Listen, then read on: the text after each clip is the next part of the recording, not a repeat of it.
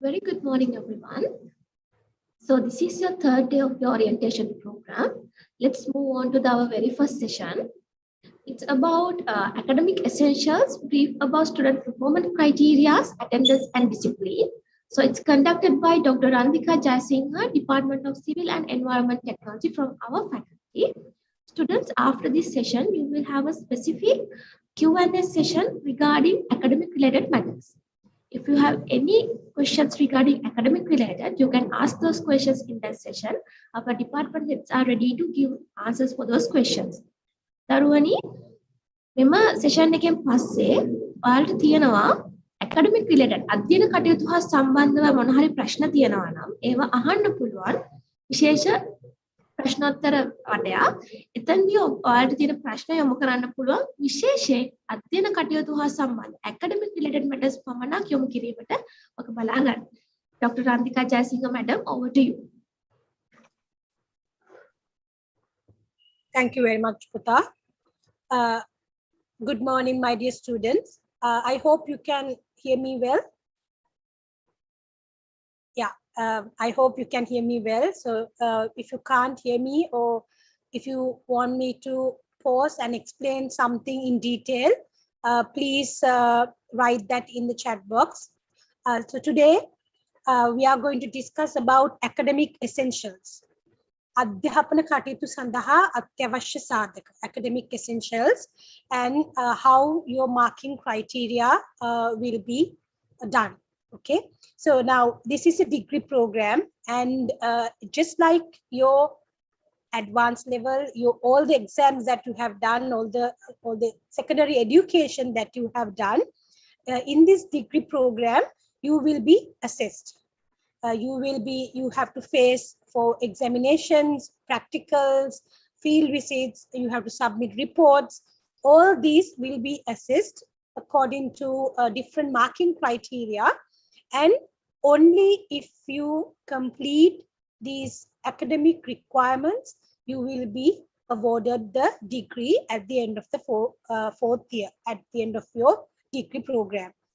ඔගොල්ලන්ගේ මේ අධ්‍යාපන මේ degree program එකට අදාළ සියලුම අධ්‍යාපන කටයුතු, exams, the practicals, the field visits, the මේ හැම දෙයක්ම සම්පූර්ණ කරයින් පස්සේ තමයි ඔයගොල්ලන්ට degree program එක අවුරුදු 4ක් අවසානයේ ලබා ගන්න පුළුවන් වෙන්නේ. එතකොට මේ සඳහා එක්තරා ආකාරයකට පෙළ ගැස්වුණු හදපු guideline එකක් තියෙනවා. අද අපි ඒක ගැන තමයි කතා කරන්න යන්නේ. Okay, so for this degree award, like for you to complete the requirements, there is a set of criteria. So today we are going to look at these criteria, and I understand that at this point you are still in the very first few days of your degree program, so you might not understand everything, but don't worry, just take some of these ideas to your head, and by the end of the fourth year, you will be very thorough with these criteria. It will be like the back of your palm. ඔගලන්ට මේ ඔගලන්ගේ අත්ල අල්ල රේඛා වගේ ඔගලන්ට මේ guidelines අවුරුදු 4 අවසානයේ ඔගලන්ට හොඳට දැනගන්න පුළුවන්.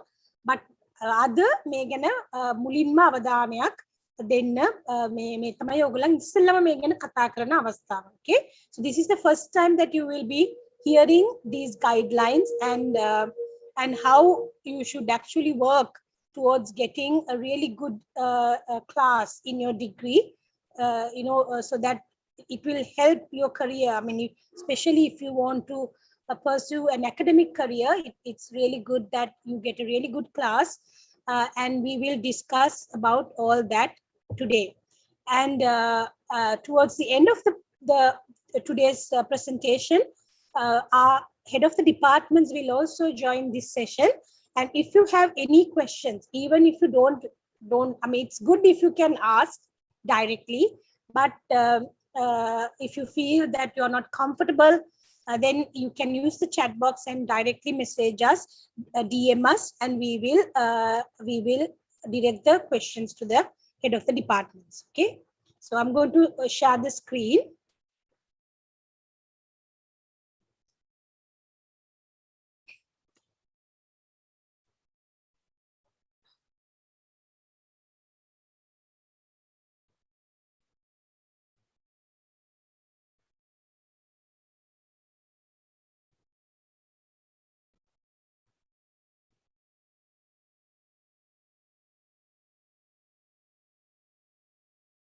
Can you see the screen?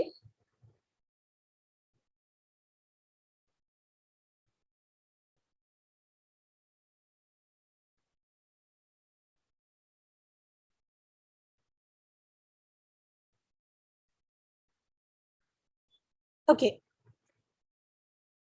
Okay, so what you see here is what we call the prospectus. Okay, this is a document that you will receive at the end of this session, at the end of the intensive program. You will receive your prospectus. Okay, a prospectus is a really important document because this is like your guidebook. This will basically explain uh, uh, uh, this is basically explain what are the modules, what are the requirements that you need to fulfill, even who are the lecturers. All these information is included in this prospectus. Okay, so this is a really important document, and you will receive this towards the end of the intensive course program. I can see that we are receiving some questions already. You can just continue to send your questions, and we will get back to those towards the end of this session. Okay, during the Q&A session. Now, okay, so this is your university. I'm sure you have seen presentations, videos, and different other photos. This is your new faculty, and you can see the vice chancellor's message, dean's message. I'm not going to go through each and every part because I want to get to the academic essentials, but this is what you see. Okay, you have a description about the departments, about the faculty office, about what are the other facilities available for you, and then your academic information. Okay, මේ prospectus එකේ මේක ඔයගලන්ට guide book එකක් වගේ. මේකේ ඔයගලන්ගේ විශ්වවිද්‍යාලය ගැන, ඔයගලන්ගේ අපේ පීඨය ගැන, තමන් අයිති වෙන department එක ගැන, ඊළඟට faculty office එක සහ මොන වගේ facilities ද මේ university එක තුල ඔයගලන්ට ගන්න පුළුවන්, සහ important වැදගත්ම විදිහට ඔයගලන්ගේ ඔය academic essentials කියලා අදට කතා කරන දේවල් ටික මේකේ ගැබ් වෙලා තියෙනවා. Okay, මම ඒව ඔක්කොම කතා කරන්න යන්නේ නැහැ. අපි අත්‍යවශ්‍ය දේවල් වලට යමු. මම හැබැයි ඔයගලන්ට පෙන්නගෙන යන්නම් මොනවද මේකේ තියෙන්නේ කියලා.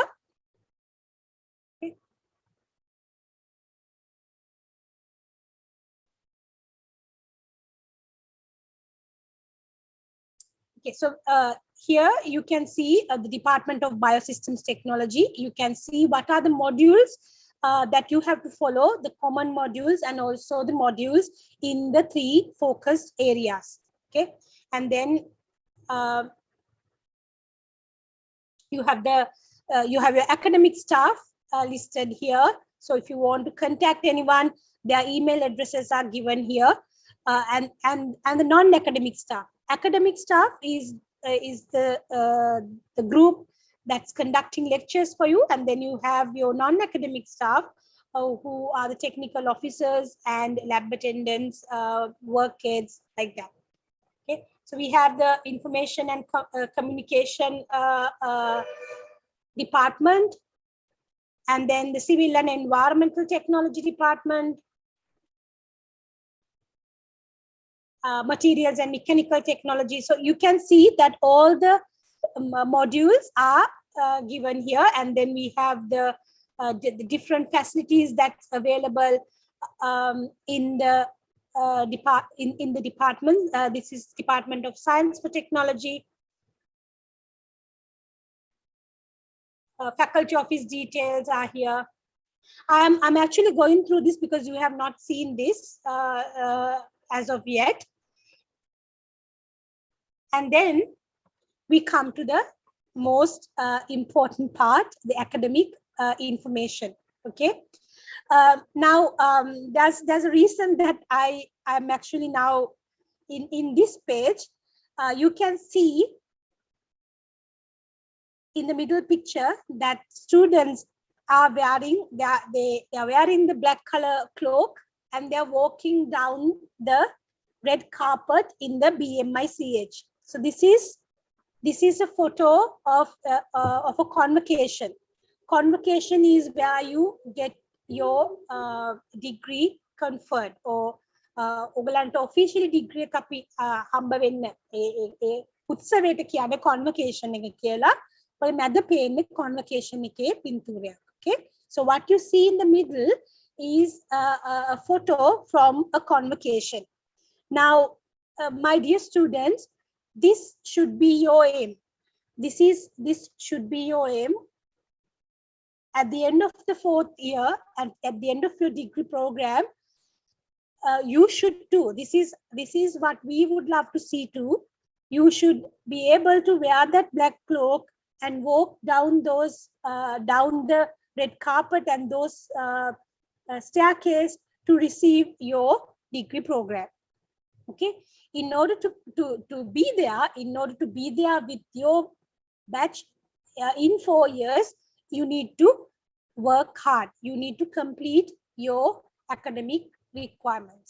ඕගොල්ලන්ට අවුරුදු 4ක් අවසානයේ අපෙත් ඕගොල්ලන්ගේ දෙමාපියන්ගෙත් හැමෝගෙම ඕගොල්ලන්ගෙත් බලාපොරොත්තුව අවුරුදු 4ක් අවසානයේ ඩිග්‍රී ප්‍රෝග්‍රෑම් එක කම්ප්ලීට් කරලා අර ඩිග්‍රී ඒ ඇවිදගෙන ගිහිල්ලා ඒ ඩිග්‍රී ප්‍රෝග්‍රෑම් එක ලබා ගන්න එක. ඉතින් ඒ ඩිග්‍රී එක ලබා ගන්න එක. ඉතින් ඒ සඳහා ඕගොල්ලන්ට මෙන්න මේ academic information ඉතාමත්ම වැදගත්. prospectus එක හම්බුනාමත් කියවලා බලන්න තේරුම් නැති තේවල් lecturers ළගෙන් ඒක clarify කරගන්න. Okay, when you get the prospectus also, because we don't have a lot of time today, and if you don't understand anything, when you get the prospectus, please go through this from page number 127. Go through this and you can ask your lecturers for clarifications. Okay, so let's move on with the academic information.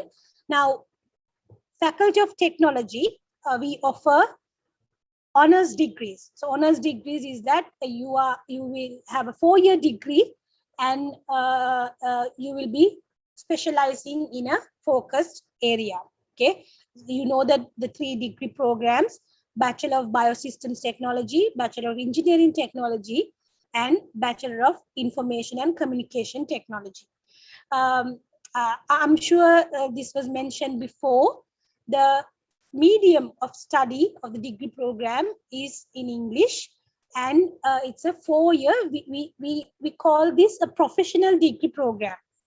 Okay, it's a 4-year professional degree program, and it's on semester basis. Api මේක අවුරුදු 4ක degree program එක semester wise තමයි අපි මේක කරන්නේ. Okay, a semester is usually 12 to 15 weeks.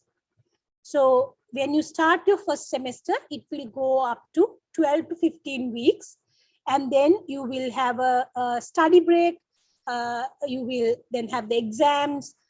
Then there will be a short vacation, and then again the second semester will commence. Okay, in a normal scenario. Now with the COVID, with the pandemic, and with the current situation in the country, there have been delays, but in a usual setup, this is how the semesters work. Okay, 15 weeks, 12 to 15 weeks, and then you will have a study break, exams, a short vacation. The next semester will begin.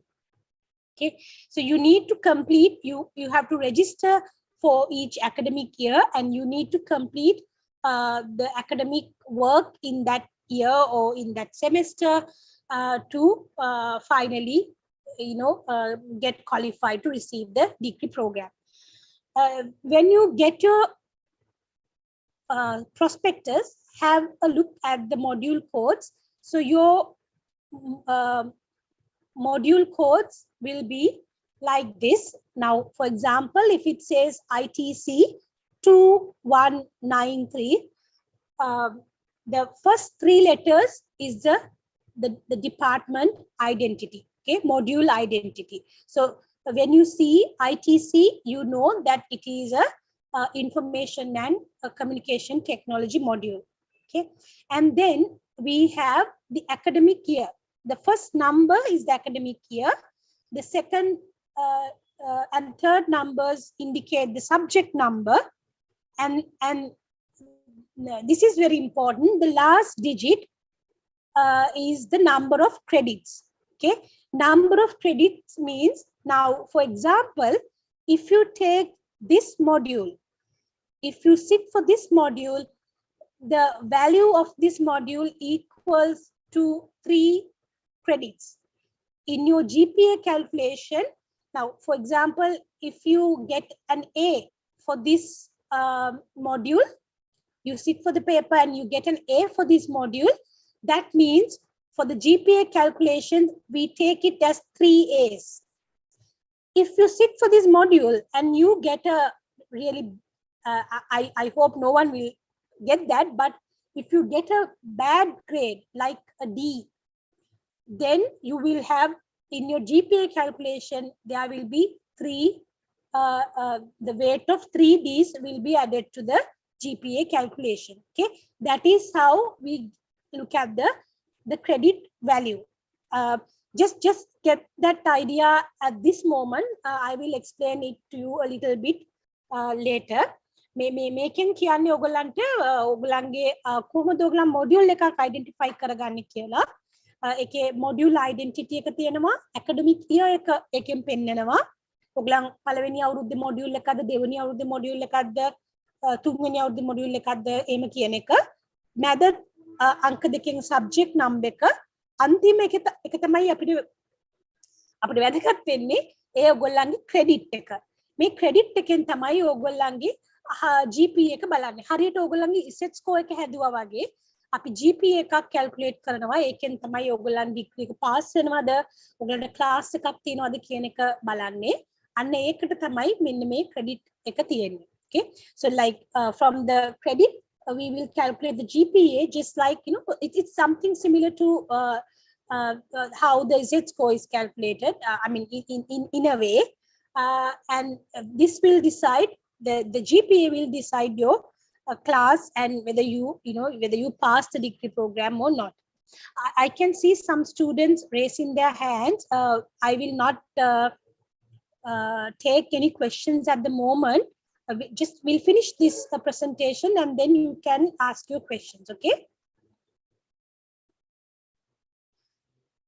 So yeah, so the module and identity definition is given in page number 128.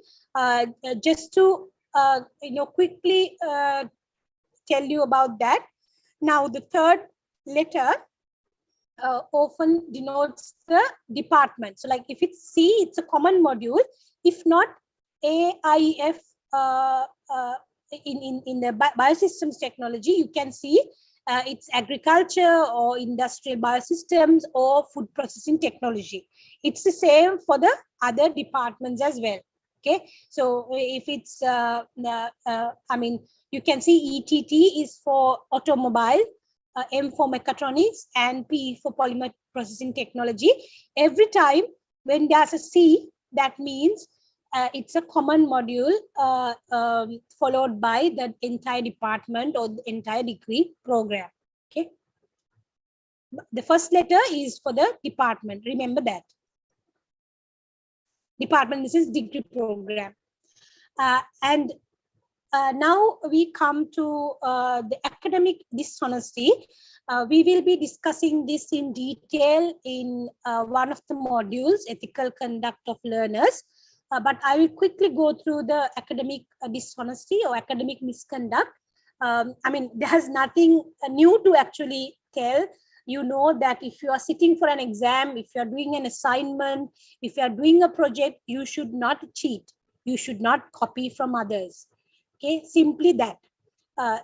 This is applicable to your primary education, your secondary education, and it's the same in your university education, in your tertiary education. But here now you are just about to in 4 years time you will be working in the industry, or you will be doing your own thing. You are an adult, so working, earning your own income.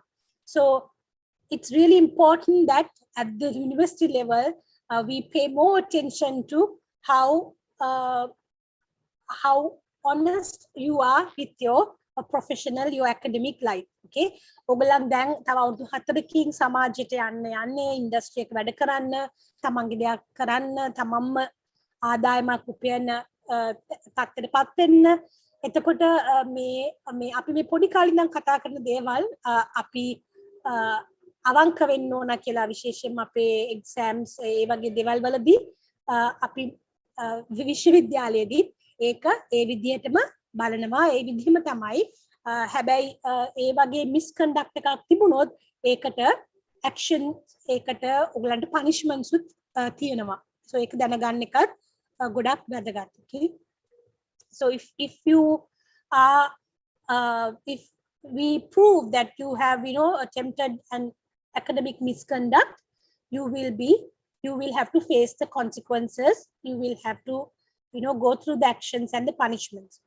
There is another document that you will receive. It's called the student handbook.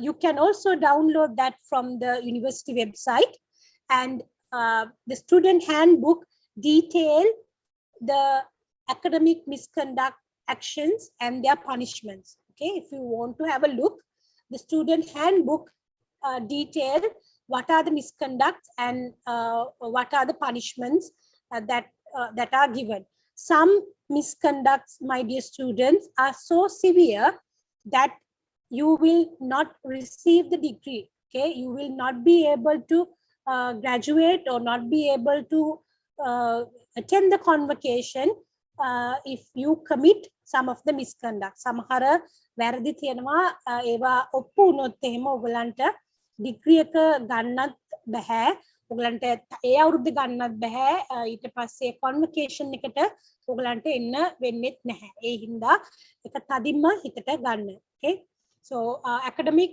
misconduct is a serious offense, and we should not you should not actually think about that. It's basically attempting to cheat. Okay, so there are like big words here: plagiarism, fabrication, deception, cheating, sabotage. So none of these things are accepted. Okay, plagiarism means that you are reproducing someone else's work, someone else's ideas or words or statements without acknowledging them. Okay, without giving them credit. And then you can misinterpret data. We say that you cook the data, you misinterpret the data, information, you provide false information, then you cheat, like you copy during the exams, you maybe destroy the pages or library books or experiments. All these things are wrong. Okay, මම මේක ගැන ගොඩක් කතා කරන්න මම හිතන්නේ අවශ්‍යතාවයක් නැහැ, කියවුවමත් ඔයගලන්ට තේරෙනවා. ඔයගලන්ට හිතෙන වැරදි අපි දකින මේ කරන්න හොඳ නැහැයි කියලා හිතෙන දේවල් ඔක්කොම මේ academic misconduct ගණයට අයිති වෙනවා. Okay, and please don't attempt to cheat or find yourself in that position. Okay, now the second thing that I want to discuss here is you have to submit student assignments. Your degree program has your modules. Most modules have two parts. You will have an end semester examination. Just like your examinations, you will have an end semester examination, and also during the academic that semester, your lecturer will also give you assignments. Sometimes we call continuous assessments, assignments, tutorials, reports. These work is really important, and these components or these assignments should be your original work. Okay, so you should not copy, not only in the exams, even the continuous assessments, the assignments, tutorials, you should not copy that. It has to be your own work. And if it's a group work, we say that you need to explain what is your collaboration, what is your contribution to the group work. Okay, you cannot get someone else to do all the work and put your name. Okay, if the lecturer understands that you don't understand the assignment and you have not contributed, you will be in trouble. And also you need to attend all the practicals and field visits.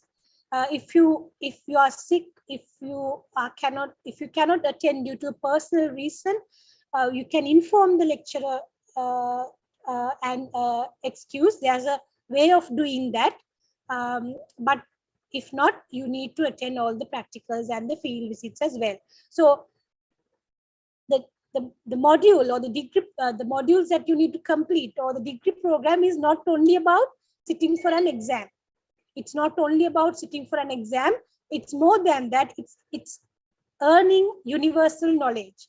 How can you earn universal knowledge? Is by actively participating in other activities that's conducted within that module. Okay, ඔයගොල්ලන්ට මේ university එකේදී කියන්නේ lecture දෙන notes ටික කියවලා exam එකට ඉඳ ගන්නවා කියන එක විතරක් නෙවෙයි, ඕගොල්ලන් universal විශ්වීය දැනුම හොයා ගන්නවා කියන එක.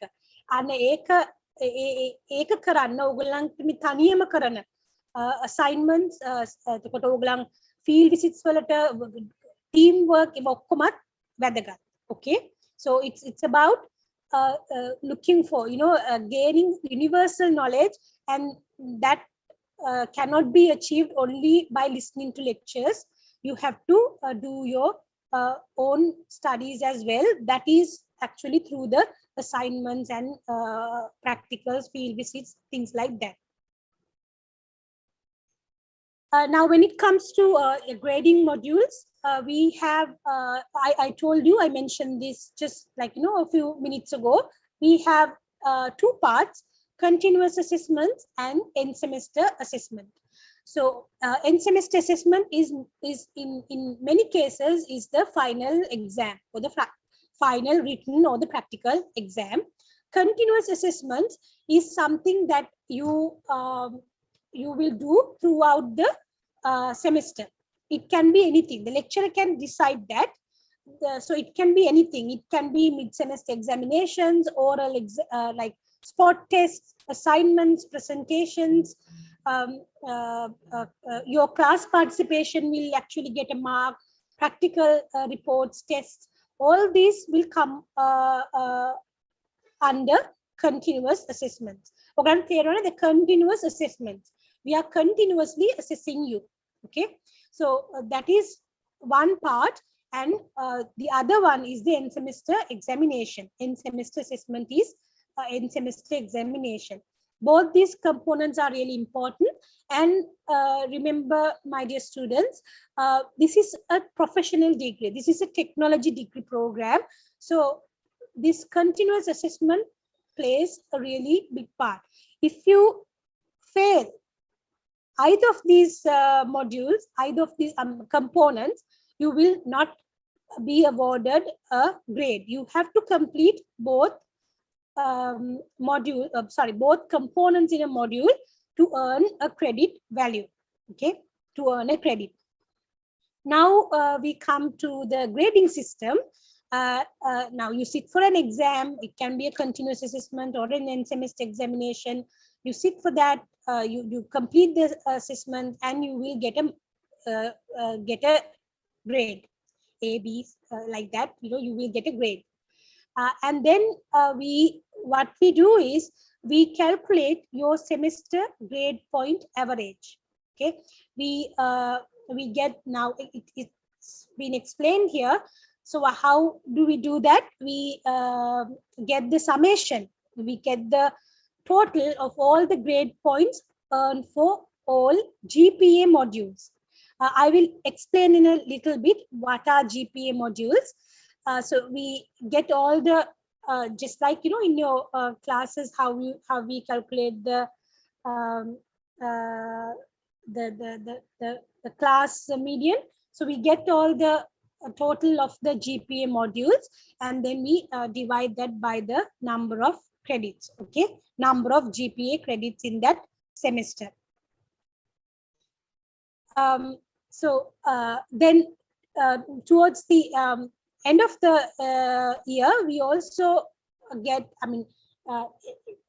so we calculate the semester GPA, and then also we do the cumulative grade point average. That is like all the semesters that you have completed.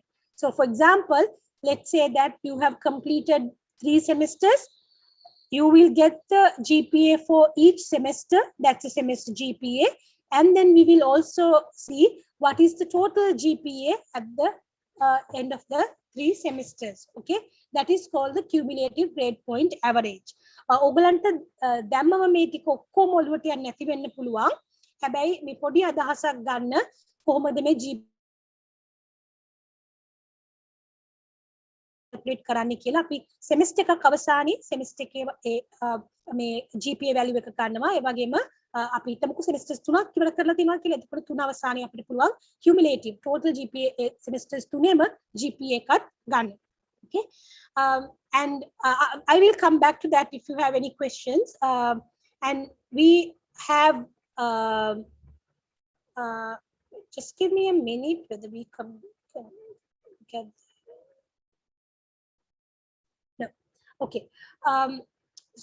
Then the grade point values and the description is in this table. So we have A plus, A minus, it goes like that. Then we have D plus D and then E. Okay. So you can see the description. If you can get an A plus or A minus, it's excellent. And then B plus to B minus, good. C plus, C is a pass. C minus is a weak pass. And then you have D plus D, E is a fail. You should always try to get excellent grades for your modules. You have to work hard to do that. And then it gives the grade point average. Grade point average means if you get an A plus for a module, and let's say that it's a 3 credit module, it will be multiplied by 4. Okay, you will get එක A plus එකකට තියෙනවා value එක GPA calculation එකේදී 4. Okay, so that is how the calculation is actually done. Okay, you multiply and you see that the total value that you have earned for that module, and that will be added to your GPA calculations. Okay, I know that some of these things will not make sense at once. But we can actually revisit this, and if you have any doubts, we can clarify that. Okay, so whatever, it's not like in your schools, you won't get a mark. What you will get in your exam, in your result sheets, is a letter, A plus, A minus, like that. And then we have the reference here, continuing from the results, results table. So if you don't complete, or if you fail components, it will be actually given like this. Okay, ECA and ESA means you have not completed both continuous assessments and the end semester examination. If it's only like 1 or 2 of either of that, that means you have not completed that component. Okay, ECA කියන්නේ ඔයගොල්ලන් continuous assessment එක complete කළා නැහැ. ESA කියන්නේ ඔයගොල්ලෝ ඔයගොල්ලන්ගේ end semester exam එක complete කළා නැහැ. හරි fail. So like that, CA absent means you are absent for the continuous assessment component. ESA B means you are absent for the ESA component. And then you can ask for academic concession. Academic concession is when you have a really compelling reason not to sit for the exam or not to complete a continuous assessment. You can ask for, you can excuse, you can officially write or provide a medical certificate and ask for academic concession. That means we consider that you did not sit for the exam because of a really, worthy reason, and you can sit for the exam next time as your first attempt.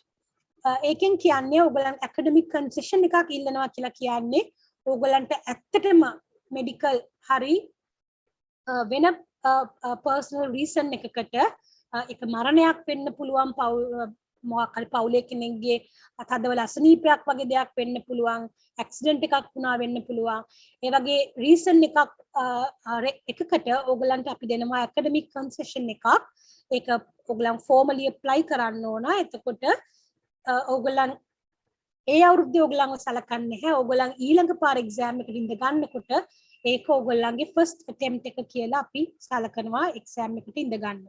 Okay, academic concession is like that. If you have a really compelling reason not to sit for the exam, we will excuse you and we will give you another opportunity to sit for the exam the next year as your first attempt.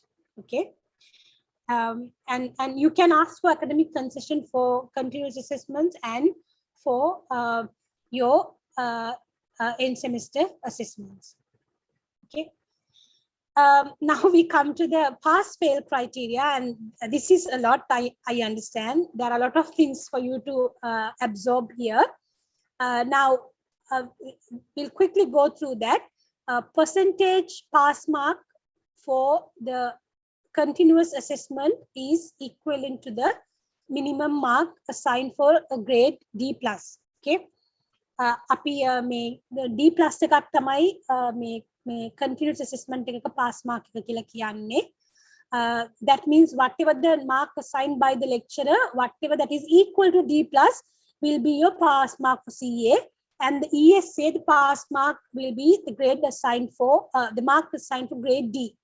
Okay, the lecturer can actually there's a marking criteria. The lecturer can there's a standard value, but lecturer can actually change the values according to the exam paper. But you need a grade D or above to earn a credit for a module. And if you fail both CA and ESA, both CA and ESA or one of the components, you need to repeat that respective component. Okay, if you fail your CA, you need to repeat the CA. If you fail your ESA, you need to repeat your ESA. If you fail both, you need to repeat both. And now let's say that you get a bad grade in your first attempt. පළවෙනි පාර exam එක කරනකොට first attempt you get a grade C-, D+, D or E. Then you can sit for the exam the next year and improve that grade to a C. Okay, and that is your, when you improve it, that will be the one that we will consider in your GPA calculations. We only consider that a student have completed a semester successfully if you have a semester GPA of 2 or above. Okay, you need to get a semester GPA of 2 or above, and in that semester you cannot have an E grade and no more than 3 grades at the levels of C-, D+, and D. Okay. ඔයගලන්ට semester එකක් ගත්තම SGP එක දෙකට වැඩියෙන් තියෙන්නත් ඕන ඒ semester එක pass වෙන්න. E එකක් තියෙන්න බෑ සහ C-, D+, D කියන grades වලින් තුනකට වැඩියෙන් තියෙන්නත් බෑ. Okay. මේ criteria තුනම සම්පූර්ණ කරන්න ඕන. You have to satisfy all these 3 criteria. You have to have a SGPA, semester GPA 2 or above.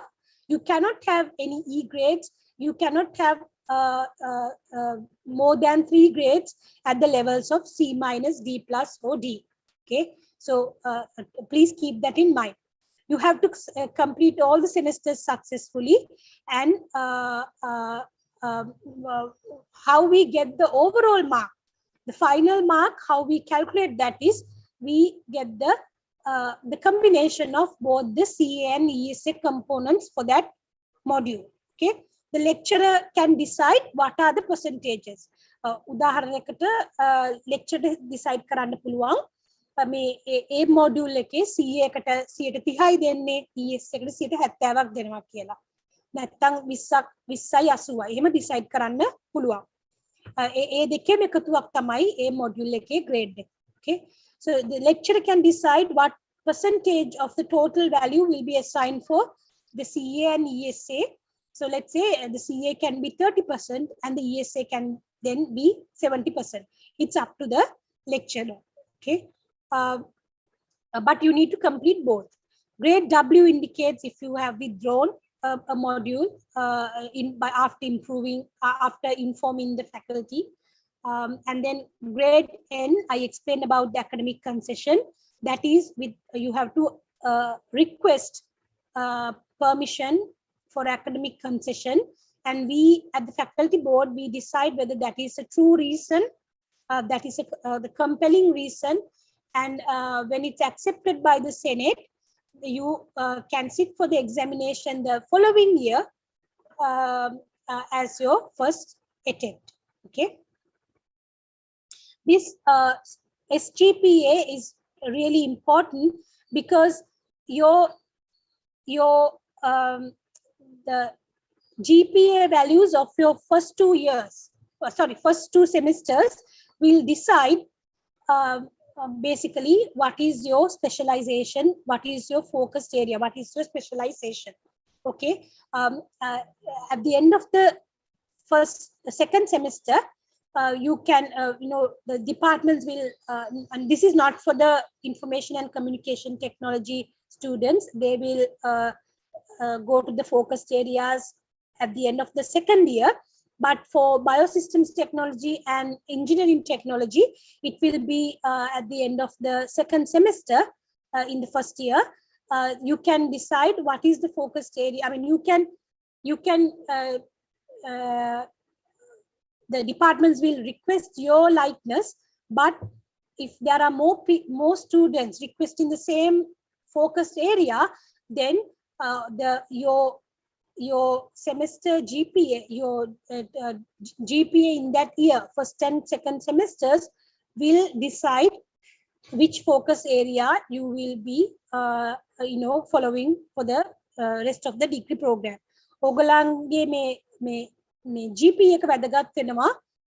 ඔගලන්ගේ focus area එක decide කරන්නත් departments ඕගලන්ගේ කැමැත්ත අහනවා. හැබැයි ළමයි ගොඩක් එකම දේ ඉල්ලලා තියෙනවා නම් එතකොට ලකුණු පිළිවෙලට තමයි focused area එක allocate කරන්නේ. ඒ හින්දා ඔගලන් දැන් හිතාගෙන ඉන්නවා නම් යම්කිසි focused area එකට යන්න ඔගලන් ඒක ඒ හින්දා හොඳට වැඩ කරන්න so that you can get what you like. So if you have any focus area in your mind, please work hard so that you will get good grades and you can get the focus area that you like. Okay, a student who obtain a grade less than C can sit for 3 repeat examinations.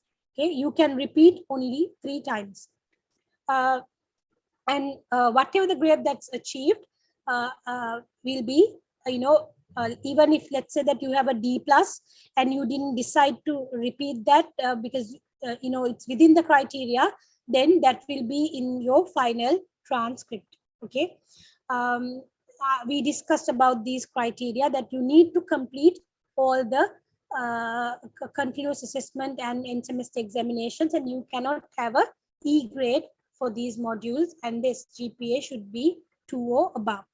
Okay, the academic progression is also very important. You have to successfully complete your first 3 semesters, and if you do not successfully complete your first 3 semesters, you will not be allowed to register for the 5th semester until you improve the grades of the first 3 semesters. Basically, you will have to miss your batch. We call it batch miss. if you don't complete your first 3 semesters, because we will not allow you to register for the 5th semester. ඔගලන් පළවෙනි semesters තුන හොඳට කරේ නැත්නම් ඕගලන්ට පස්වෙනි semester එක register වෙන්න දෙන්නේ නැහැ. එතකොට ඊළඟ batch එකත් එක තමයි කරන්න වෙන්නේ. ඒ හින්දා ඒක වැදගත් දෙයක්. Okay. Now, if you, I also discussed about this earlier. If you fail or if you have unsatisfactory grades, you will have to repeat the examinations. So if it's a C minus, D plus, D, or an E grade, you need to repeat the modules, or you can repeat the modules for C minus, D plus, D. If it's an E, you need to remove, you have to do that because you cannot keep an E in your semester. And when you repeat that module, the repeat examination, the highest grade that you will get is a C. So imagine that you repeat the examination and you score an A plus, you know, you score marks for an A plus, you will still get a C. ඕගලන් repeat එකේදී ඔයගලන් ලකුණු 100න් 100 අරගත්තත් ඕගලන්ට හම්බ වෙන grade එක C එකක්. Okay, so that is considered as the second attempt. If you get a lower grade, let's say that you had a C minus already and you sit for the exam, but in the repeat you got a D, we will consider in your final this thing, if you don't wish to repeat that again, we will consider that you got a C minus. Okay, අඩුවෙන් වුණොත් අපි අර තිබ්බ එකම ගන්නවා. හැබැයි වැඩියෙන් හම්බුණාට හම්බ වෙන්නේ C එකක් විතරයි. If you are absent for an examination, I told you you can apply for academic concession. You have to inform that why you are absent.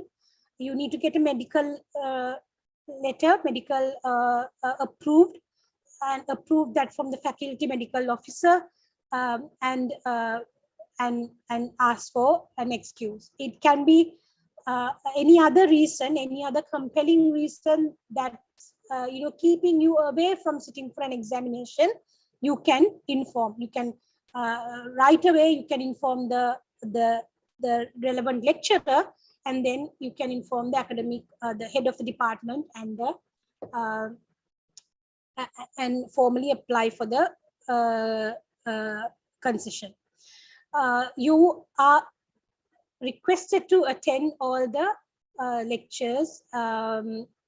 You know, you have to participate in the continuous assessments, the field visits, and then you have to, you know, if you have any laboratory work, quizzes, all these things you need to complete, and the lecturer can decide whether you have satisfactorily completed those components before you sit for the final examination. Okay, හැම අපි අවශ්‍ය දේවල් කරලා තියෙන්න ඕන lecturer හිතෙන් දැන් ඔයාට exam එකට ඉඳ ගන්න පුළුවන් කියලා. ඒවා complete කරලා නැත්නම් end semester exam එකේ ඉඳ ගත්තයි කියලා තේරුමක් නැහැ. මොකද අර ටික ඔක්කොම complete කරනකම් ඔයාට grade එකක් හම්බ වෙන්නේ නැහැ. Okay. So these are the last few things. So you have to, the degree requirement, the degree will be Bachelor of Technology Honors degree. For that, you have to have 120 GPA and NGPA credits. GPA credits are the credits that we calculate for your final, you know, your awarding of a class, that or passing of the degree program. We consider for calculation of the GPA modules, NGPA or non-GPA modules, non-GPA credits are the credits that has no GPA value for the calculation, but these are core modules. So you have to sit for those. You have to complete those NGPA modules as well. ඔයගලගේ degree program එකේ GPA එකට ගණන් ගන්න modules උත් තියෙනවා. ගණන් ගන්න නැති modules උත් තියෙනවා non GPA. හැබැයි මේ දෙකම core modules, compulsory modules. ඒවා හින්දා ඔයගලන් අනිවාර්යයෙන්ම complete කරන්න ඕන. Okay, you cannot say that's NGPA and I don't want to sit for that. You can't do that. It's compulsory. Okay, you have to complete both GPA and NGPA modules to complete your degree, but only the GPA modules will be considered for the final GPA calculations. Okay, you have to complete any other requirements. You have to successfully complete all the semesters and have at least have a minimum overall GPA of 2 at the end of the fourth year, 8 semesters. Total overall GPA should be more than 2 or more than 2. The classes are awarded to the students depending on their performance. So if you have done really well in your examination, and if you have a GPA of 3.70 or above, you will get a first class. 3.30 or above, a second upper, 3 or above, a second lower, and you need to get a GPA of 2 to pass the degree. Okay, so I wish that all of you will try to earn a first class or at least a second upper, to work hard for that. Okay, so the final point is you have 6 years to complete your academic work. I mean, you have 4 years to complete your academic work. After that, you have 2 more years. But if for some reason you cannot, then we have to get a special approval from the Senate. Okay, so these are the academic conduct essentials. I know that it's too much maybe to absorb at this level, but remember that you have continuous assessments and in-semester examinations. You need to complete both components to get a grade for a module. You have modules that has a higher credit value, like maybe like your research project, your design research and design project towards the end of the semester in fourth year, that carries 6 credits. So you need to score really well for those modules as well, because if you score a grade, a lower grade, then that will be multiplied by 6. Okay, if you get a good grade, that will be multiplied by 6 as well. Okay, and then you have GPA and non-GPA modules, non-GPA credits. You need to complete all GPA or non-GPA credits. Okay, okay, that is the end of the academic conduct essentials. We have a few more minutes, but we'll try to, if you have questions, we will try to answer those questions. මම හිතනවා ඔයගලන්ට මේක යම් තාක් දුරකට ඔයගලන්ට මේක තේරුණා කියලා. ඔයගලන් ඩිග්‍රී එකකට තේරිච්ච මේ ප්‍රෝග්‍රෑම් එකට තේරුණ නිසාවෙන් ඔයගලන් ඩිග්‍රී ප්‍රෝග්‍රෑම් එක හම්බ වෙන්නේ නැහැ, ඩිග්‍රී එක හම්බ වෙන්නේ නැහැ. ඔයගොල්ලෝ මේ ක්‍රයිටීරියාස් ටික ඔයගොල්ලෝ සම්පූර්ණ කරන්න ඕන.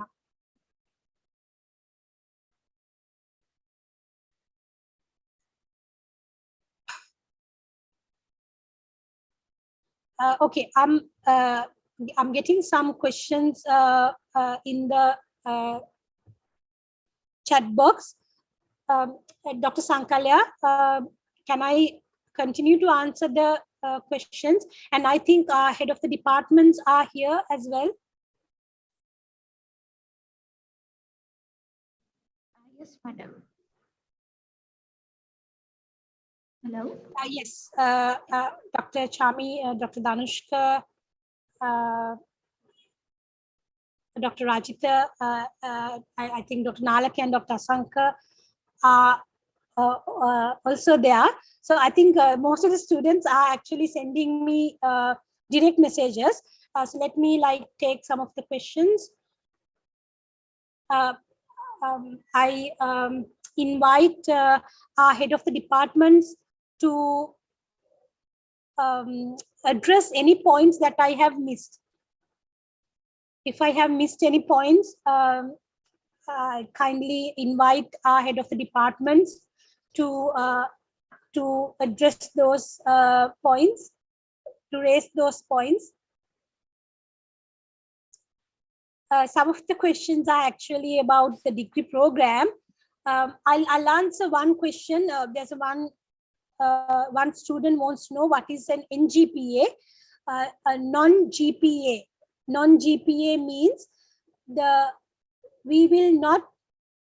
It's a module that you need to. It's a compulsory module that you need to complete. For example, ethical conduct for learners is a module in your first semester. You need to sit for the.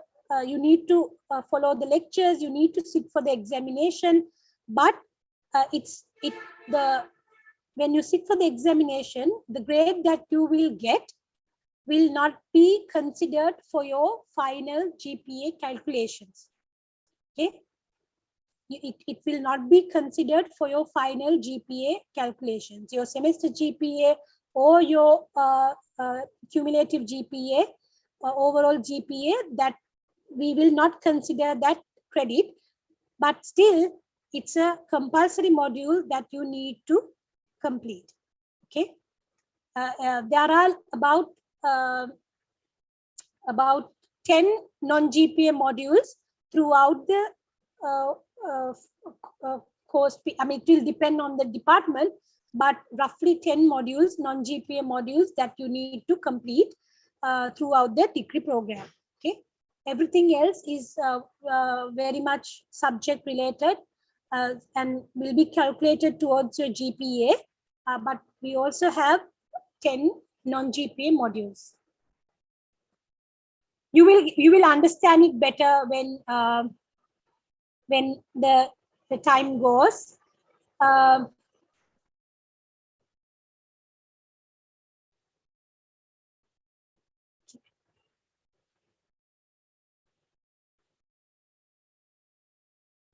It's raining heavily in my area, and I hope you still can hear me well.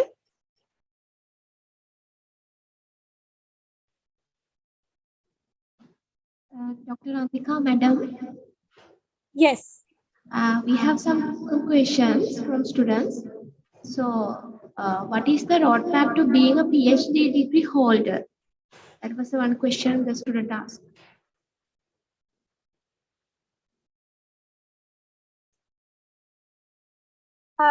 Yeah.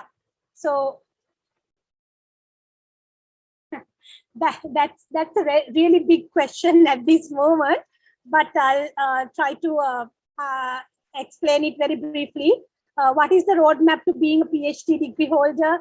Does the government offer scholarships for that, or should we achieve it by spending our own money? What are the requirements to apply for a PhD degree? I think we have some students who are thinking really way ahead, but that's okay. That's good. I mean, you have a dream to earn a PhD degree, maybe. Even though it's really early, I appreciate that question. You have to get really good grades. I mean, it's really good if you have a second upper or a first class when you apply for a PhD degree. Some countries allow direct PhDs and some don't. You have to do a master's. I don't think I need to explain that a lot, but if that student is interested, please, if that student or students interested, please speak to one of your lecturers, or you can contact me. I will explain that to you, but you will hear from your lecturers how they earn their PhDs, what is their story, and that will help you to basically create your own path. Okay, that's a very quick question. And yes, you have to complete 120 credits to get the degree. And when do we start physical? I think some of the students have asked that question. When do we start physical? අපි කවදද පටන් ගන්නෙ කියන එක කීප දෙනෙක්ම අහලා තියෙනවා. With all that's happening in the country, I think we have to, we need some more time. If the head of the departments are here, I invite head of the department to explain that as well. I mean, I'm directing the question, but with all that's happening, it will take some time for us to physically bring you in. Am I correct, Dr. Shami? Yes, Dr. Antika. I think when the country is better, we will start continuing your studies physically. Hopefully soon. Not that long, I think. Thank you, Dr. Shami. Dr. Rajita, sir, there is a question for you. Are there only 2 departments for ET students? Earlier, if Dr. Antika, do you want to go ahead? No, Dr. Rajita. Dr. Rajita is the head of the MMT. Dr. Rajita, please go ahead. Okay, thank you, Dr. Andika, for the very nice presentation, and already she has gone through every aspect of whatever the student need to know. Yes, because earlier we had one department called EGT, so it's split into materials and mechanical technology and energy and environmental technology, CVST, civil and environmental technology. Yeah. So that is EGT students, you have 2 departments, but all other, there's one department.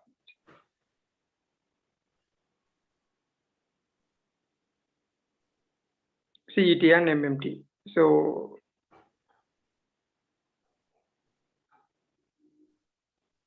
are you okay? So can you hear me? Yes, Dr. Rajita. I think that's clear. There are two departments under that degree program, MMT and CET. I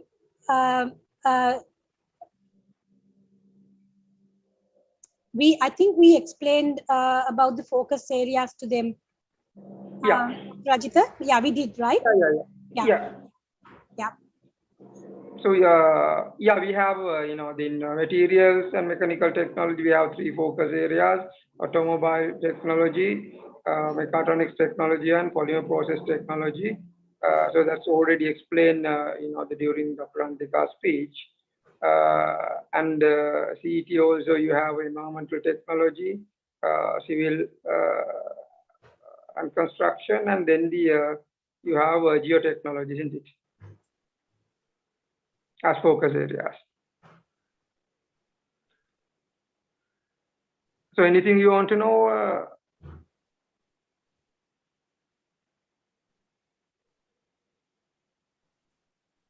Yeah, if you have any questions, I think the heads of the departments are here, so you can ask if it's related to a particular degree program.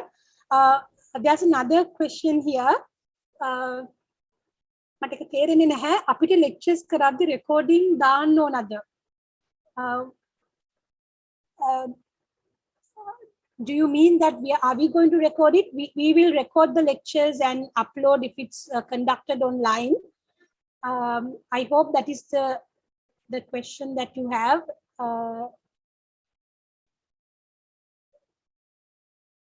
You can, if I didn't answer your question properly, you can ask that again in the chat box.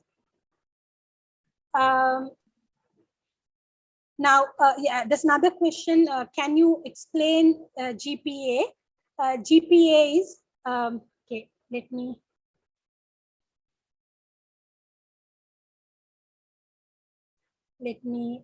Take this. Okay, I hope you can see the screen. Now here, I take semester grade point average as an example. Now say that you did a 3-credit module. ඔයගලන් 3-credit module එකක් කරා කියලා හිතන්නකෝ. එතකොට what we do is we actually get I'm sorry, not the 3-credit module. Let's say that you completed the semester and you have like different credits and different modules. What we do is we get the value of the grade point value of all the modules that you have completed. We will multiply, like if it's a 3-credit module, and if you have get an A, if you let's say you got an A plus, then it will be multiplied by 4, 3 into 4. And so that's for one module. And we will actually collate, like, you know, we will get the summation of all the modules that you have completed, and with this calculation, like with the GP, with the grade point multiplication, and then we will divide it by the GPA modules that you have sit during that semester. Okay, when සාමාන්‍ය හොයන්නේ exam එක අන්න ඒ වගේ. හැබැයි අපි මුළු semester එක පුරාම අපි කරපු ඒවා අපි වැඩි කරලා ගන්නේ ඒ credit number එක GP value එකේ, grade point value එකේ. මම grade point value එක ඔයගලන්ට පෙන්නුවා.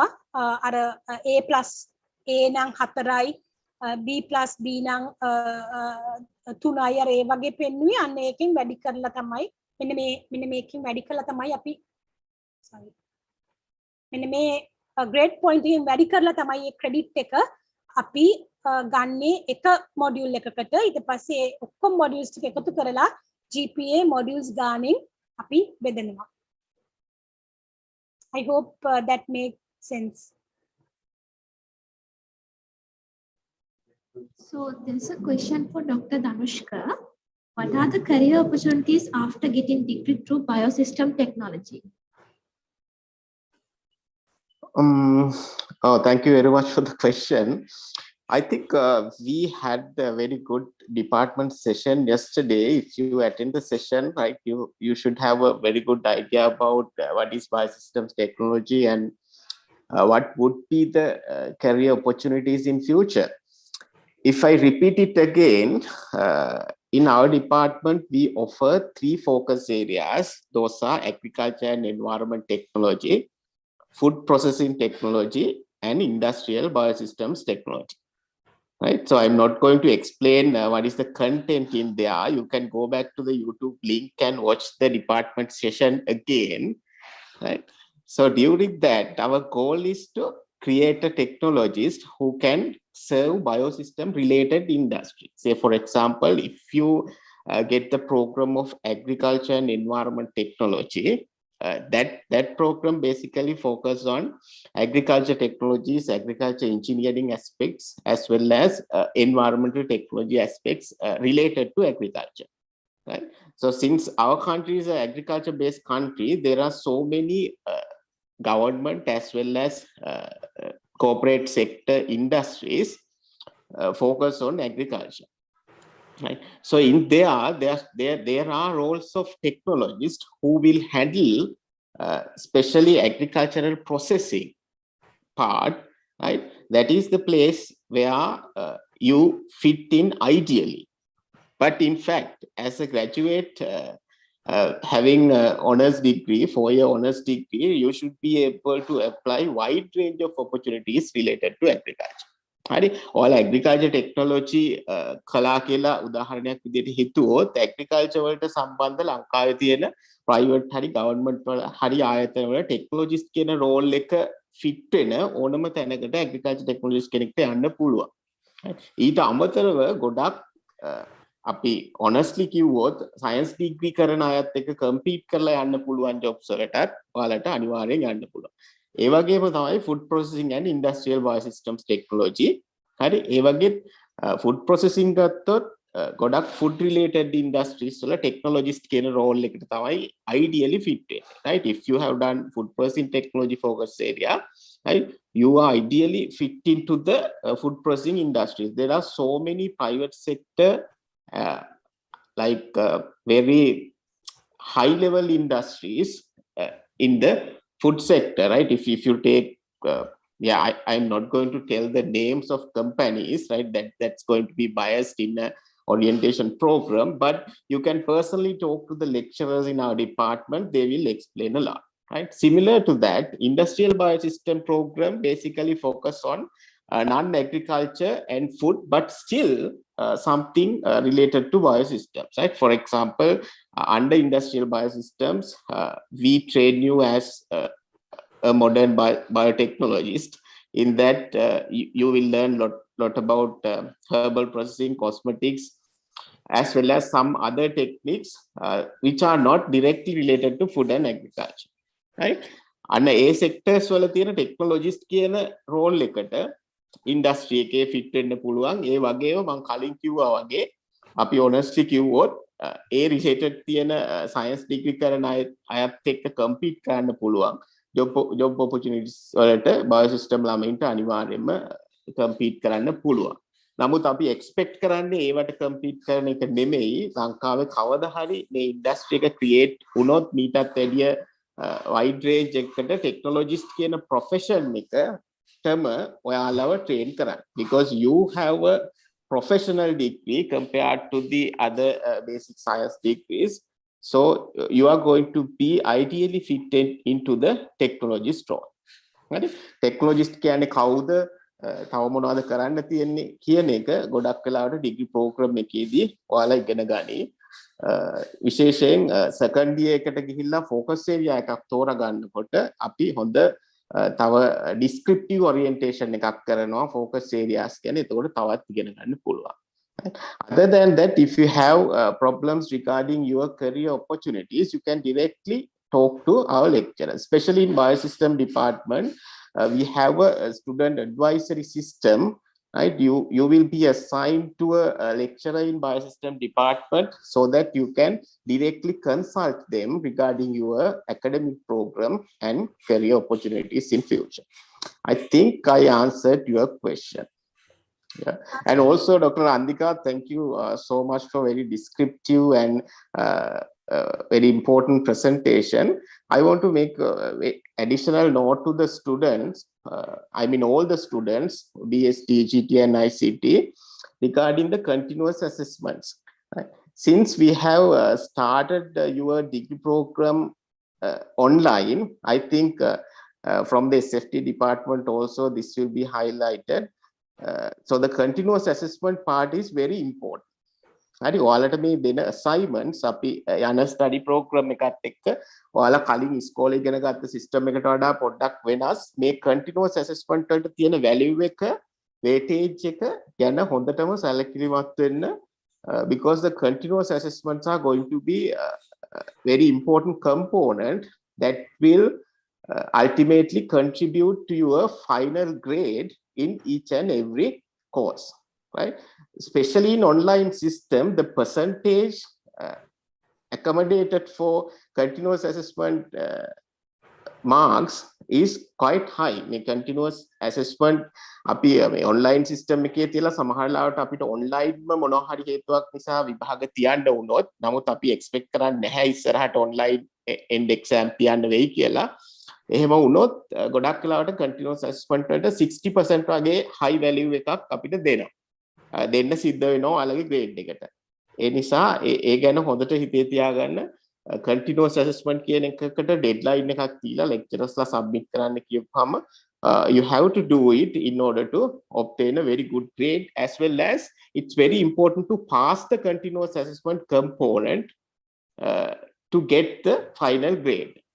Just by doing the end semester examination, you can't pass a grade in our system. So it's a slightly different system compared to many other degree programs. In the technology degrees, this continuous assessment component is very important. That's what I need to highlight. So if you have any more questions. Yes, Dr. Nandika. Yeah, thank you, Dr. Danushka. I think we have exceeded the time, but there are about 20 messages in my chat box. Can Dr. Sankalya or Dr. Chamara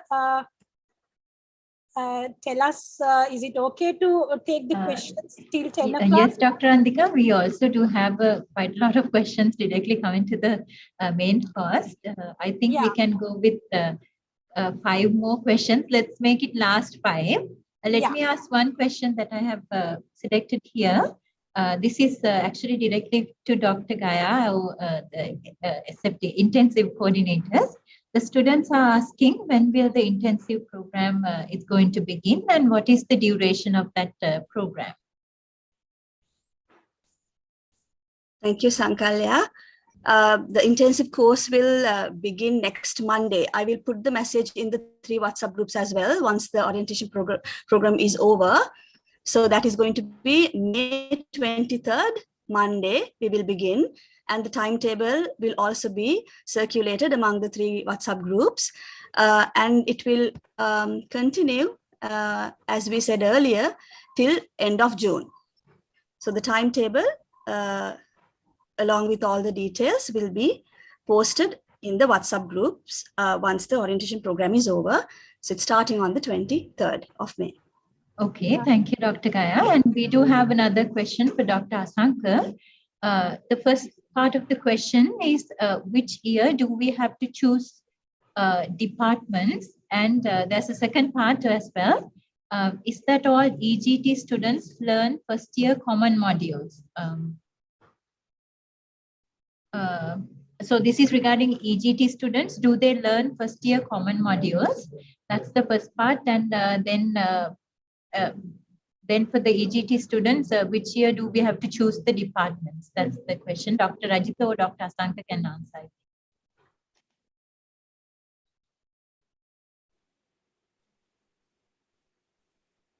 Yeah, shall I answer? Yes, go ahead, Dr. Rajitha. Yeah, okay. So normally you have to do the first year, you're under Science for Technology department. So you have to do your first 2 semesters in there. So depend on your choice and your GPA, you will get selected for whatever the specialty areas. So after the first year, after first 2 semesters, so you will select your other departments and your specialty area. Am I answered your question? So do you want to elaborate more? That should be okay. Thank you, Dr. Rajitha. We do have another question. Okay, Dr. Rajitha. Yes, Dr. Rajitha. Yes. Ankale, shall I just quickly answer some of the direct, some of the questions directly related to today's session? Can I quickly answer them and then we can move on? Because go ahead, Dr. Rajitha. Some questions that we have very simple answers. Yes, there's a question, do we have module exams for each module separately? Yes, you have to sit for exams, continuous assessments for each module separately. And then how can I know our passes with semester module? You will, your respective lecturers and the department will publish your results. Results sheet you will publish your results with your index number. That is how you will be informed about your grades. And then if you have any questions, you can speak to that respective lecturer first. Okay, so that is how you will know whether you have passed or failed, or whether you have received, what is the grade that you have received. You will get the prospectus. There's a question about the prospectus. You will get the prospectus towards the end of the intensive course. So don't worry, you can see that. And I think our previous prospectus are there in the faculty website. If you want to have a look, previous prospectus are there uploaded onto the website. Yes, is there a uploading of recordings in online lectures? Yes, lecturers will upload the recordings. You will be, they will use, if it's online lectures, they will use different methods, and some will actually upload that to YouTube and share the links with you. Some will upload to Google Drive and share the links with you. There will be various methods, but yes, the recorded lectures will be uploaded online. And if you miss the lecture, you can go back and listen to that. Dr. Gaya, there's another question. Intensive course ekෙන් පස්සේ exam එකක් තියෙනවද? Do we have an exam after the intensive course?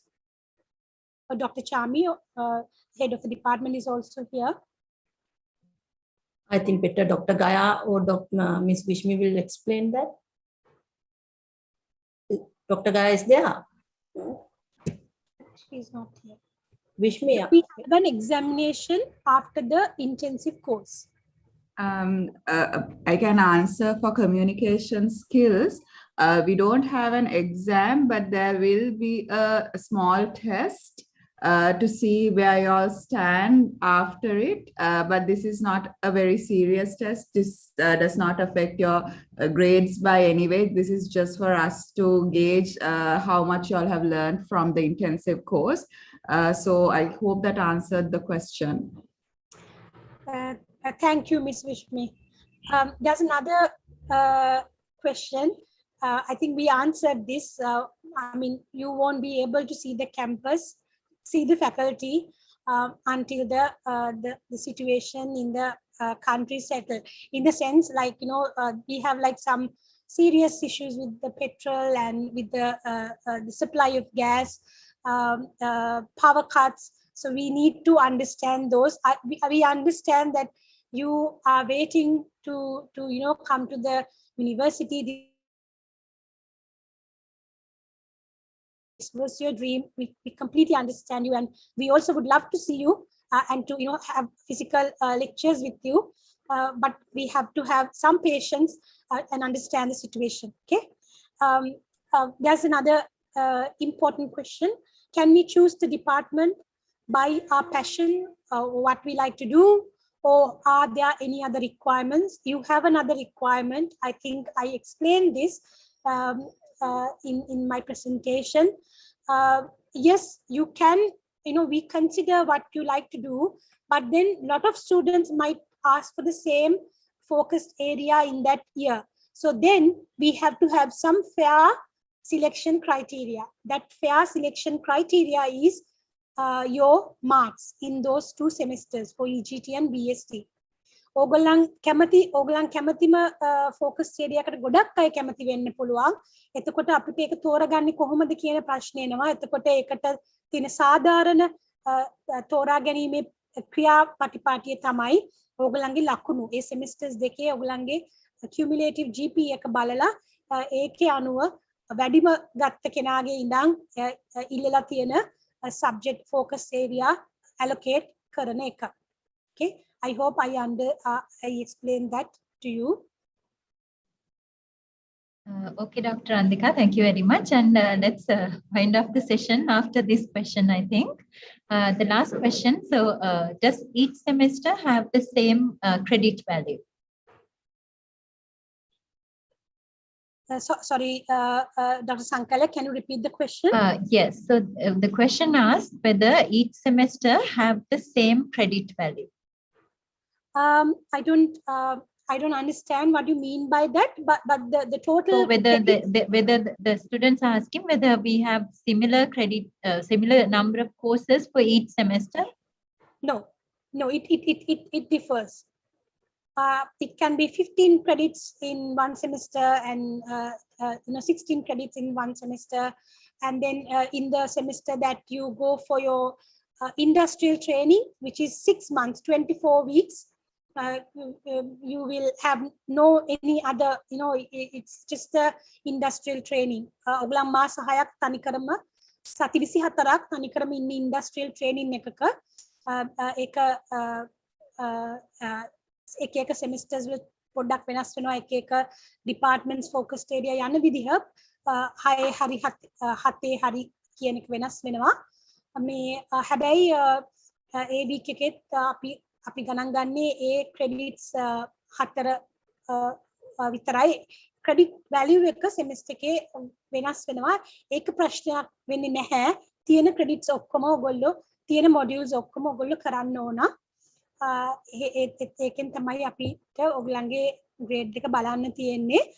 Dr. Sankalya, I think we will have some way to save these questions, right, in the chat box, so that if the students have, we can actually get back to them and answer their questions. There are so many questions. I'm really sorry. I think I have missed some of the questions, but we have a limited time. Your next program will start in about few minutes time. I will just one last question from a student. I will answer that in 1 minute and then we will wrap up this session. Can you tell me how did you improve your English? Because I have not good English. How can we face lectures? I think your English is good enough. You have typed this message, and I think your English is good enough. Don't worry, Miss Vishmi and Miss Kaushalya. There's a really good team to support you with your English program in SFT. Dr. Chami is also here, the head of the department. And English is not our first language. We either speak Sinhala or Tamil, but it's, you know, they will support you. And I think for the past 5 years, no one has left the degree program because English was a difficult language for them. So I don't think anyone needs here, have to worry about that. You are in very good hands with our intensive course and with our English, with the SFT, with our English group of lecturers. Okay, so that's the last answer, last question. We will get back to your other questions in due course. Thank you very much for your participation, and thank you very much for all the questions. This is the first time we received this number of questions in this session. So thank you for all your questions. Thank you very much, Madam, and all the head of the departments and all our lecturers for participating in this session. And it's a very valuable session for all our students. And once again, thank you, students, for asking questions also. Let's move on to our next session, which is about registration and other administrative matters. So this is conducted by Deputy Registrar, Mrs. T.M.H.P.K. Gunathilaka from our faculty. Madam, over to you. Thank you very much for the orientation committee. Good morning, all of you. First of all, I would like to welcome all of our new students for the faculty. දයබරදුවේ පුතේ ඔබ සියලු දෙනාම තාක්ෂණ පීඨය වෙනුවෙන් ඉතාමත් ආදරයෙන් පිළිගන්නවා නියෝජ්‍ය ලේකක අධිකාරී හැටියට. මේ සෙෂන් එක අපි ඔයගොල්ලන් වෙනුවෙන් වෙන් කරගත්තේ ඔයගොල්ලන්ගේ සාර්ථක ස්ටඩි ජර්නි එක ඇතුළතදී ඔයගොල්ලන්ට ඇඩ්මිනිස්ට්‍රේටිව් වශයෙන් පරිපාලනීය වශයෙන් ඔයගොල්ලන්ගේ යම්කිසි අවශ්‍යතා තියෙනවා. අන්න ඒවා අපිත් එක්ක එකතු වෙලා කොහොමද සාර්ථක කරගෙන ඔයගොල්ලන් ස්ටඩි ප්‍රෝග්‍රෑම් එකට අපි දායක වෙන්නේ කොහොමද කියලා හඳුන්වලා දෙන්න.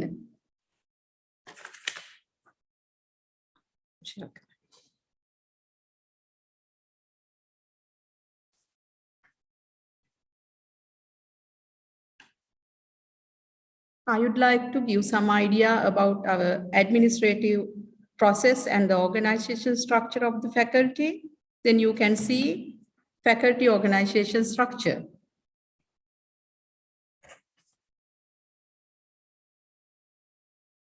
All of you can see the faculty organization structure.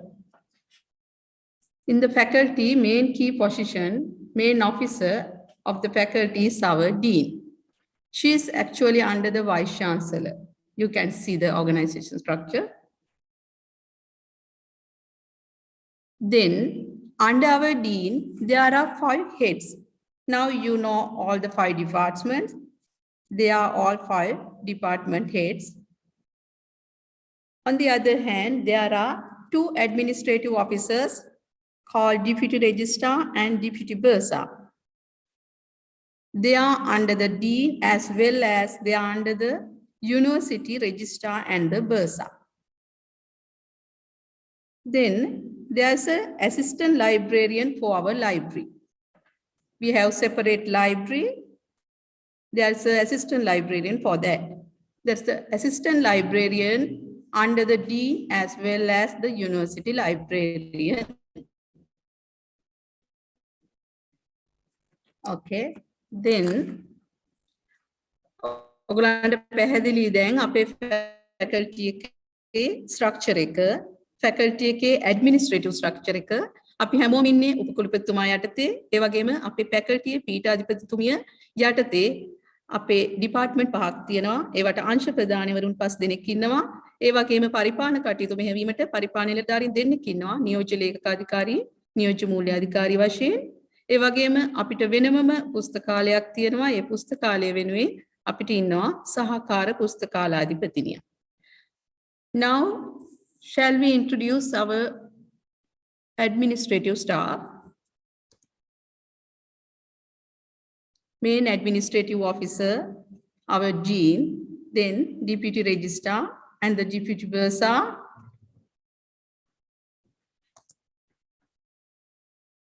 Now there are some supportive staff, administrative supportive staff. Mr. Maitri Ratna, our network manager, you can see him and you can see his contact number. Then there's Mr. Senavi Ratna, management assistant, examination division. Ms. Malkanti, management assistant, student affairs. Mr. Agalavatta, our technical officer. Then Ms. Madhuanti, management assistant, examination.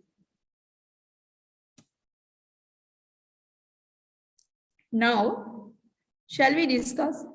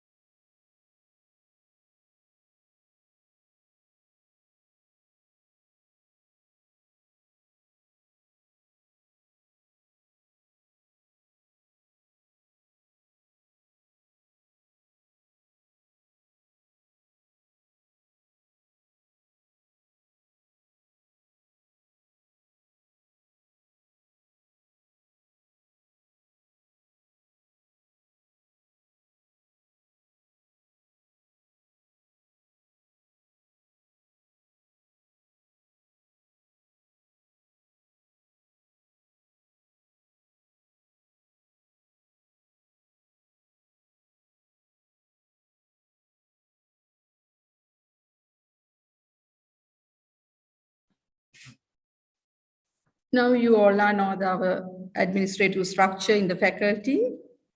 Shall we discuss what shall we do for you?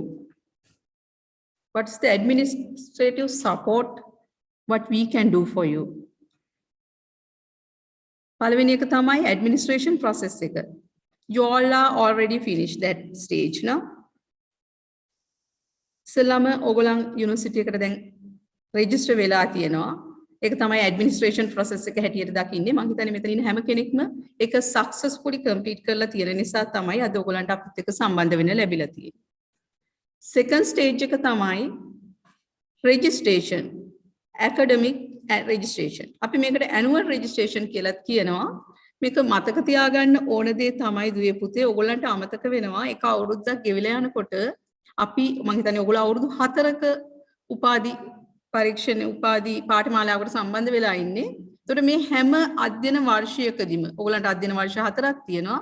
මේ හැම අධ්‍යයන වර්ෂයකදීම ඕගලන් අපේ ප්‍රධාන විශ්වවිද්‍යාල පරිශ්‍රයේ තියෙන ලියාපදිංචි කිරීමේ අංශයෙන් ඕගලන්ගේ ලියාපදිංචිය ගන්න ඕනේ. You have to register for each annual year. එතකොට එතෙන්දී ඕගලන්ට ඕගලන්ගේ ලියාපදිංචිය අලුත් කරවා ගැනීමක් සිද්ධ කරගන්න පුළුවන්. ඒක මම හිතන්නේ හුඟක් වෙලාවට ඔයගොල්ලෝ අතින් මගහැරන දෙයක්. හැබැයි මම මෙතනදීම මතක් කරන්න කැමතියි ඕගොල්ලන්ගේ වාර්ෂික ලියාපදිංචිය අලුත් කරගත්තේ නැත්නම් ඕගොල්ලන්ට ලැබෙන මහ පොළ බර්සරි ඒ වගේම ඕගොල්ලන් විභාග සඳහා පෙනී සිටින්න තියෙන අවස්ථාවන් අතපසු වෙලා යන්න ඉඩ තියෙනවා. කනගාටු වෙනුනත් අපිට මතක් කරන්න වෙනවා. ඒ නිසා ඕගොල්ලන්ට මේ වාර්ෂික ලියාපදිංචියේ තියෙන වැදගත්කම පැහැදිලි වෙන්න ඇති. ඒ වගේම දැන් ඕගොල්ලන් මේ වෙනකොට ප්‍රථම අවුරුද්ද සඳහා ලියාපදිංචි වෙලා ඉන්නවා.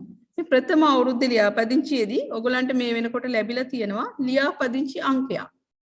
ඒ ලියාපදිංචි අංකය තමයි ඕගොල්ලන් මේ පාඨමාලාව අවසන් වෙනත් එක්ක ඔයගොල්ලන්ගේ සියලුම ගනුදෙනු අපිත් එක්ක සිද්ධ කරන්නේ මේ අංකය ඔස්සේ. අපි ඉදිරියේදී ඔයගොල්ලන්ට මතක ඇති ඔයගොල්ලන්ගේ ඉනොග්‍රේෂන් සෙෂන් එකේදී මහජන බැංකු නියෝජිතින් ඇවිල්ලා ඔයගොල්ලන්ට හඳුන්වලා දුන්නා ඔයගොල්ලන්ගේ අයිඩෙන්ටිටිය කොහොමද නිකුත් කරන්න කියලා. එතකොට ඒ අයිඩෙන්ටිටිය අපි ඊටමත් කෙටි කාලයක් තුල නිකුත් කරන්න උත්සාහ කරනවා. එතෙන්දී ඔයගොල්ලන්ට ස්ටුඩන්ට් ID එක ලැබෙනවා. එතකොට නිරන්තරයෙන් ඔයගොල්ලෝ මේ ස්ටුඩන්ට් ID එක විශ්වවිද්‍යාල පරිශ්‍රයට එමෙදී ළඟ තියාගන්න ඕනේ. මේකම වාර්ෂික රෙජිස්ට්‍රේෂන් එක ඉවර වුණාත් එක්කම ඕගොල්ලන්ට ඔයගොල්ලන්ගේ අධ්‍යයන කාර්ය මණ්ඩලයේ ඔයගොල්ලන්ගේ ආචාර්ය මහත්මීන්ගෙන් සබ්ජෙක්ට් රෙජිස්ට්‍රේෂන් එකක් සිදු කරගන්න පුළුවන්. ඔයගොල්ලන් ලියාපදිංචි වෙන විෂයන් ඒ අය සමග ඒ අදාළ LMS එක හරහා ලියාපදිංචි වෙලා ඔයගොල්ලන්ට අදාළ විෂයන් හැදෑරීමට අවස්ථාව ලැබෙනවා. එතකොට ඔය විෂයන් හැදෑරීමත් එක්කම ඔයගොල්ලන්ගේ පළවෙනි සෙමිස්ටරේ කෙමින් ගෙවි යනකොට දුවේ පුතේ ඔයගොල්ලන්ට විභාග සඳහා අයදුම් කිරීමේ අවස්ථාවක් ලැබෙනවා. ඒ විභාග අයදුම් කිරීමේ අවස්ථාවට කලින් index number එකක් අපි ලබා දෙනවා. We issue index number for all of you. Then after that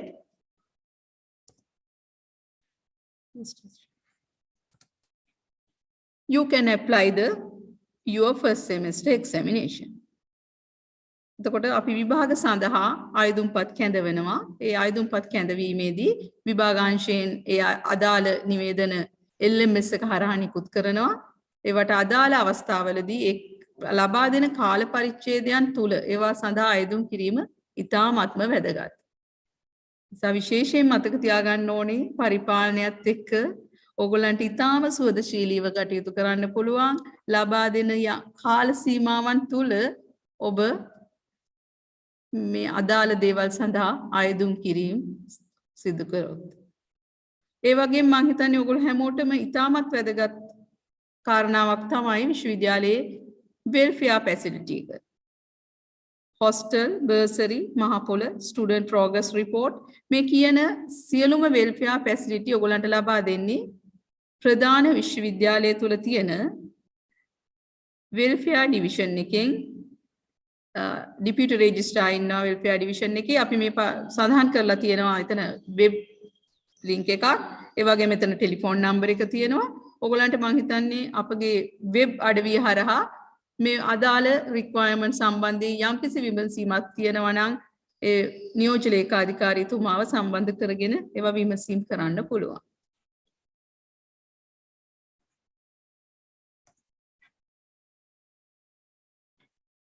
ඒ වගේම මේ සියලු දේට අමතරව ඔයගොල්ලන්ට අපේ පීඨ කාර්යාලය මගින් ඉෂු කරන යම් ලියකියලි වගේක් තියෙනවා. ඒවා තමයි ඔයගොල්ලන්ට බොහෝ විට යම් ශිෂ්‍යාධාර ලබා ගන්න අවශ්‍ය වෙනවා. ඔබ අභ්‍යන්තර ශිෂ්‍යයෙක් කියලා, that mean internal student letter. We issue you to the internal student letter after your request. Then any other requirement and the other administrative support we will give for you. Then you have to apply all the requests through our student request form. You can see now that student request form. මෙන්න මේ කියන ශිෂ්‍ය ඉල්ලීම් පත්‍රයක් තියෙනවා. මේක හරහා තමයි ඔබට ඕනෑම දෙයක් පීඨ කාර්යාලයෙන් අයදුම් කළ හැක්කේ. මෙම පොරමෙන් පිට ලැබෙන අයදුම් කිරීම සඳහා අපි එච්චර අවධානය යොමු වෙන්නේ නැහැ. අපේ නිසා මේක ඉතාමත් වැදගත්. මතක තියාගන්න ඔබට මේක තියෙනවා ඔබගේ LMS එකට ගියාම මේ ෆෝරමේ ඔයගලන්ට ඩවුන්ලෝඩ් කරගන්න පුළුවන්. ඩවුන්ලෝඩ් කරගෙන අපිට ඒක ෆිල් කරලා එක්ක සබ්මිට් කරන්න පුළුවන්. එහෙම නැත්නම් මේක ඔන්ලයින් හරහාම අයදුම් කරනවා නම් මේ පල්ලෙහාන් තියෙන මේල් ඇඩ්‍රස් එකට ඔයගලන්ට මේක සෙන්ඩ් කරන්න පුළුවන්. ඒකෙදී ඔයගලන්ට රෙෆරන්ස් නම්බර් එකක් ලැබෙනවා. ඇත්තටම අපි ඔබගේ යම්කිසි ඉල්ලීමක් ඉටු කරලා දෙන්න අපිට සතියක පමණ කාලයක් ලබා ගන්න පුළුවන්. රාජකාරී මේ වශයෙන් officially we can get 7 days for issuing all the documents, but we try to issue within 3 days. හැබැයි ඒ දින තුන ඇතුළත ඔබට නිසි පරිදි අපිට සේවය සපයන්න නම් ඔගොල්ලෝ මේවා නිවැරදිව සම්පූර්ණ කරලා මේ අදාළ ඊමේල් ඇඩ්‍රස් එකට එවලා තියෙන්න ඕනේ. එතකොට ඔයාට ලැබෙන රෙෆරන්ස් නම්බර් එකත් එක්ක අපිට මේ පල්ලෙහෙන් දක්වලා තියෙන contact number එකට කතා කරලා දැනගන්න පුළුවන්. ඒ කියන්නේ ඇත්තටම ඔයගොල්ලන් පීඨ කාර්යාලයට ඒමකින් තොරව බොහෝ ගනුදෙනු මේ හරහා ඔබට සිදු කරගන්න පුළුවන්. මේකම ඔයගොල්ලන්ට චුට්ටක් මතක් කරන්න ඕන. දැන් මීට අමතරව අපි අර ඉතාමත් වැදගත් ලෙස සාකච්ඡා කළ දැන් ඔබ පළවෙනි අවුරුද්දට ලියාපදිංචි වෙලා ඉවරයි. දෙවෙනි අවුරුද්දට ලියාපදිංචි වීමේදී ඔබට රුපියල් 750ක මුදලක් ගෙවලා ඒ සඳහා ලියාපදිංචි වෙනවා දෙවෙනි අධ්‍යයන වර්ෂයේ අවසානයේදී. හැබැයි ඔබ මේ ලියාපදිංචිය සිද්ධ කරගන්න ඕනේ අපගේ මේ පරිශ්‍රය තුළ තියෙන පීඨ කාර්යාලයෙන් නෙමෙයි ප්‍රධාන විශ්වවිද්‍යාලයේ පවතින ලියාපදිංචි අංශයෙන්. ඒක නිසා ඔබට ඒ අදාළ කාලය තුළ ඔන්ලයින් මේවා ගෙවීම් කරලා රෙජිස්ටර් වෙන්නත් පුළුවන්. ඒ වගේම ඒ අදාළ කාලය පහ වුණොත් ඔබට රුපියල් 250ක මුදලක් දඩ ගෙවීම් වශයෙන් you have to pay the fine 250 rupees for the late registration. then මේ ඔක්කොම ඔයගොල්ලන් කරගත්තට පස්සේ ඔයගොල්ලන්ට තව නොබෝ දවසකින් අපි ලබා දෙනවා ශිෂ්‍ය වාර්තා පොත. we issue record books for you. then මේ record book එක ඔයාලට අප්ඩේට් කරගන්න පුළුවන් හැම අධ්‍යයන වර්ෂයක් අවසානයේදීම පීඨ කාර්යාලයට ලබා දීලා මේ මොකද ඔයගොල්ලෝ අධ්‍යයන කටයුතු වල කාර්යබහුල වෙනවත් එක්කම සමහර අවස්ථාවලදී ඔයගොල්ලන්ට මේවා මේ පරිපාලන කටයුතු සිදු කර ගැනීම මාගේ ඇරිලා යනවා. නමුත් ඒවා අවසාන වශයෙන් ඔබ විශ්වවිද්‍යාලයෙන් පිට වී යාමේදී යම් ගැටලුකාරී තත්ත්ව ඇති කරන නිසා මම ඉතාමත් අවධාරණයෙන් ආදරයෙන් මතක් කරනවා ඒ අවස්ථාවල ඔබගේ කටයුතු ඒ ආකාරයෙන් සිද්ධ කර ගන්නවා නම් ඔබට ඉතාමත් සාර්ථක ආකාරයෙන් ඉතාමත් සුවදශීලීව විශ්වවිද්‍යාලයේ උපාධිය අවසානයේදී ඉතාමත් පහසුවෙන් අදාළ උපාධි සහතික ලබා ගැනීම සිදු කරන්න පුළුවන්. මම හිතන්නේ තව වැදගත් දෙයක් මම මෙතන සඳහන් කරන්න ඕනේ. සමහර වෙලාවට සමහර ශිෂ්‍ය ශිෂ්‍යාවන්ට අවශ්‍ය වෙනවා තමන්ගේ නම වෙනස් කර ගැනීමේ ක්‍රියාවලිය දෙන්න.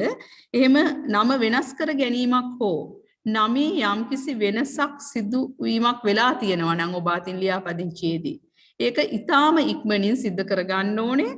ඒක සිද්ධ කර ගැනීම සඳහා විශ්වවිද්‍යාල පරිශ්‍රයේ තියෙන ලියාපදිංචි අංශයට යන්න ඕනේ. නමුත් ඔබ විසින් ඒ සඳහා අපි මේ පෙන්නලා දීලා තියෙන ස්ටුඩන්ට් රික්වෙස්ට් ෆෝම් එක හරහා ආයුම් කරනවා නම් අපි ඒවා අදාළ තැන්වලට යොමු කරන්න ලෑස්ති. we can coordinate with them for you. එතකොට වැදගත්ම දේ තමයි මතක් කළ යුතු වෙන්නේ ඔබගේ උපාධියේ අවසාන විභාගයට ප්‍රථම මේ සියලු නම් වෙනස් කර ගැනීම සිදු විය යුතුයි. ඒකෙන් අදහස් වෙනවා ඔබගේ උපාධියේ අවසන්ම විභාගයට පෙනී සිටින නම තමයි ඔබේ උපාධි ලේඛනයට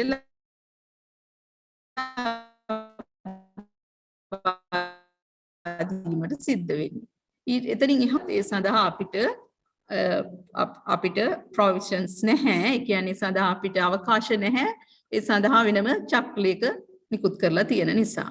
අන්න ඔයගේ තැන්වල තමයි ඊට පස්සේ අපහසුතාවයට ඔබපත් වෙන්නේ. ඒ නිසා විශේෂයෙන් මේ අදාළ අවස්ථාවලදී අදාළ පරිපාලන කටයුතු කර ගැනීම සඳහා උනන්දු වෙන්න කියන එක ඉතාමත් ආදරයෙන් මතක් කරනවා.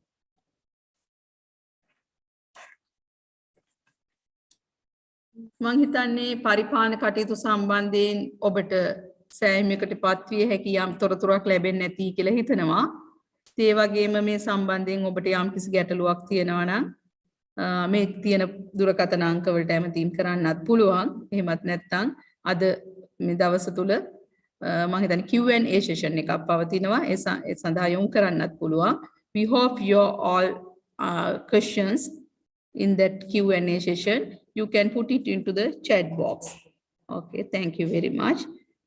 Wish you a happy study journey.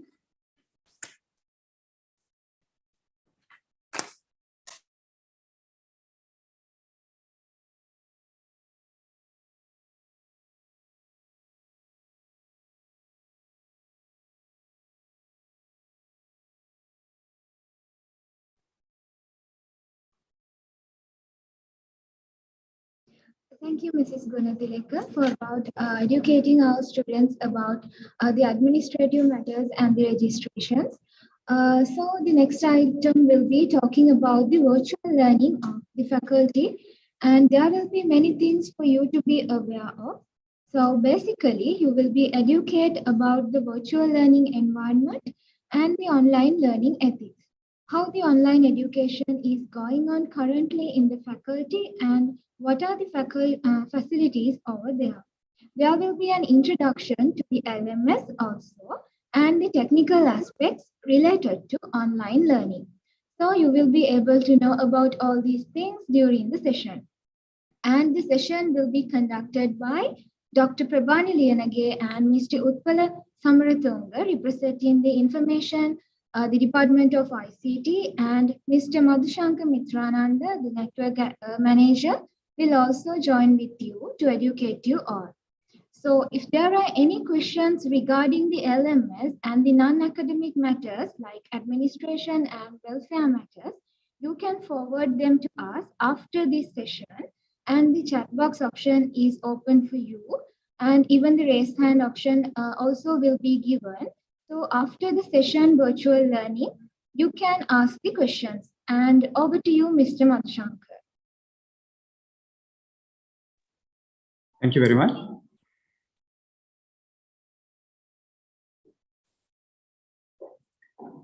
Thank you very much. I'm Madhushankar Mitrananda. I'm the Network Manager of Faculty of Technology. I welcome you all to this session. Here I'll try to clarify most of the questions that you have related to online learning, how you can access those resources, and how we can support.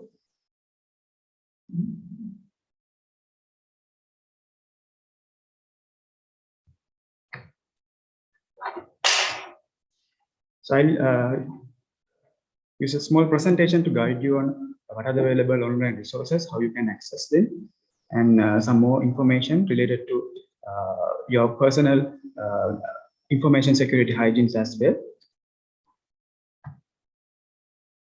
So in this session, I'll try to cover what are the types of online resources that we are offering, and what are the available communication platforms, how we will be communicating with you, and what are the preferred communications that you can communicate with us as well. What are the available support, and how we can support you, as well as how you can request support.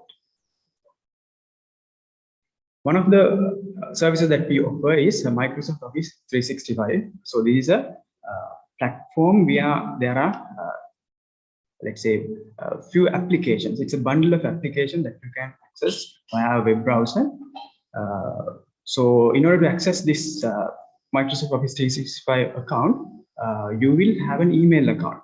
So once you register in the main university, our faculty will receive a list of students based on your registration. So with the list of registration, we have already created you the accounts.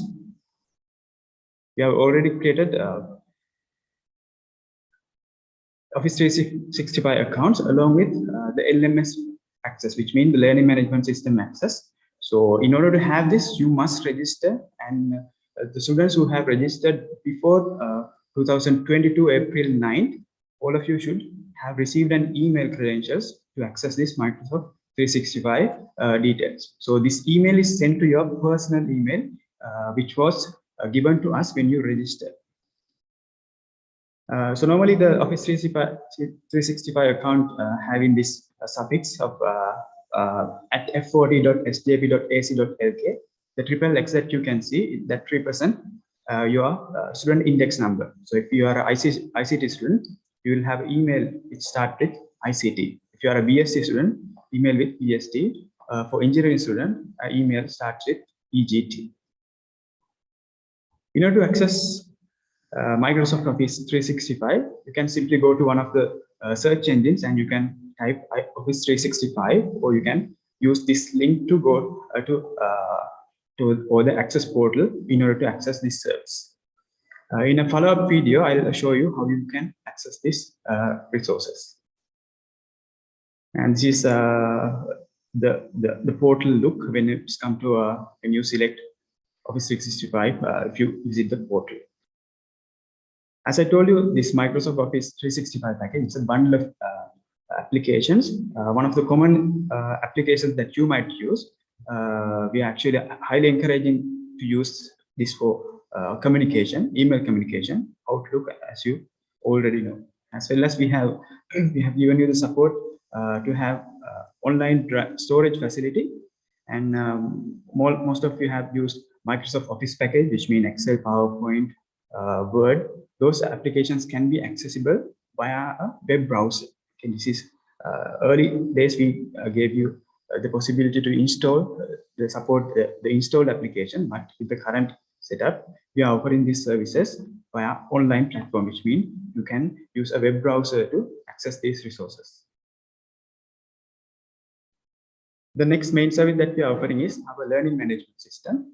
In the next session, Dr. Prabhan will guide you in detail about this learning management system. And if you are curious, if you want to look how our learning management system looks like, you can use this web link in order to access the learning management system. And in a follow-up video, again, I'm going to show you how you can get the access to LMS. So this is the main the view when you go to this website. Next, I'll move to how we are going to communicate with you in an official manner. So up to this point, we have sent you the emails to your personal emails. So that's the only method that we could communicate with you, and that's the only way that we could authenticate you as a student. So from today onwards, we will be forwarding email to your official SJP email.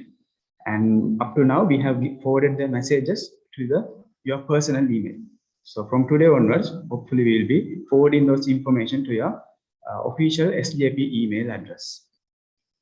Along with this SJP email address, you will gain access to LMS. So once announcements are published to our LMS, notification emails will be sent to your personal emails, which means the SJP email addresses. So you can get information from there as well. Another method would be we would publish some more information related to our resources and sometimes exams, events in our faculty website. Later, once you join to our academic programs, you can join with certain departments. For example, all of you will join to SFT, Science for Technology Department. In their department, you'll be guided how you can access those resources. Any queries could be accessed from them. And of course, the course lecturers would guide you. So from this communication method, the first 4 are the officially recognized methods of communication. Other methods are used just to have so that we can communicate with you. For example, early we do not have any method to communicate with you, and all of you are very familiar with social media. So that's why we use WhatsApp groups to send messages. And those groups will be managed by, sometimes there will be more groups once the academic programs are started. So don't think if you are not in a WhatsApp group, don't worry. We will communicate via email and LMS. So use those as official communication methods. And we have a YouTube channel, and currently this session is broadcasted using this YouTube channel, as well as we have a official Facebook page. I'll show you where you can access those easily.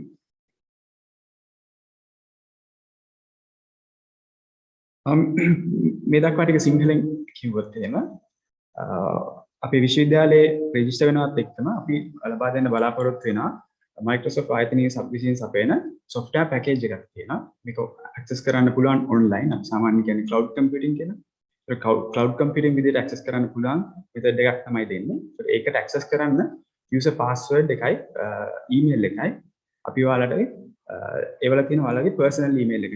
මේ personal email එක අපිට හම්බුනේ ඔයාලා university එකත් හරි UGC එකත් එක්ක register වෙද්දී අපිට දුන්න ඊමේල් එකට තමයි අපි ඒ තොරතුරු යවන්නේ.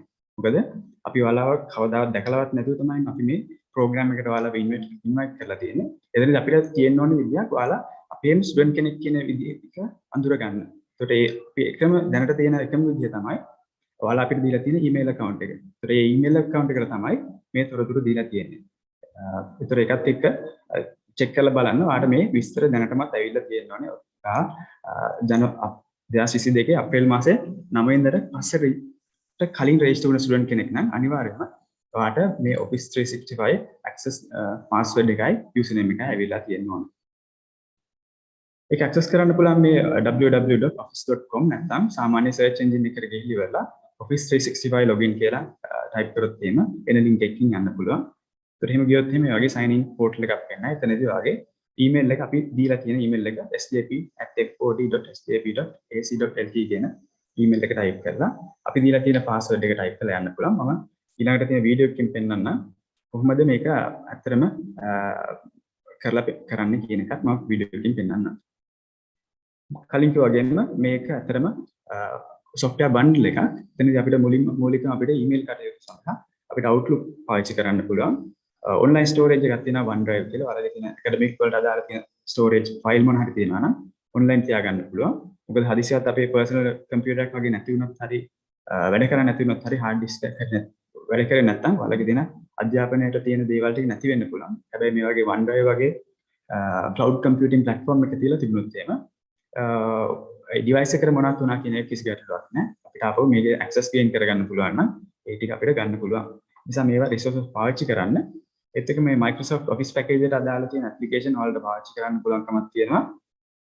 web browser එකකින් මේක install කරලා පාවිච්චි කරන්න පුළුවන් application එකක් නෙමෙයි දැනට තියෙන්නේ. web browser එකෙන් පාවිච්චි කරන්න පුළුවන් දෙයක්. ඊළඟට තියෙන මේ ප්‍රධාන දේ තමයි learning management system එක. මේක ගැන Dr. ප්‍රභානී ඊළඟට තියෙන session එකේදී හොඳ අදහසක් දෙයි කියලා මම හොඳ අදහසක් දෙයි. අපේ learning management system එකට යන්න පුළුවන් URL එක තමයි මේක. මේ මුලින්ම පෙන්නන්නේ අපේ site එකට ගියාම තියෙන portal එක. ඉතින් මේ පිළිබඳව විස්තරාත්මක දේශනයක් Dr. ප්‍රභානී විසින් ඊළඟට ඉදිරිපත් කරායි මගේ දේශනෙන් පස්සේ. ඊළඟට අපිත් එක්ක කමියුනිකේට් කරන්න ඕනේ කොහොමද කියලා අපි ඔෆිෂියල් විදිහට කතා කියන්නේ ඔෆිෂියල් මට්ටමින් කමියුනිකේට් කරද්දී පාවිච්චි කරන්න ඕනේ මේ දක්වා අපි පාවිච්චි කරේ ඔයාලා අපිට දීලා තියෙන personal email එක පුද්ගලික email address එක තමයි. ඒතර එතනදී අපි පුද්ගලික email එක අපි පාවිච්චි කරේ ඔයාලා අපේ විශ්වවිද්‍යාලයේ රෙජිස්ටර් වෙද්දී ඒ email එක තමයි අපිට දීලා තියෙන්නේ. ඒතර අපිට ඒ විස්තරය විතර අපිට විශ්වාසාන්ත communication method එක විදිහට තියෙන්නේ. ඒතර ඒකත් එක්ක අපි Office 365 account එකට අදාළ තොරතුරු යවුවෙත් සහ මේ orientation program එකට අදාළ තොරතුරු යවුවෙත් ඒ email එක හරහා. හැබැයි අදින් පස්සේ අපි අපේ තියෙන SJP email service එක ගැන කිව්වත් පස්සේ ඔයාලා ඒ email service එක ගැනත් බලන්න. මොකද මේ ඉදිරියට අපේ තියෙන official messages ඔක්කොම එවන්නේ email ඒ SJP email එකට. ඊළඟට අපේ තියෙන මේ LMS එක නැත්නම් learning management system එක හරහා අපි announcements යවනවා. ඒකට මේ ඇත්තටම ගත්තොත් Office 365 ඒ package එකත් එක්කම අපි මේ LMS එකේ තියෙන access එකත් එකට දාලා තියෙන්නේ. මොකද LMS එකට එන මොන හරි notice එකක් අපි දැම්මොත් තියෙන ඒකෙන් email එකක් යනවා ඔයාලගේ personal කියන අපි දෙන email address එකට. එතකොට ඒ තොරතුරුත් ඒ හරහා අපිට ඔයාලට ගන්න පුළුවන්. ඊට අමතරව අපේ faculty website එකට යන්න පුළුවන්කම තියෙනවා. ඊට අමතරව ඔයාලා ඊළඟට හැමෝම වගේ department වලට join වෙයි. උදාහරණයක් විදිහට පළවෙනි අවුරුද්ද ඔයාලා science for technology department එකට join වෙනවා. එතකොට ඒ department එකකින් විවිධ විදිහේ තොරතුරු ඔයාලට හම්බ වෙයි. ඊට අමතරව ඔයාලට උගන්වන course lecturers ලගෙන් මේ පිළිවෙල තොරතුරු ගන්න පුළුවන්කමක් හම්බ වෙනවා. ඊට අමතරව ඔයාලා දන්නවා ඉතින් WhatsApp groups අපි කීපයක් හදලා තියෙනවා. ඒ groups අපි හැදුවේ අපිට communicate කරගන්න මුලින්ම platform එකක් නැති නිසා. මොකද අපි හැමෝම හුරු වෙච්ච දෙයකින් ගියොත් හොඳයි ඔයාලා අපිත් එක්ක සහභාගී කරගන්න. ඒ සඳහා තමයි අපි මේ WhatsApp group කීපයක් හදලා ඉවරලා තොරතුරු බහුමාරු කරගත්තේ. මොකද ඔයාලත් ඒක ගැන දන්න නිසා. හැබැයි ඒක formal method එකක් කියලා හිතන්න එපා. මොකද WhatsApp group ඕන කෙනෙක්ට හදන්න පුළුවන්. කවුද කියලා දන්නේ නැති නිසා. ඒකේ group එක නැහැ කියන එකත් ලොකු දෙයක් හිතන්න එපා. ඔයාලට අවශ්‍ය තොරතුරු අනිවාර්යෙන්ම අපි email වලට සහ LMS එක හරහා ඒත් එක්කම website එක හරහා ඔයාලට දැනුම් දෙනවා. ඊට අමතරව අපේ social media තියෙන YouTube සහ Facebook. දැන්ටමත් YouTube හරහා මේ program එක broadcast කරගමන් තියෙන stream කරන ගමන් ඔයාලට ඒ හරහාත් යන්න පුළුවන්. හදිසියවත් අපේ session එකේ මොන හරි miss වෙලා තිබුණොත් එහෙම මේකේ recording එකක් එතන තියෙනවා. ඒකට යන්න. මම දන්නවා මේ අවස්ථාවේ සමහරට විදුලිය නැතිලා ඇති data connection මොන හරි දුර්වලතා ඇති. ගැටලුවක් කරගන්න එපා. අපේ YouTube channel එකේ මේ program එක දවස් 3 program එක record කරලා තියෙනවා. ඒකට ගිහිල්ලා බලන්න.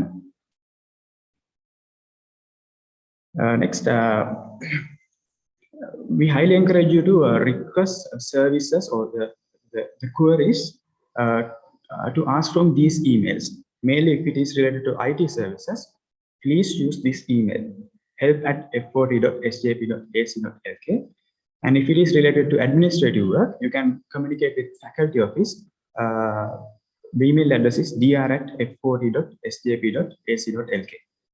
ඒකට ඔයාලා අපිත් එක්ක සම්බන්ධ වෙද්දී IT කටයුතු සම්බන්ධ දේවල් සඳහා තොරතුරු විමසීම සඳහා ඔයාලට පාවිච්චි කරන්න පුළුවන් help@f40.ac.sjp.ac.lk කියන ඊමේල් එකත් faculty office එකත් එක්ක තොරතුරු හුවමාරු කරගන්න නම් dr@f40.sjp.ac.lk කියන ඊමේල් එකත් පාවිච්චි කරන්න.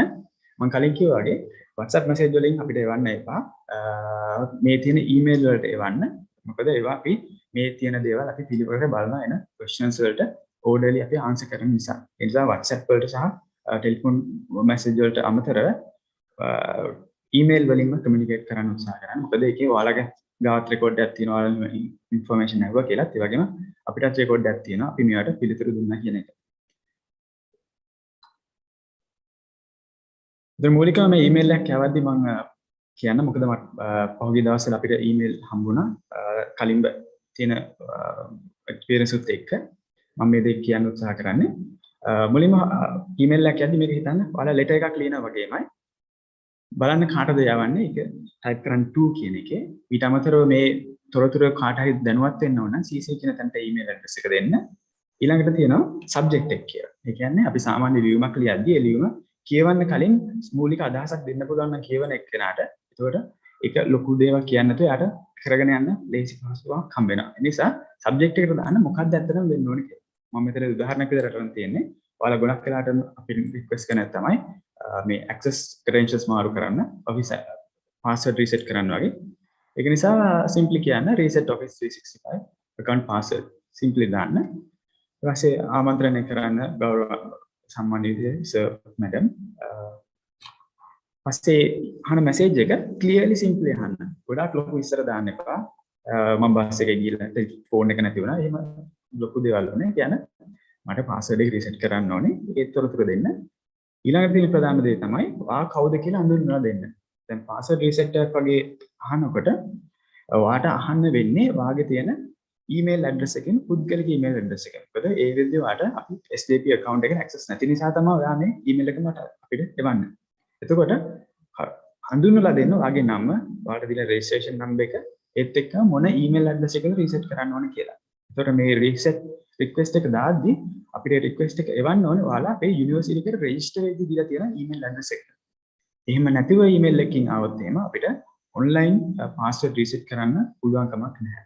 එහෙම වුණොත් එහෙම ඔයාලට ෆැකල්ටි එකට ඇවිල්ලා ඔයාලගේ අනන්‍යතාවය තහවුරු කරලා තමයි මේකට පාස්වර්ඩ් රීසෙට් කරගන්න පුළුවන් වෙන්නේ. මම කලින් කිව්වා වගේ මේ පුද්ගලිකව ඔයාලා මම මේ දේවල් කියන්න උත්සාහ කරන්නේ ඔයාලට හොඳ නිසා. මොකද IT තොරතුරු තාක්ෂණයත් එක්ක යද්දී මේ දේවල් දැනගෙන ඉන්න එක හොඳයි. ගොඩක් වෙලාවට අපි කරන්නේ අපිට වෙන දේවල් තමයි ෆෝන් එකක් නැති වෙන්න පුළුවන්. ඩැමේජ් වෙන්න පුළුවන්. එමුණොත් එහෙම අපිට ඒක පාවිච්චි කරන්න බෑනේ. හැබැයි එතනදී පුළුවන් කමක් තියෙනවා අපිට SIM කාඩ් එක ගන්න.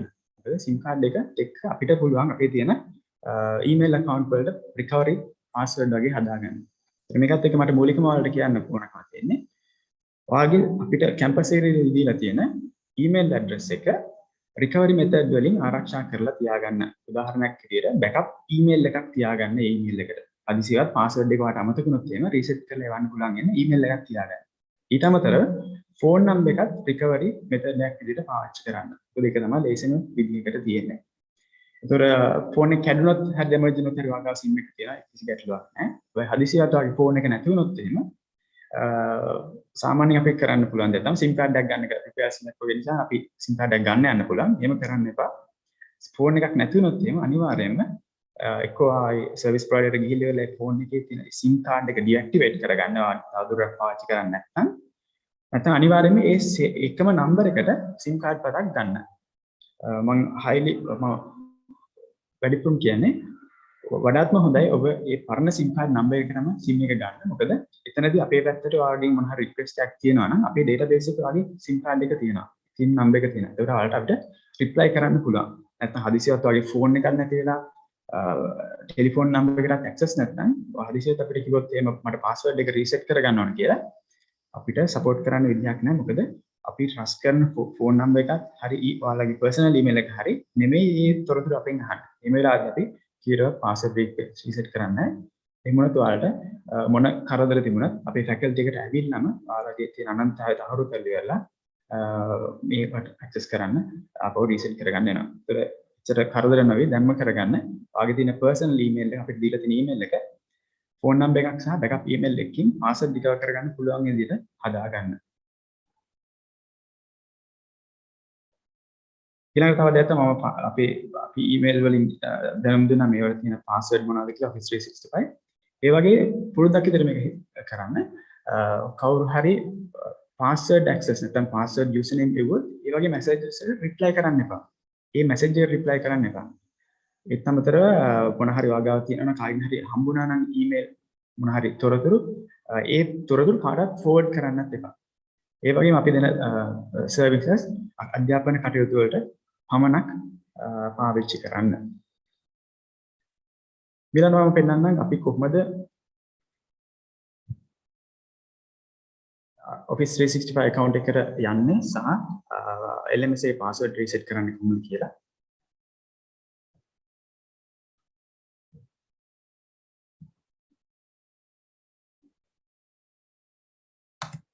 හරි මම හිතනවා මගේ ස්ක්‍රීන් එක පේන්න ඇති කියලා. මම මෙතනදී පාවිච්චි කරන්නේ Microsoft Edge කියන web browser එක. මේකේ search engine එක ගිහින් ඉවරලා මම type කරන්න පුළුවන් Office 365 login කියලා.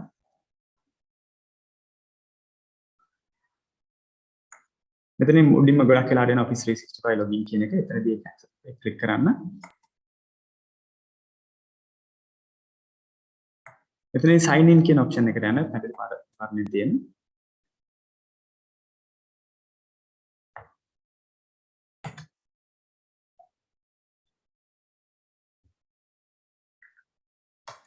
එතන type කරන්න අපි ඔයාලගේ personal email වලට ඉවලා තියෙනවා email එකක් අපේ SJP account වාගේ විස්තර මොනවද කියලා. ඒ email එක type කරන්න. මෙතනදී මම student කියලා පාවිච්චි කරලා තියෙනවා. මේ ඔයාලගේ email එක.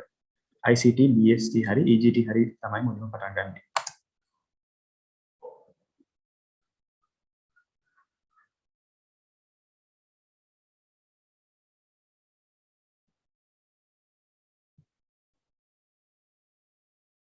මෙතන අපි දීලා තියෙන password එක type කරන්න. ඒක one time password එකක්. ඒක එකපාරක් use කරායින් පස්සේ ආ reset කරන්න ඕනේ. බලමු මේක කොහොමද වැඩ කරන්නේ කියලා.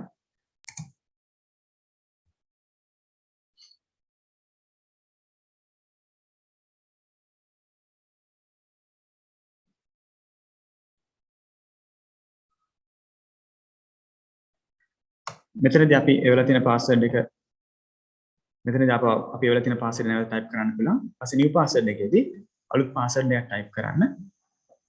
ඒකදී මතක තියාගන්න මේ password එක මොකද්ද කියලා.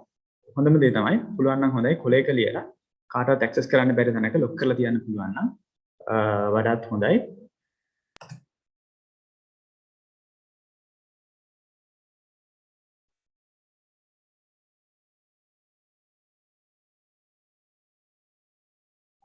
මෙතන මම type කරන password එක ටිකක් සරල password එකක්. අපි බලමු සරල password එක type කරොත් මොකද අපිට දෙන මොන වගේ දෙයක් වේද කියලා.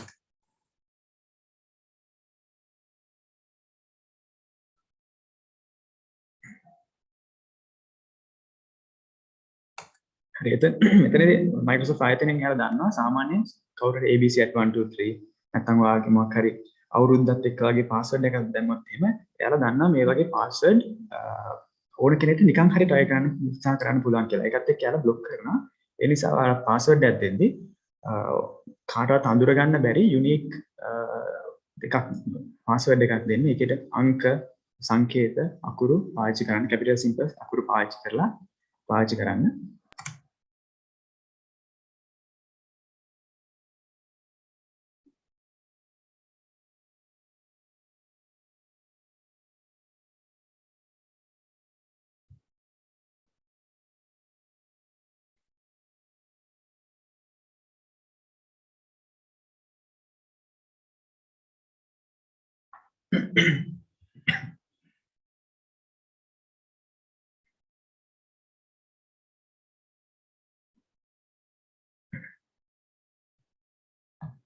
මෙතනදී අපි log වෙන machine එක පුද්ගලික එකක් නම් පාවිච්චි කරන එකක් නම් stay sign in දුන්නට කමක් නැහැ. හැබැයි ඒවා library එකට වගේ ගිහින් access කරනවා නම් stay sign in දෙන්න බෑ. මොකද එහෙම වුණොත් වෙන කවුරු හරි આવොත් එහෙම මේ machine එකෙන් log වෙන්න පුළුවන්කම තියෙන නිසා.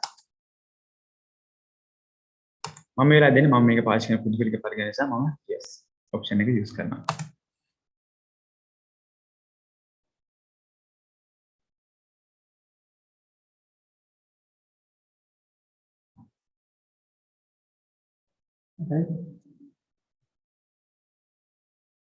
හරි මේ තමයි ඔයාලට හම්බ වෙන වෙල්කම් ස්ක්‍රීන් එක. මේකේ තියෙන ගයිඩ් එක නිකන් බලාගෙන යන්න කියලා.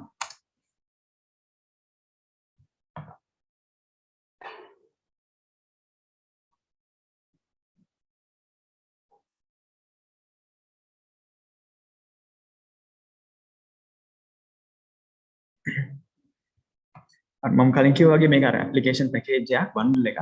වම් පැත්තේ ස්ථිරයෙන් පේන application Microsoft Team, Word, PowerPoint, OneNote වගේ ඇප්ලිකේෂන් වලට පාවිච්චි කරන්න පුළුවන්.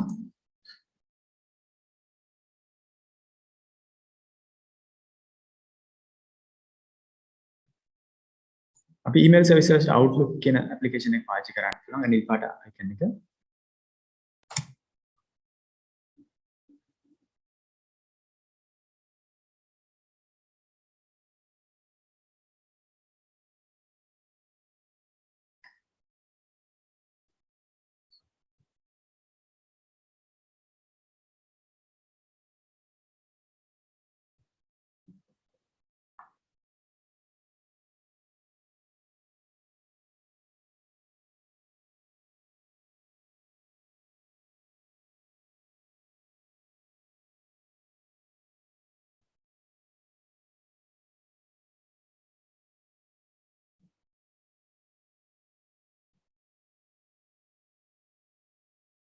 මේ තමයි inbox එක. අපේ email ඇවිල්ලා තියෙනවා නම් මෙතන තියෙන්නේ. දැනට අපි open කරපු නිසා, දැන් log වෙන නිසා දැනට email මොනවත් නැහැ.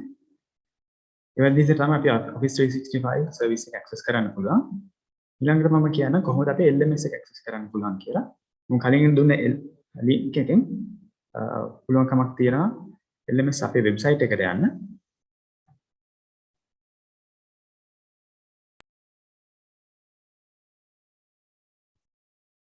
මම මෙතනදී මම අලුත් tab එක open කරගෙන තියෙනවා අපේ faculty එකට අදාළව තියෙන learning management system එක. දැන් මෙතෙන් ආපුවම අපි ගාව username එකක් සහ password එකක් දැනට LMS එකේ නැහැ. ඒකත් එක්ක අපිට කරන්න පුළුවන් password reset option එකට යන්න. මෙතන තියෙන forgot your username or password කියන option එක select කරලා අපිට password reset කරගන්න පුළුවන්. මෙතනදී අපි දෙන්න ඕනේ අපි campus එකෙන් දීලා තියෙන STP email address එක තමයි දෙන්න ඕනේ. ඊට අමතරව username එක වෙන්නේ අපේ tech40.sjp කියන කැලේට කලින් තියෙන ඒ අකුරු ටික තමයි වාගේ username එක විදිහට එන්නේ. උදාහරණයක් විදිහට ගත්තොත් එහෙම ICT ළමයි කියන ICT 21810. අන්න ඒ වගේ මුල් කොටස තමයි username එක විදිහට එන්නේ. EGT ළමයි කියන EGT 405යි EGT 21405. ඒ කොටස තමයි වාගේ username එක එන්නේ. අර tech40.sjp කොටස නැතුව ඒ කොටස තමයි username එක විදිහට එන්නේ. අපි අර forgot password option එක click කරාම මේ විදිහට තැනකට එනවා password reset කරන්න කොහොමද කියන එකට. මෙතනදී අපි වාචි කරමු email address එකකින් password reset කරන්න. මෙතනදී දෙන්න අපි දීලා තියෙන university එකෙන් දීලා තියෙන email address එක. මෙතනදී මම පාවිච්චි කරන්නේ student@tech40.sjp.ac.lk කියන email එක.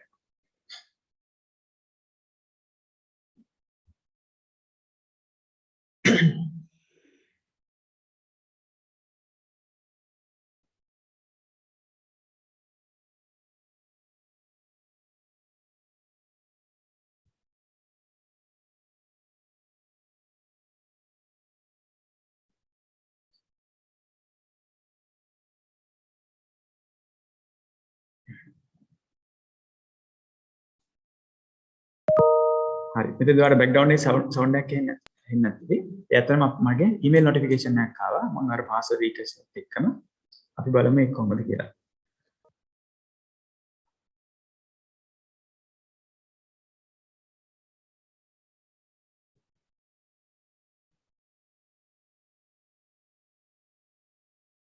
හරි මේ අදාළ ඊමේල් එක කියවලා බලන්න. සමහරවිට මේ විදිහට වෙන messages එන්න පුළුවන් කමක් තියෙනවා. සමහරවිට අපි දන්න spam නැත්නම් virus ඒ වගේ වලටත් මේ වගේ ඊමේල් පාවිච්චි කරන්න පුළුවන්. ඒ නිසා අනිවාර්යෙන් මතක තියාගන්න මේ වගේ password request එකක් ඉල්ලලා තියෙන ඒවාට විතරක් මේ තියෙන link වල click කරන්න. නැත්නම් වෙන මොකකින් හරි දන්නේ නැතුව ඇවිල්ලා තිබුණොත් මෙහෙමයි password request එකට details ඇවිල්ලා තියෙනවා කියලා. ඔය කිල්ලලා නැත්නම් මේ වගේ messages open කරන්නවත් click කරන්නවත් යන්න එපා. දැන් මෙතනදී මම දන්නවා මම මේ මොහොතේ මම password එක request කරා.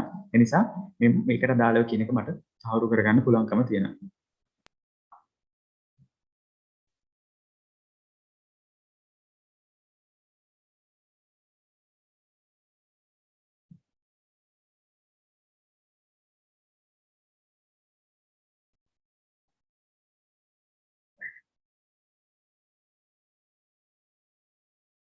ඉතින් link එක click කරාම මේ වගේ ආපහු password reset window එකකට open වෙනවා. එතනින් අපිට password එකක් දෙන්න පුළුවන්. ඔයා දෙන password එක අඩුම අකුරු 8ක් තියෙන්න ඕනේ. එතකොට ඉලක්කම් තියෙන්න ඕනේ. lower case character එකක් තියෙනවා, upper case character එකක් තියෙනවා, alphanumeric character එකක් තියෙන්නත් ඕනේ. ඒතර මේ criteria සම්පූර්ණ වෙන password එකක් දෙන්න. මම password එකක් දෙන්නම්. බලමු මොන වගේ දෙයක් අපිට බලා ගන්න පුළුවන්ද කියලා.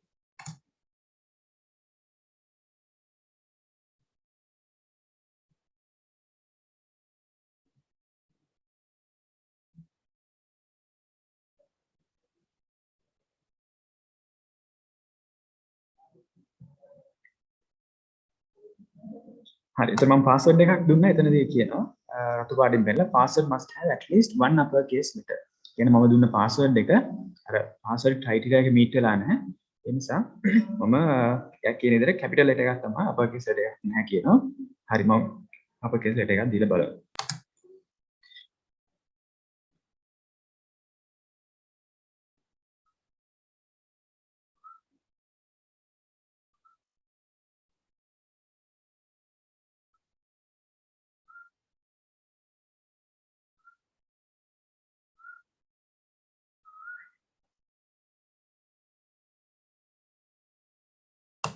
හරි ඒතර password එක සාර්ථකව මෙයා ගත්තා. මම ඒ දීලා තියෙන criteria එකට අනුව දුන්න නිසා. ඒ නිසා මොකද error message එකක් ආවොත් කලබල වෙන්න එපා. කියවලා බලන්න මොකක්ද error message එක. ඒකත් එක්ක try කරලා බලන්න.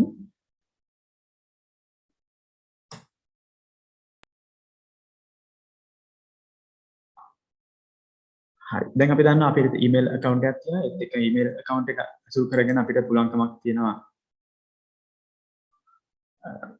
email account එකත් එක්ක අපිට පුළුවන්කම තියෙනවා LMS එකට log වෙන්න. මම ගෞරවයෙන් යුතුව ડોક્ટર ප්‍රභාණිට ආරාධනා කරනවා LMS එක ගැන විස්තරාත්මක තොරතුරු ඉදිරිපත් කිරීම සඳහා. ප්‍රොමිසුදී.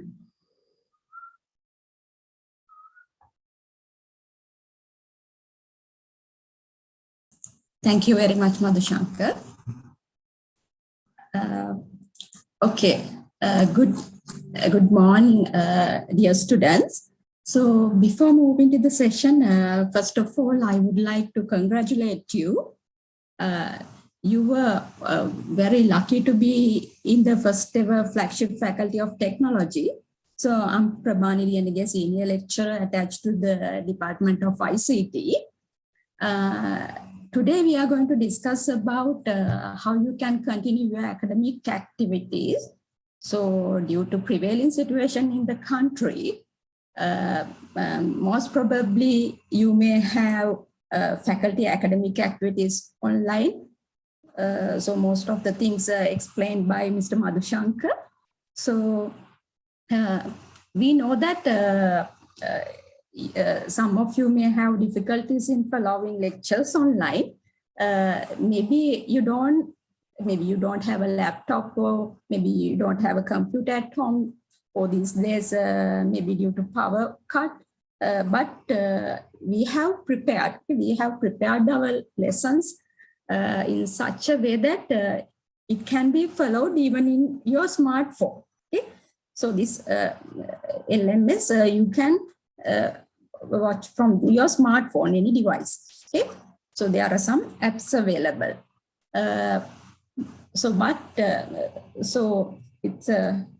But we will encourage you to join the lectures online because if you have any questions regarding the lecture, you can solve them at the same time.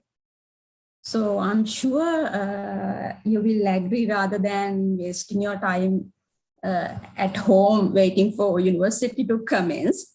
This is the best option that we can provide you. I'm sure you will get used to this soon.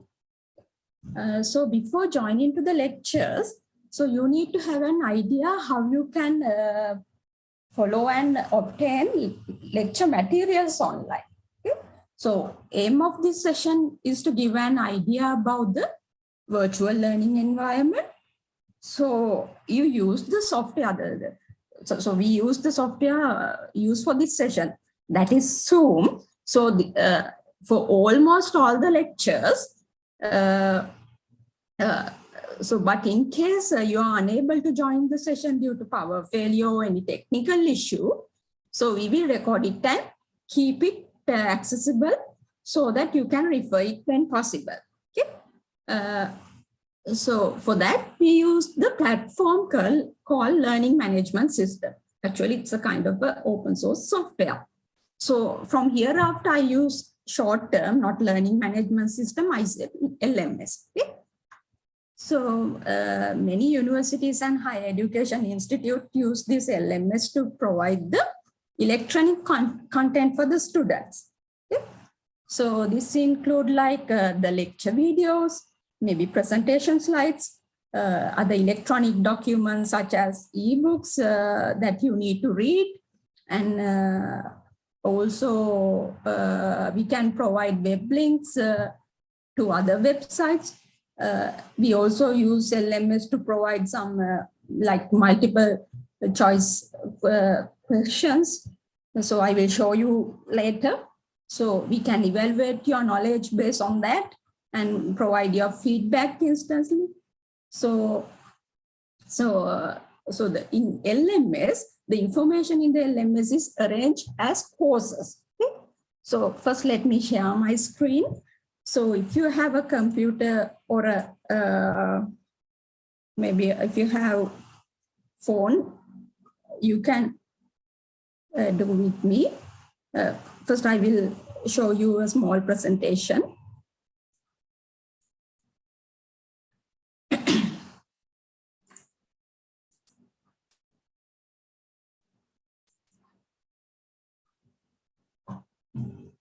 Okay.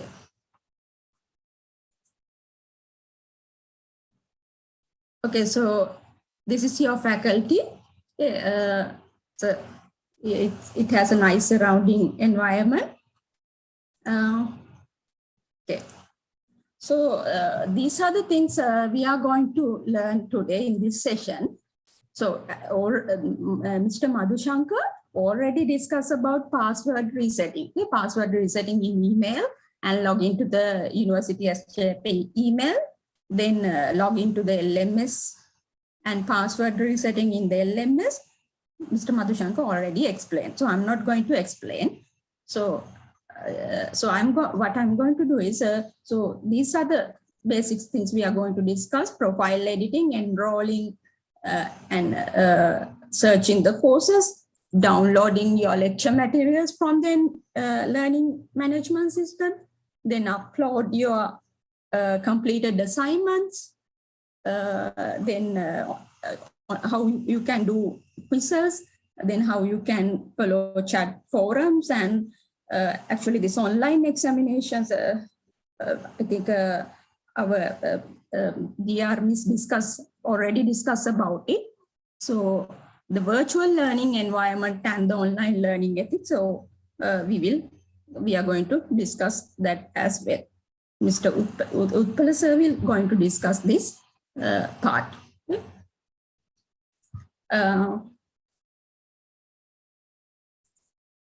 Okay, so we already know what is Zoom. So this is the software we are using, video conferencing tool. Then I already explained what is learning management system.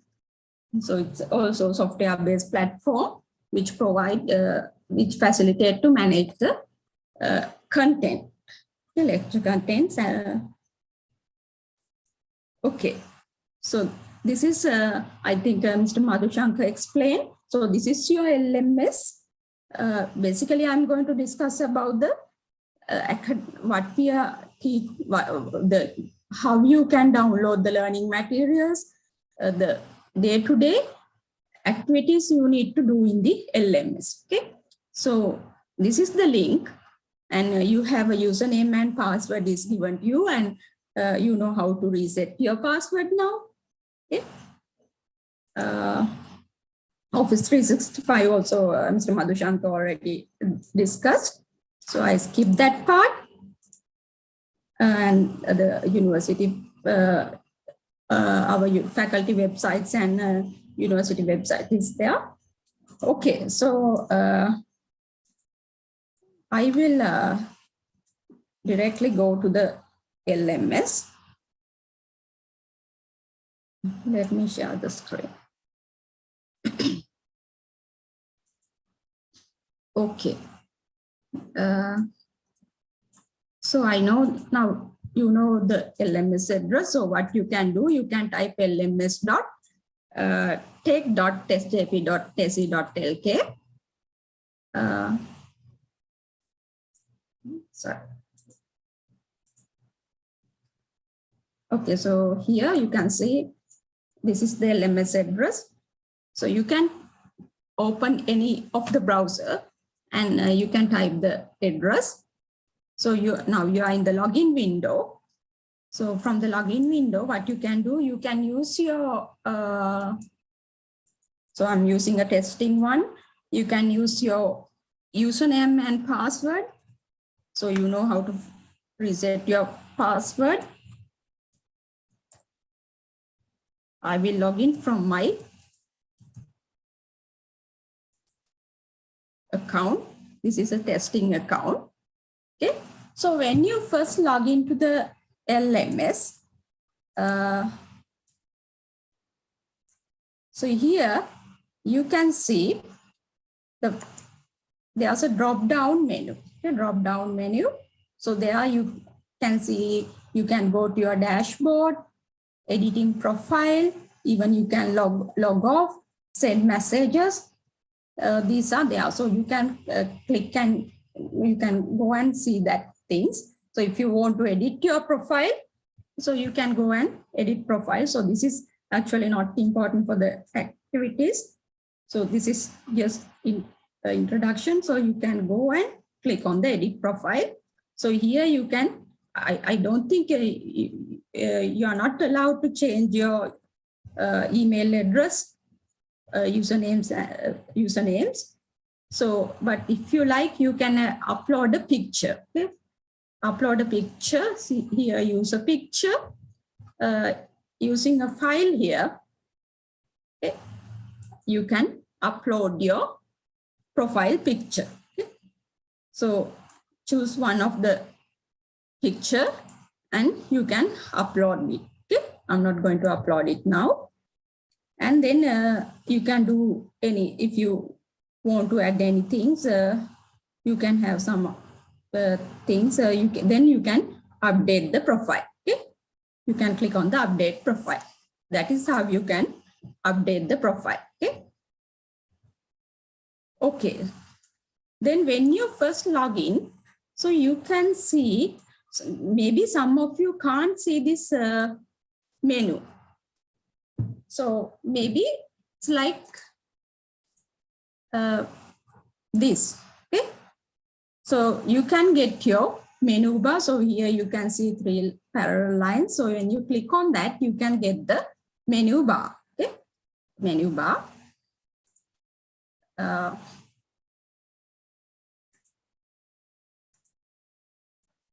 Okay. So if you go to your dashboard, yeah, so if you go click on your dashboard, so you can see the available courses. Maybe in your case, you can see only two courses or 1 course. Okay, because I already add you to a 1 course. Okay, so this is in my case, I have several courses. Okay, so you can see in progress, future courses, and past courses. Okay, So in your case, you may have only in progress 1 or 2 courses. Okay? Don't worry, I will explain how you can enroll to the courses. So that is dashboard. And so if you click on this site home, yes, site home. Okay, if you have any questions, you can ask at the end of the sessions. Okay, we have a Q&A session. So here, site home, you can see our faculty one. After that, you can see some course categories. So there you can see some categories like news and information. Then you can see your departments. So this is how you can see your previous batch examination results. Likewise, there are some categories. Okay? Let's say sometimes, most of the times, your lecturer may enroll you to the course. You don't need to enroll. There's another way you have to enroll to the course. Okay? I will explain using example. So sometimes they may send you a course link. Then you can directly go to that course. Okay? You can directly go to that course. But let's say if you now I created 2 courses in this common category. Okay, common courses. So you can see you are in the year 1 common, year 1 semester 1 2022. Okay, under that, if you click, you can see 2 courses. Okay, maybe 1 course you can see. I think some of you have access to that course already. This is LMS training 2002 and LMS introduction course 2002. So if you see this, you can see a difference. But here, if you click on, you can directly go to the course. You click on it, but it's nothing inside there. Okay? So if you directly go to the course, without any problem, you can go to that course. That means your lecturer enroll you to that course. That is one way of enrolling. So lecturer may, if lecturer know the students, this is let's say ICT student, so I'm going to conduct ICT lecture. So I'm going to take only ICT students and enroll to the course. Then you don't need to enroll. Another method, so you can see the dashboard here and the navigation bar here. So if you click on the dashboard, site home, if I go again, common courses, year 1, semester 2002. Okay. So,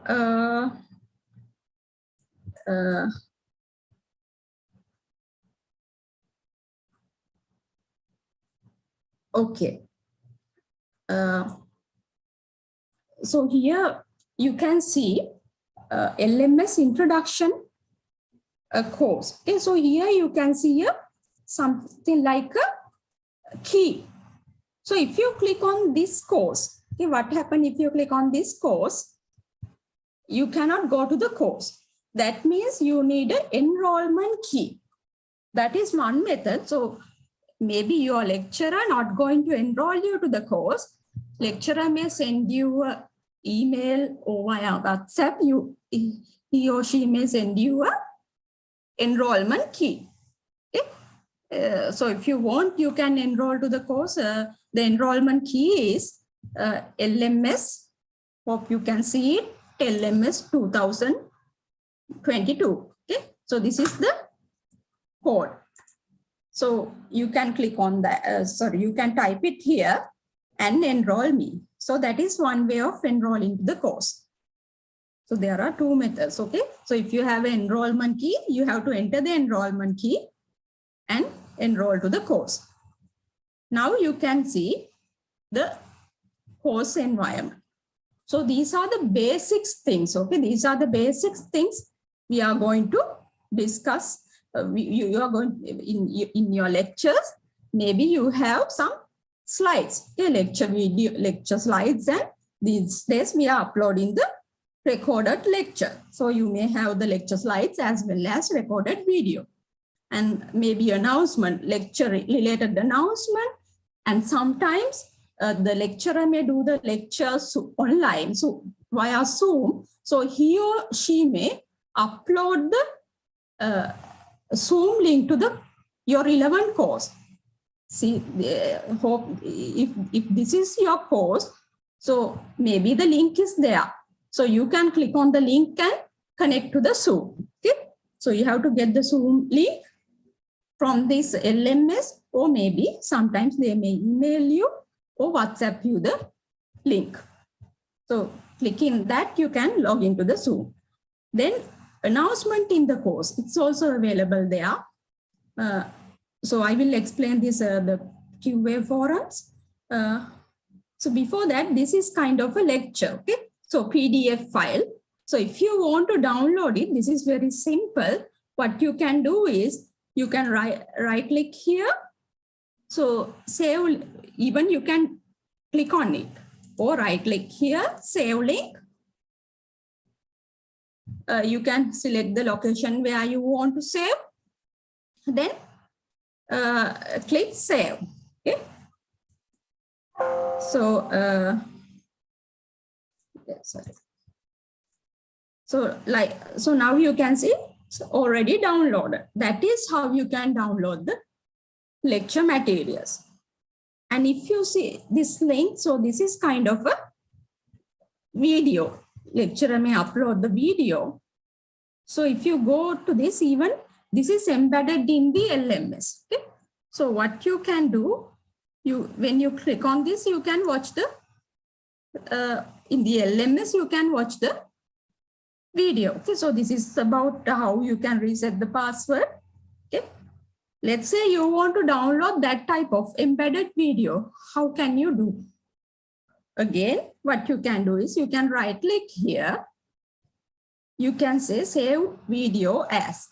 Okay, save video as, and select the location. Click on the save button. Okay, click on the save button. Now you can see it's downloaded to your desktop. Okay. Where you saved. And here you can see the navigation bar. If you want to go to the course again, you can see the LMS 2002 course is there. So that is how you can download the lecture materials. Now, there's another thing. Now, most of the lecturers, not most of the lecturers, almost all the lecturers recorded their videos and put it in the YouTube. Okay, so they put it in the YouTube and they will give you the link here. So sometimes when you click on this, you can go to the YouTube and you can download the video. So I will show you how you can do that. So here, this is also YouTube video. Even if it is an embedded one, you can play. Just give me a second.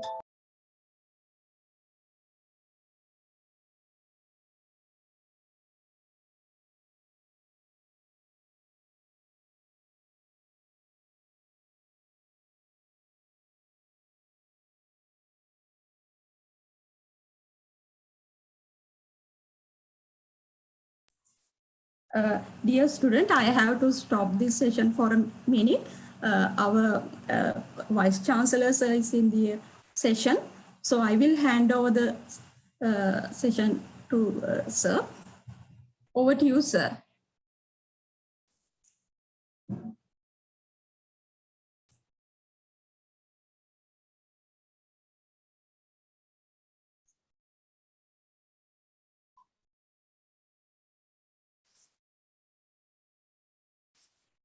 Can you all hear me? Hello? Yes, sir, we can hear you. Okay, now I think basically this is everybody is in the orientation program. I think today is basically a Q&A session. I hope that you all have spent few days with the academic staff members and some of the very important non-academic staff and the staff officers at the university. unlike those days, our time now, basically we have conducted this particular orientation program online.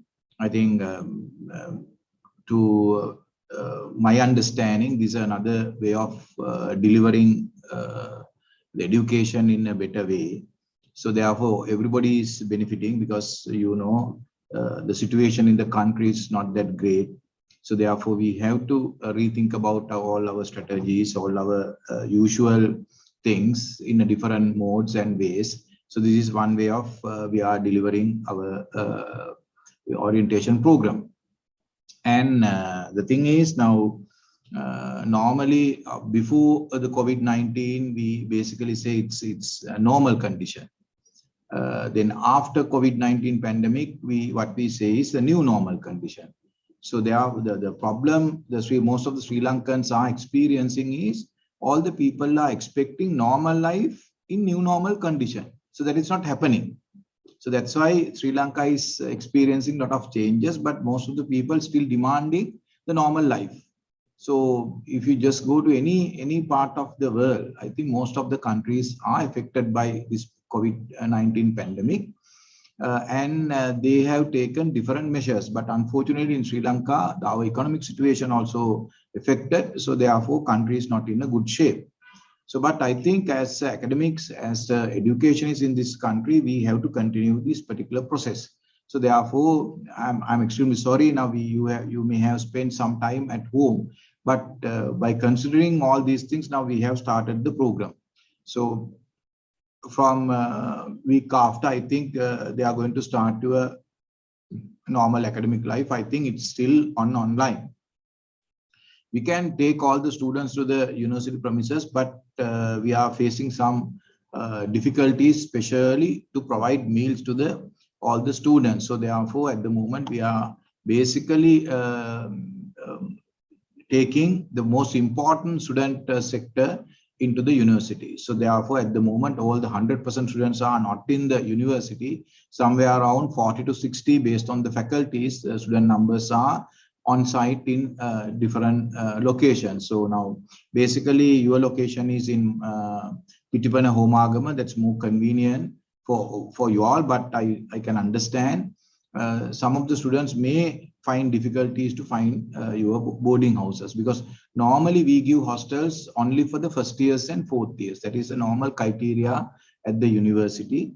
Then the second and third years, you may have to find your own boarding places if you are not coming from home or relative places. So then you may have to find some places in and around the Pitipana area. But as a university, we are trying very hard to provide hostel facilities to the maximum number of students, but this is a one university. So we can't take one faculty and treat separately. So we have policies, everything for the entire university. So the normal formula is we provide the first and the fourth year students to the hostels, whoever asks, so we are providing. And the second and third year students, we may not in a position to give 100% accommodation. Their numbers may be very limited to 20%, 25%, especially the students who are coming from the very low income group. So we may in position to give some hostel facilities, but most of the others we may not provide. Because at the moment we started with the 320, now that number has gone to 500. 500 into 4 means 2,000 students. So definitely we are not in a position to provide 2,000 hostel facilities at the Pitipana premises, and especially because of the presence of other faculties, it's may be very extremely difficult to find even the private accommodation around the Pitipana area. So those are my issues at the moment. So any students or any person who wants to ask any question, because I have to leave by 11:30 because I have another function to attend. So you can ask few questions from me if the organizers permitted for that. Otherwise, thank you very much for being with us. So as the Vice Chancellor, we will assure you, we will guarantee you that we will give the maximum support and the maximum education facilities to all of you. Thank you very much.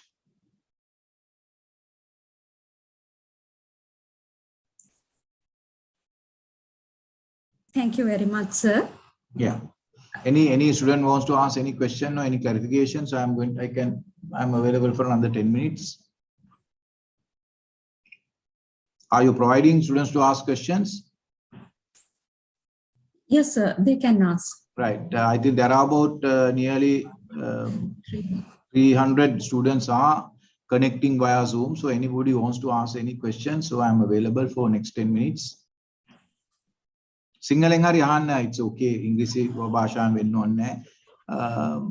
දෙමළ මාධ්‍යයෙන් උනත් අහන්න පුළුවන්. කවුරු translator කෙනෙක් ඉන්නවා නම්, if the person translated that thing into English or Sinhala, I can give the answer.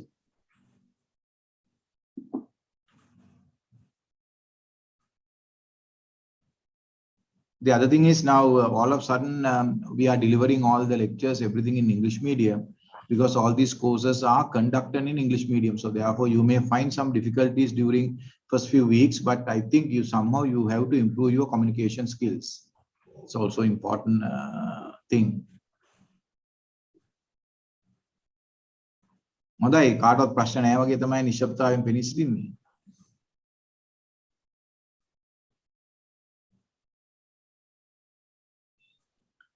Dear student, if you have any questions, you can ask. Now you can unmute and ask.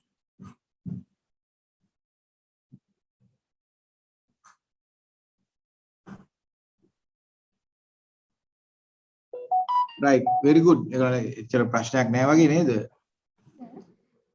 There's a question from the students that they're asking what is the date that we are starting physically the campus?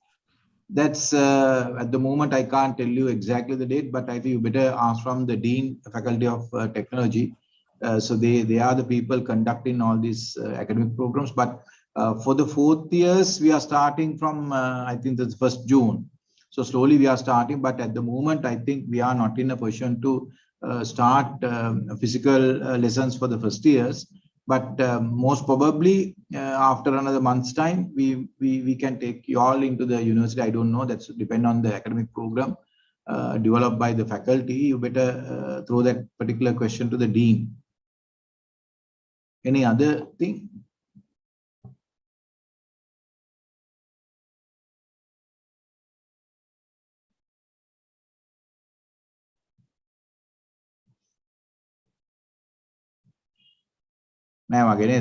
Okay, then you all can continue your program. Thank you very much giving me this particular opportunity. මොනාරි මගෙන් staff members වල විශේෂයෙන් ළමයින්ට කියන දෙයක් තියෙනවද දන්නේ නැහැ තව.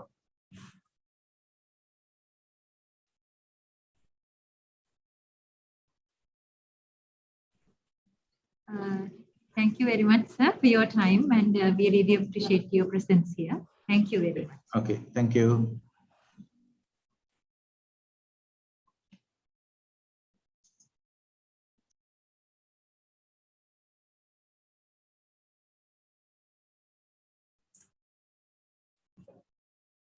Okay, I think I can continue my session now.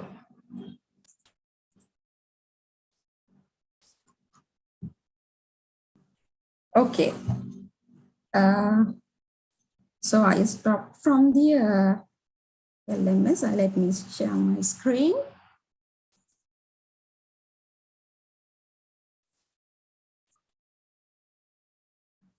Okay, so I stopped from how you can download the lectures. So I already explained how you can download the lecture slides as well as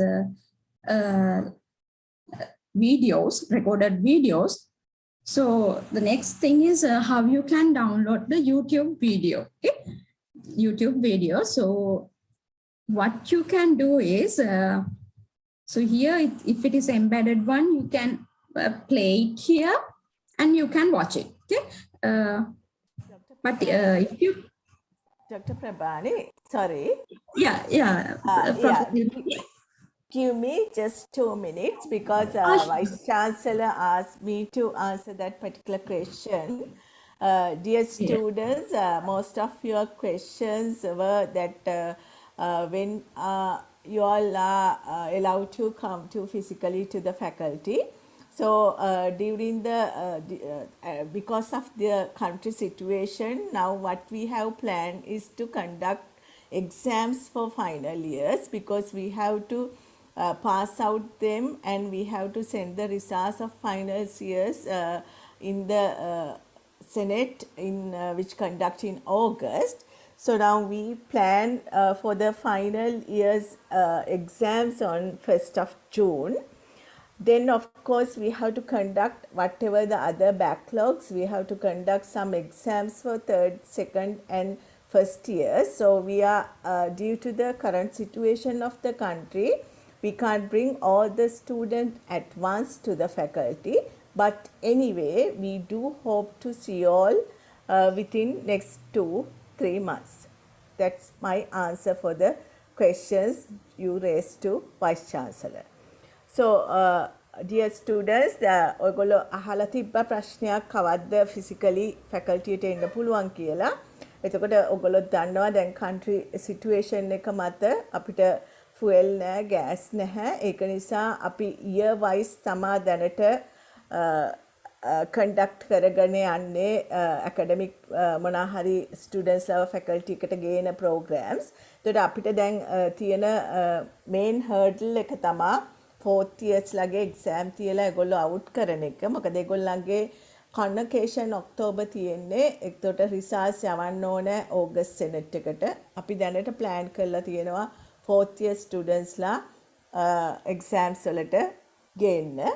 එතකොට ඊට පස්සේ අපිට backlog එකක් තියෙනවා 3rd year, 2nd year, 1st years ලගේ exams. ඒ ටික ඉවර වුණාට පස්සේ කොහොමටත් අපි country situation එක හොඳ අතට හැරුණොත් අපිට පුළුවන් ඔයගොල්ලන්වත් යුනිවර්සිටි එකට ගේන්න. ඒ කියන්නේ අපිට batches 4ක්ම faculty එක එහෙම නැත්නම් යුනිවර්සිටි එකේ අනිත් faculties උත් batches 4ක්ම accommodate කරන්න පුළුවන් condition එකක් රටේ ආපු ගමන්ම අපිට ඔයගොල්ලන්වත් ගේන්න පුළුවන්. ඒකට ගොඩක් වෙලාවට මම බලාපොරොත්තු වෙනවා මාස 2-3ක් ඇතුළත අපිට මේ තත්ත්වය ලැබෙයි කියලා. Thank you. Are there any questions to be addressed?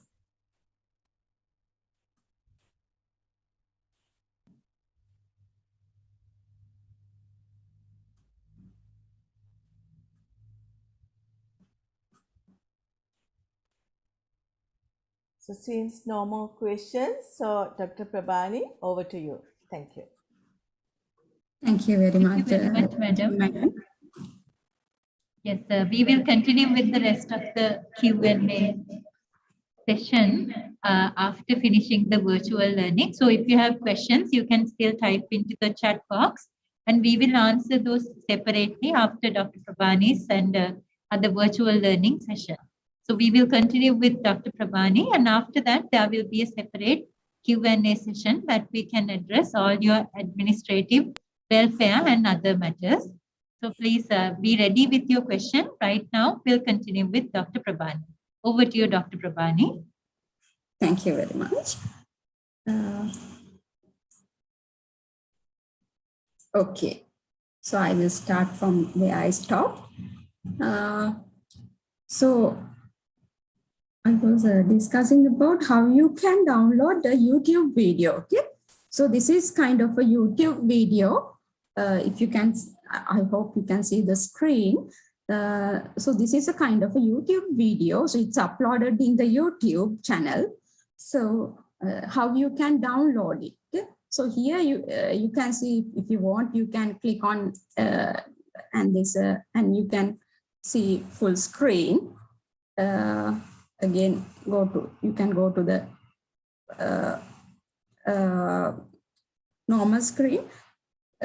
So here, if you move your mouse pointer, so if you go here, you can see here something, there's a word there, YouTube, and you can see your mouse pointer change to this hand side.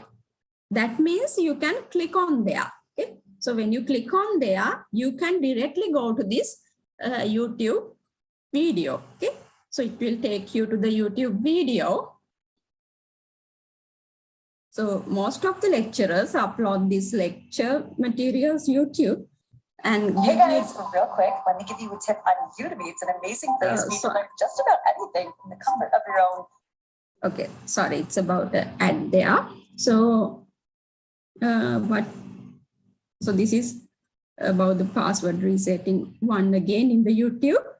So how you can download it? Okay, so what you can do, so YouTube, in front of this YouTube, in front of the, after the www.youtube, here you can type SS, okay, SS, and press enter.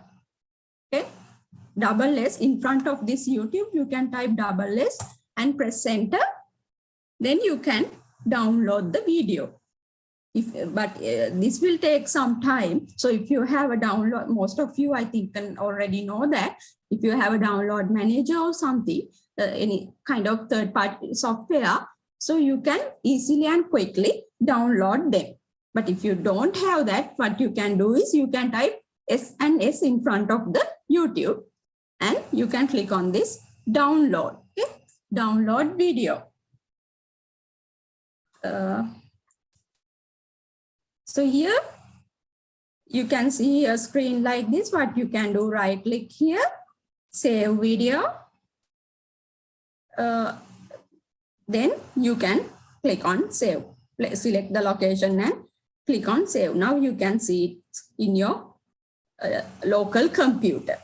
That is how you can download the YouTube video. So you may know there are several ways. Okay.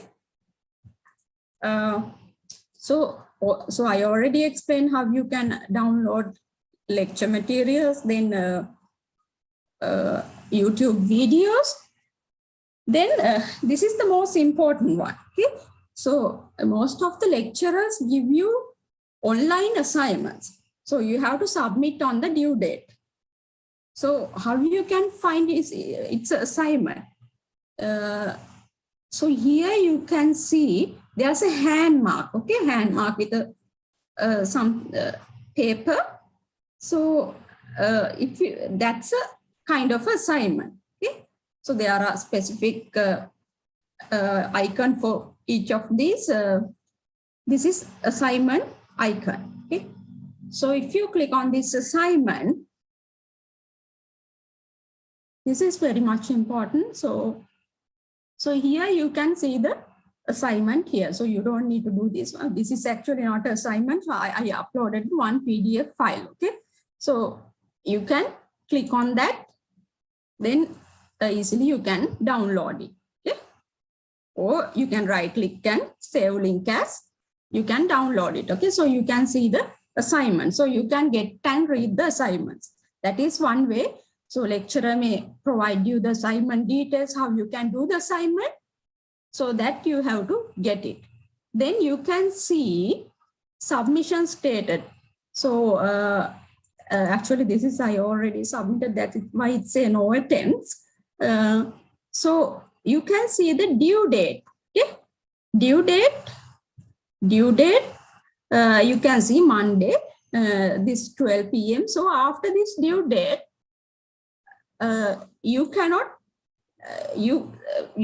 submit the assignment, okay? Automatically. It's actually not in the due date. Maybe if some lecturers may give you a cutoff date, due date එකත් පහුවෙලා තව date එකක් දෙනවා. Okay, so kind of a cutoff date. So after that you cannot submit the assignment. So if the due date is there, you can submit the assignment, but if you submit it, so the LMS count it as a late submission. Okay, so late submission, we can see how many minutes you are late.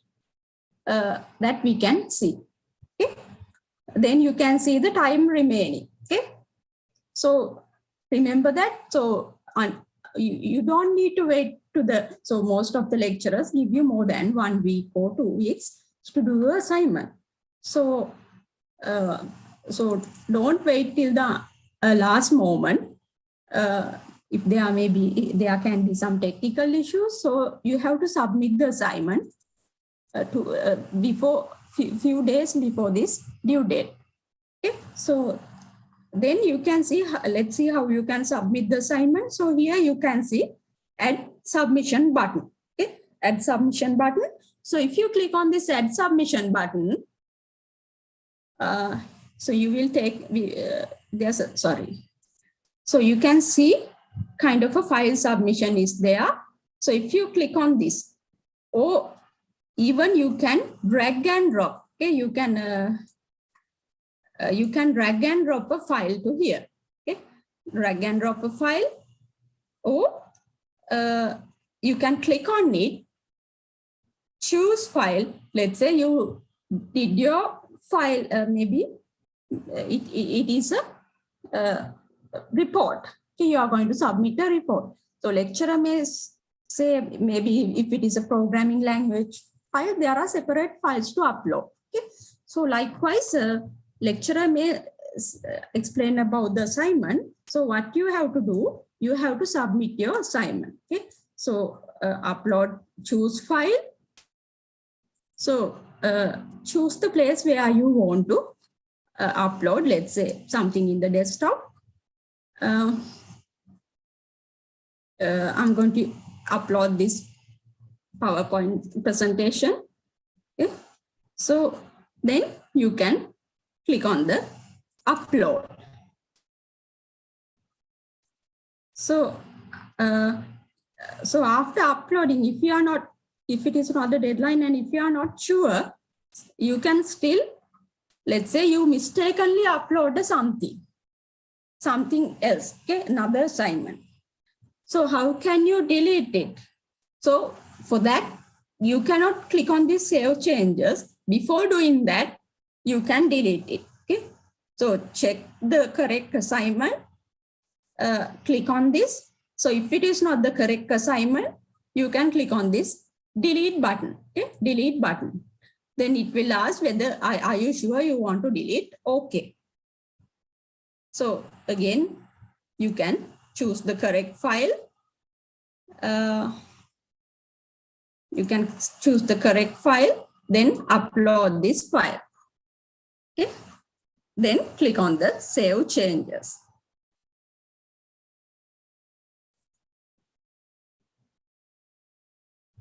Okay. So that is it will save, don't worry. So actually I already submitted that one. That's why it say there's a file submission. So if you click on the save, it will ask for confirmation. You can say yes and click on the submission. Okay. So now you can see this, the LMS. So if again, sometimes some lecturers may give edit submissions, maybe sometimes some lecturers may ask you to submit the same time. Okay. So edit submission, if you want, again, you can edit it. Okay. So that is how you can do upload your assignments. So now you have this navigation bar. Again, you can come to your LMS course. Now you know how to do upload and download lectures and assignments. Then the last thing, important thing. So sometimes some lecturers may give you some quizzes. Okay, quizzes, online quizzes.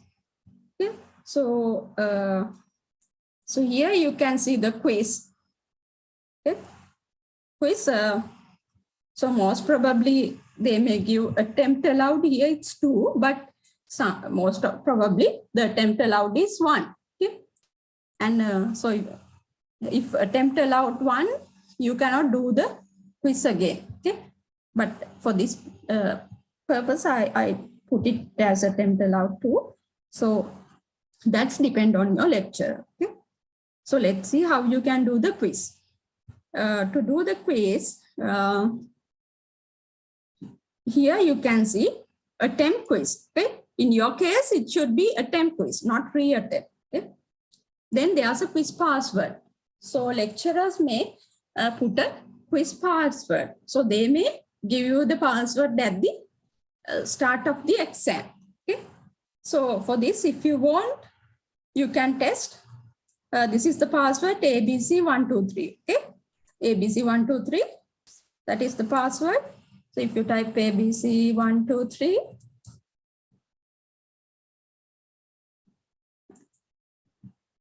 that is not a good way of putting password, but for this one, I put password like that.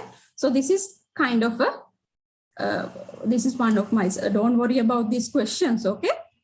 This is just to show you. So you can see the quiz environment. You can see time left. Okay, so this is actually, I limited it to 10 minutes. So you have to do this within the 10 minutes. You have to do this within the 10 minutes. So if you did or not, it automatically submit the quiz. Okay, submit the quiz. So first one, let's say you select the question 1. So according to this one, there's one question at a 1 page. Maybe some lecturers may put it in several questions at the 1 page. So let's say you select this one, then you can see the next page. Okay, next page, and there's the quiz, even quiz navigation, question 1, 2, 3, 4, 5. So if you want to go to the next page, you can click on next page or this one. Okay. So now you can see, after click on this, if you answered the question, so it's half, you can see gray color. That means you already answered that question. So you can find what are the questions you didn't answer. Even you, without going to the second question, you can go to the 4th question. If you think that second question is difficult, you can do the second question. So using this quick navigation, you can go through the questions, and now you can answer the questions. But remember that don't use this back button here. Okay, back button here in the browser, then it will mislead you. Okay, mislead you with the time. Okay, so the best method is you can use this previous or next one, then answer, or using this quick navigation bar, you can answer the questions. Okay.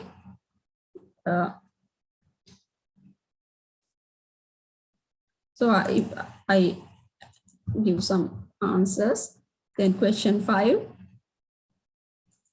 Okay. So still the time is remaining. You can see the time is remaining. So you can check until the time is remaining. So if you are sure about it, you can click on the finish attempt. Finish attempt. So if you not answered any question, it shows your question is not answered. Then you can go to the return attempt. If you want to change again, you can change it. Okay? And finish attempt. Okay? So when you are doing this, sometimes these days there may be some power failures. So maybe if it is a desktop computer, if you don't have a UPS or something,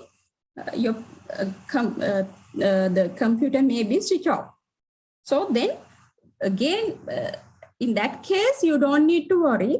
Again, when you log into your system, when the power is back, when you log into your system, so what you can do, you can go to the quiz again. Let's say you did only 3 questions. There are 5 questions to do, and there was a power failure, and you couldn't finish that. Then when the power back, what you can do, you can again log with the quiz password. Then there's an option coming like continue last attempt. Continue last attempt. So you can click on the continue last attempt. Then this the same, like the time is there. Okay, you don't need to worry about that. Then you can complete it and finish the quiz. Okay, finish the quiz. Then submit all finish. Submit all finish.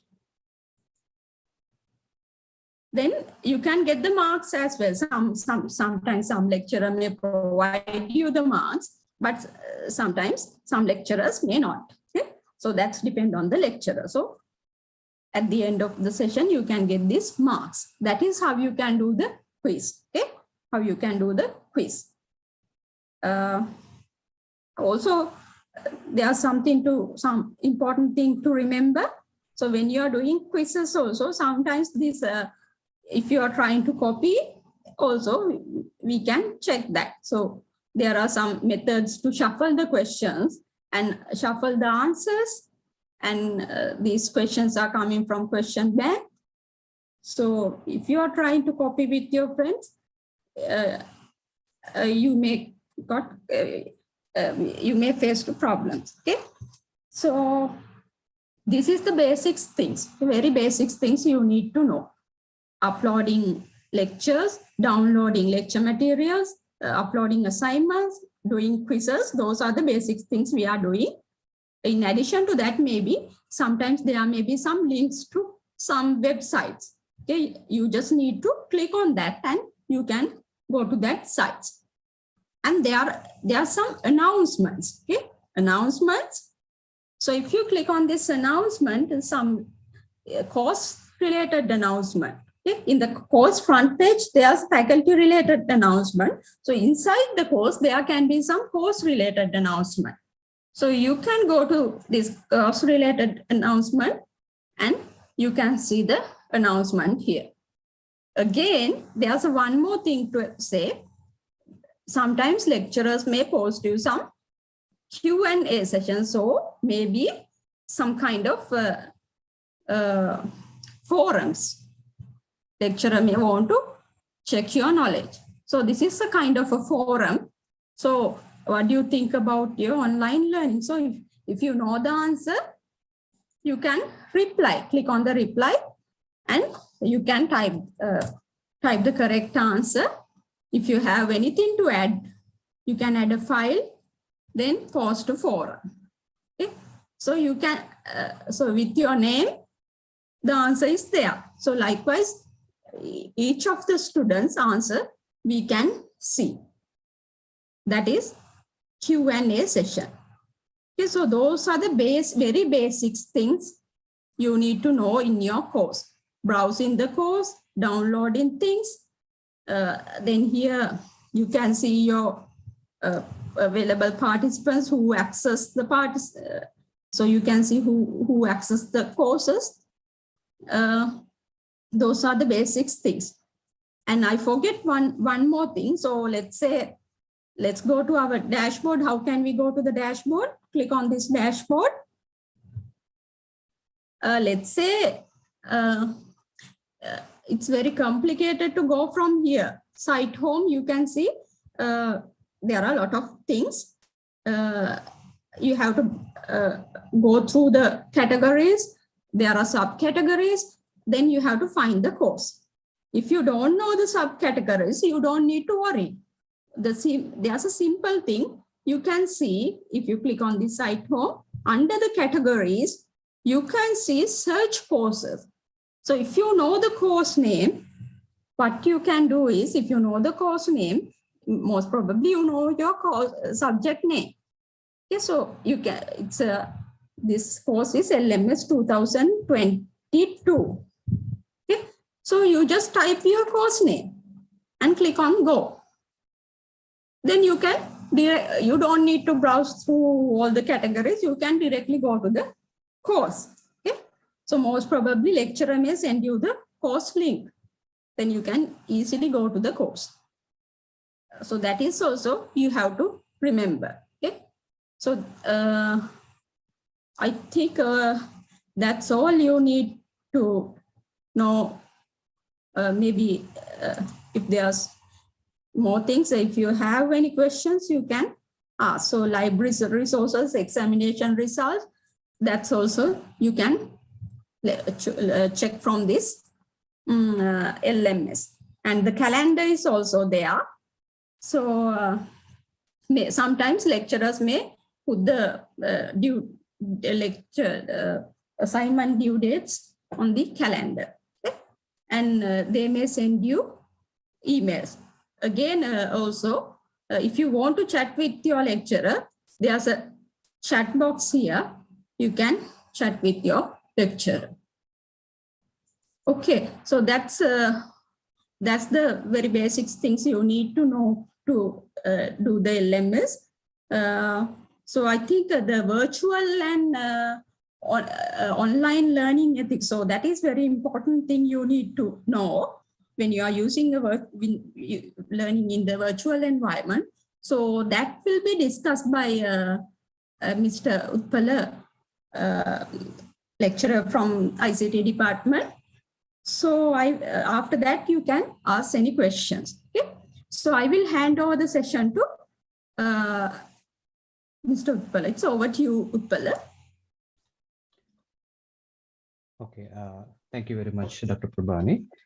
So today I'm going to talk a bit about ethics and best practices in virtual or online education. So for this session, I'm not going to take much time. So first of all, I'm Utpala Samarthunga, as Dr. Prabhani mentioned, and I'm a lecturer from the ICT department. So I believe that all of you are somewhat of tech-savvy students, right?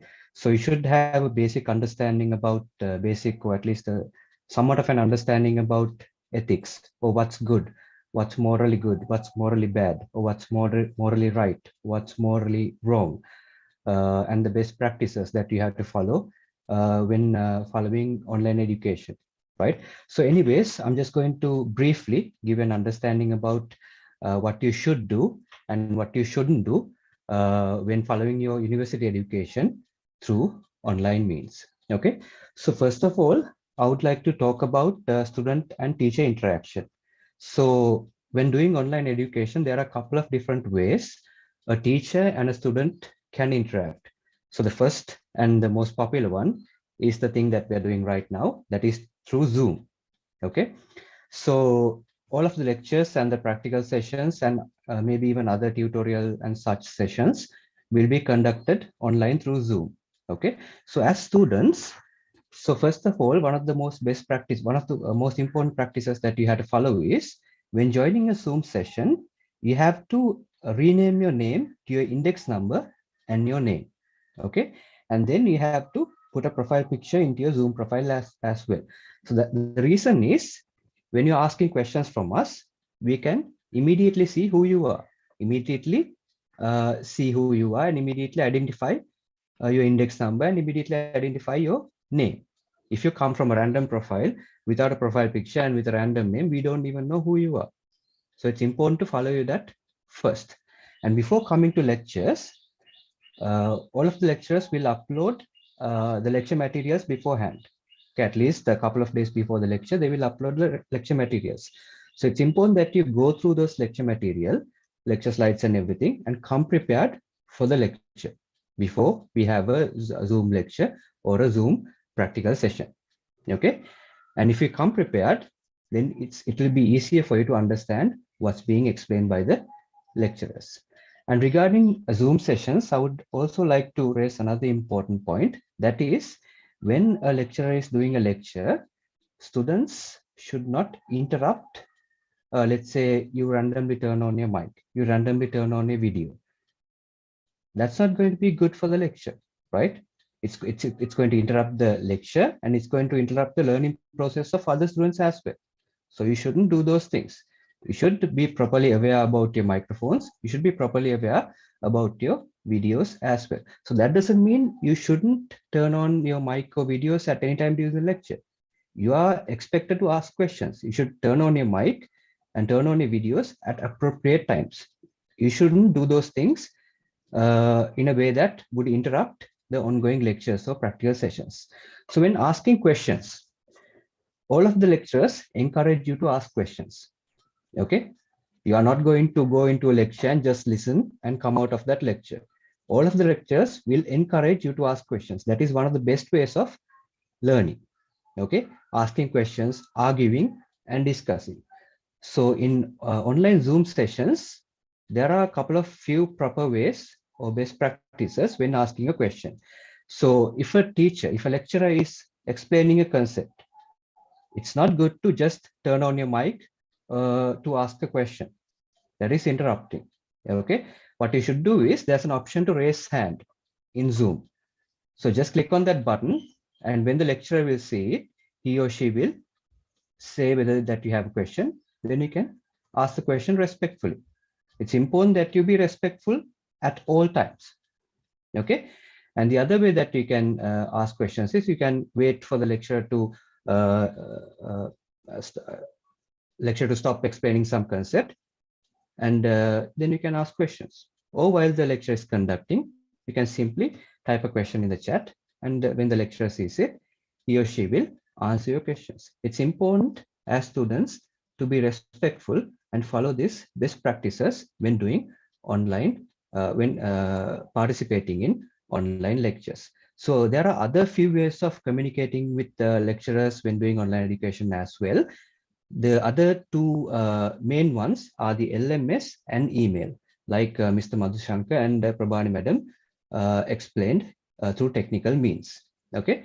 In the LMS, lecturers will upload all of the reference materials, all of the lecture slides, all of the lecture recordings, the practical material, and the practical recordings in the LMS, all of the resources that you need for those subjects. Okay. And in addition to that, there's an option to message the lecturers through the LMS as well. You can utilize that if you want to contact lecturers through the LMS as well. The other means of communication between students and teachers is emails. So this is an important one. Okay, this is an important one. So when sending an email to a lecturer, you have to be respectful. So you are not school children anymore. You are adults, right? You should be able to adhere to a professional academic environment. Okay, you are not school children anymore. Okay, you are adults. So when sending an email to a lecturer, you should follow a proper professional structure. Okay, first of all, when sending an email, you have to say dear sir or dear madam, and then you have to concisely and precisely state what you want to say to the lecturer. Okay. And another important thing about emails that I have to mention is that you are given a university email. Okay. So for university purposes, for academic or non-academic or administrative purposes, when contacting someone from the university, use your university email. Do not use your private emails. Okay. So I personally do not accept any submissions or any other emails if you send me from your private emails, because I have no way of identifying who you are. Okay, there's a reason why we give you university emails. So use them when contacting a lecturer or any other personnel in the university. So other than those three means, there are a couple of different other means for you to contact lecturers, like through WhatsApp or phone or SMS, those kinds of things. So depending on the lecturers and depending on what they tell you, you can use those means to contact them as well. An important thing that I have to mention is, we don't know if you call from your private mobile phone, private number, or a private WhatsApp number, we don't know who you are. So it's always important for you to introduce yourself first. Okay, tell who you are, tell your index number, tell your name, tell which department you are from, tell which subject that you are referring to about your problem or issue or what you want to convey to the lecturer. Tell those things, and then tell what you want to tell to the lecturer. Okay, you have to follow these proper principles. Otherwise, if you just send a WhatsApp message or give a phone call and say start saying this is the thing that I want to talk to you about, it's going to be very rude. Follow these practices, because like I told you, you are adults, you are not school children anymore. Learn how to adhere to a professional academic environment. Okay. The second important thing that I have to talk about is, first of all, I told you about teacher and student interaction. Then I would like to talk a bit about student to student interaction. So this is, we are not in the university, you are not in the university yet. So if you were in the university, you will meet other students, you would talk to each other, you would make friends, and you would do all those things. Okay. We are doing everything virtually. In a virtual environment also, you can do the same thing. You can talk to each other. You can make friends, you can create WhatsApp groups, you can talk about lectures, you can talk about university life, right? But it's important that you do not do something that is not ethical, right? If you send messages that are obscene, threatening or harassing, because you are still trying to get to know each other, right? You are not still you don't know each other very well, you're still trying to get to know each other, right? So when keeping contact with one student to another, it's important you do not do that in a bad manner. Okay. And about an incident that happened a couple of years ago. So there was an incident regarding some Zoom recordings and about some WhatsApp messages, improper WhatsApp messages that were shared among students regarding some lady lecturers. So that was a very bad case of ethical misconduct. So for those students, they were given an according punishment. So if you do such a thing and if you were punished, that's not going to be good for you. That's going to be a very bad black mark in your university career. That will also go on your record. Okay. So as university students, behave ethically. Okay. Be good students and try to adhere to, like I told you, try to adhere to the professional and academic environment. Okay. And finally, I would like to talk a bit about your online assignments and examinations as well, and the ethical and other aspects related to that. So like Prabhati Madam mentioned, when you are given an assignment, you will be given that assignment like 2 or 3 weeks in advance, maybe even a month in advance. So you have enough time to do your assignment, right? So don't wait till the last moment to do the assignment, and don't go after lecturers bothering them to give you more time.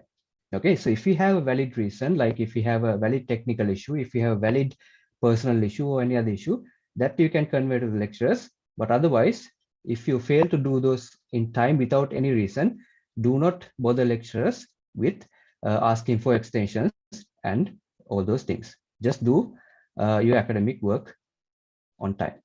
The second one I want to importantly mention is that when doing assignments, it's okay to ask help from other students. That is totally fine. You can even get together in groups and discuss about the assignments and do them. That is totally fine. Okay, you can even help some other students with your assignments. If they are struggling with some things, you can show them how to do this and do all those things. But there's an important line that you should not cross. You should not do an assignment behalf of another. That's an offense.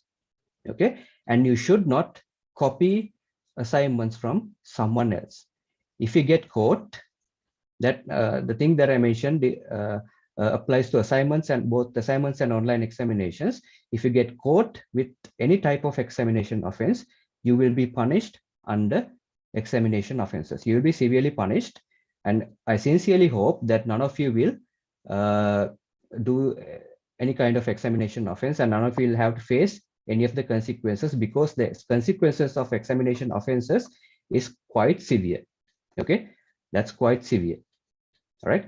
And the final thing that I have to mention is that when you are doing an assignment or an online examination, you might refer to some online material, right? You might refer to some online material, you might refer to some books, you might refer to some journals to get some content from those things. So when you get someone else's work into your assignment or your online exam, you have to refer them, you have to properly cite them, okay? Because that's not your work. If you don't do that, sometimes the lecturers might also penalize marks for plagiarism as well. So when doing online assignments and examination, you should keep these things in mind. Okay, you shouldn't, it's okay to help others, right? It's kind and it's good, and helping others will also improve yourself. It's okay to help others, but you shouldn't cross the lines that I just told you. So like I told you, I'm not going to take much time. So I think I outlined the important ethical aspects of online education and important best practices that you should follow in online education. So, so to wind up, I know that all of the students who have joined right now, all of their family members and including us, we are all going through a very difficult time. We are going through a lot of hardships. But as university students, I know you're very lucky students. You're lucky to get selected to university, and you're very lucky to get selected to University of, the Faculty of Technology of University of Trijavatanapura. So you're very lucky. So even though we are going through a lot of hardships and difficulties, it's important that you power through these difficult times and learn very well. Okay, be good, be kind to each other, learn very well, and finally be moral, good and fruitful citizens that will one day serve this country very well. Okay, finally I would like to wish you all the best in university life and also in your future endeavors. With that, I would like to conclude my session. Thank you for joining.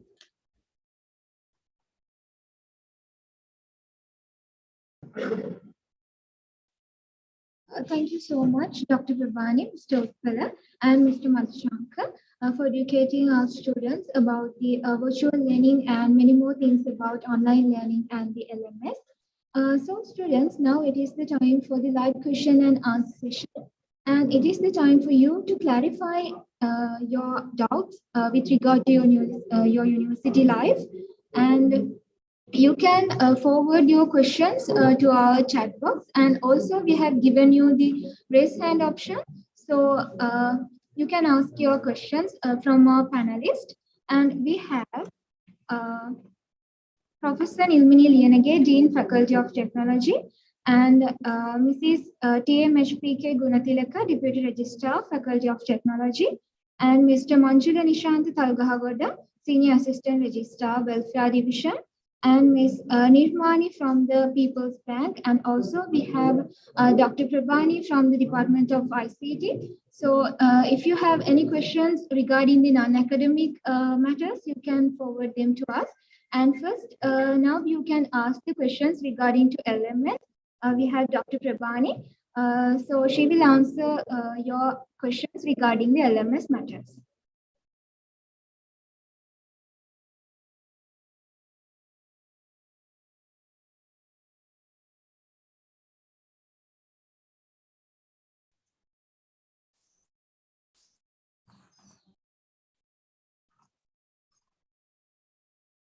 Dr. Prabhani, there's a question from from one of the students. Are there file size limits on assignment uploads? Yes, actually, so we are running, we are not running the LMS server it's a local server, so not a cloud server. So there's a file limit. It's 200 MB. So don't worry about that. So if it is more than that, if assignment is more than that, there can be sometimes like if it is a video one, video maybe sometimes if you take a subject like multimedia, sometimes you have to make animations and upload the video. So then in that case, you cannot upload it to the LMS. So it's more than that 200 MB. So then your lecturer may give you another option like upload into a Google Drive or share it or email it. Lecturer may give you another option. So don't worry about that. I think it's clear to you. Yeah, thank you, Dr. Prabhani. And there's another question also. My LMS looks different to what Dr. Prabhani showed. What could be the reason? Are there any different versions? There may be, yes, there, sometimes based on your browser, maybe sometimes I use Chrome, okay? And sometimes if you are using Edge or Firefox, based on the browser, the same activities are there. There are a few little differences, okay? But the process is same.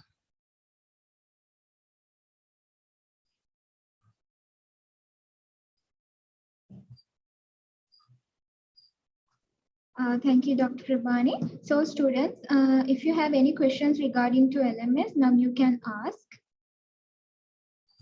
If you have any other questions, you can ask. So there's, I saw one more question, like, please explain again how to log into the LMS actually. So, so I think this is recorded, then we will upload this in the YouTube. It's streaming on the YouTube. So you can again go and watch that. Okay. So that's the recorded one is available.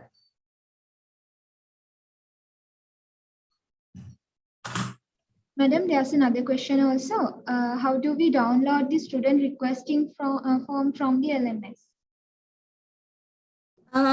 That is as the usual way. So, so if you go to the LMS, like downloading, I showed you how you can download the lecture slides. So you can right click there, download, save it into your desktop or some location. Okay? Or you can click on that and it will download.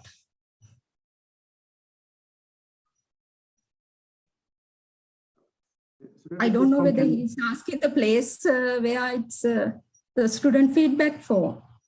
So, Dr. Prabhan, I think they're asking about the student matters. They can ask for how they can submit the student request form. So actually, we will send you a separate email with all the details, the emails that you want to contact, which means the DR office and IT related facility things, as well as for the student request form, we'll send you a separate email with all the related details.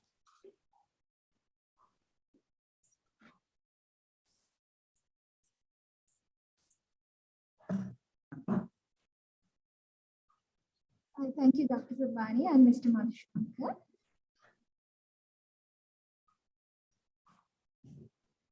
Okay, now we have some questions about the People's Bank account. So the students asking to brief about the new bank account and how to obtain student ID cards. So Ms. Nirmani, Yes. can you answer that? Yeah, yes, as I mentioned earlier, you have to visit the nearest People's Bank branch to open a Yes account, and there's a special product called Yes Uni. You have to open it on the electronic banking platform. So after you have opened your savings account, you have to mention your account number to your department, and they will forward all the details. After that, we will print the identity card along with the debit card, and so you can collect it from the university. So the main thing is you have to visit to our main branches rather than go to the service centers. Yes, there's another question. What is the procedure to get the co-branded debit card which paid by People's Bank at the first day orientation program? Yes, after you are opening the savings account with us, we are printing the identity card and we will hand over to the university and they can collect it from the university. So normally we are not giving any debit card at the day they are opening account. So after we can do all the necessary arrangement when they are opening the account. So because we need the confirmation from the university to print the identity card. So what they have to do is first they have to open a Yes Uni account first. Yes, there's another question also. Can you brief about the laptop loans again? Normally there is a delay in the loans scheme now. So after you enroll to the university, after 1 year period, you can visit to the nearest branch and get the laptop loan. What are the documents required for that procedure? They have to meet the manager first. So they will inform what are the necessary documents they need to get the laptop loan. Yeah, and do they need to get a confirmation letter from the university? No, identity card is enough.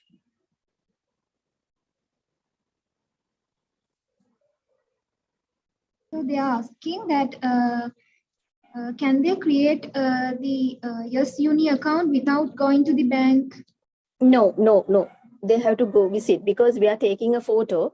So to make the identity card, so they have to visit because the major accounts, they have to visit to the nearest People's Bank branch. Okay, and also they're asking how the campus IDs will be issued. As I mentioned earlier, we will hand over to the university faculty of technology. So they will do the needful.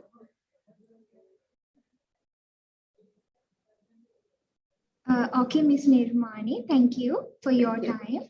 Thank you.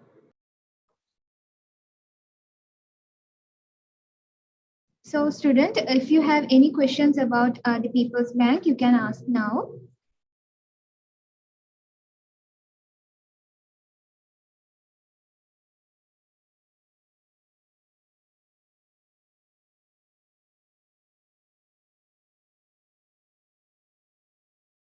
Ms. Nirmani, there's another question also. One student asked that if I already have an yes account, can I use this for this case? But it is not an electronic bank account. Can I convert my normal account to electronic? First, they have to open a new account under Yes Uni category. And after that, they can transfer the existing Yes account balance to the new Yes Uni account. Because we especially need Yes Uni account for the ID card purpose. So they can easily transfer that existing balance to the Yes Uni account.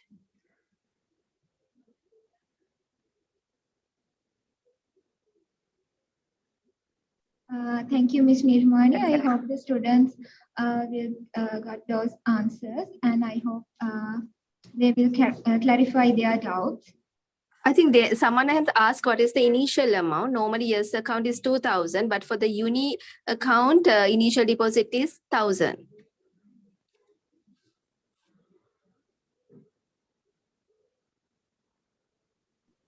Ms. Nirmani, if you have anything else to tell for our students about the People's Bank and the accounts.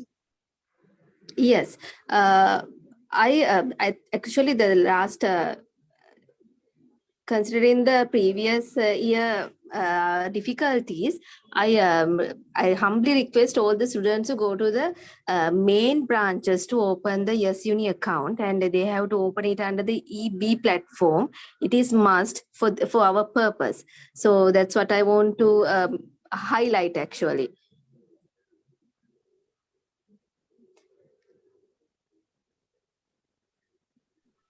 Okay, thank you so much, Ms. Nirmani. Thank you. Mr. Madhushankar, there's a question from a student. If I forget my Office 365, how can I reset it? In order to reset the password, you have to send an email from the email that you have given to the university. So which means the personal email address that you have given to the uni when you register, use that email and send the email to help@f40.sjp.ac.lk. It's help, HELP at f40.sjp.ac.lk. Please send an email with the email that you have used to register in the university.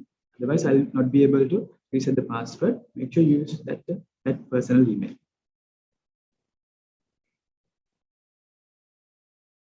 Thank you, Mr. Madhushankar. And Ms. Nirmani, there's another question for you. Can't we have an ID without a debit card?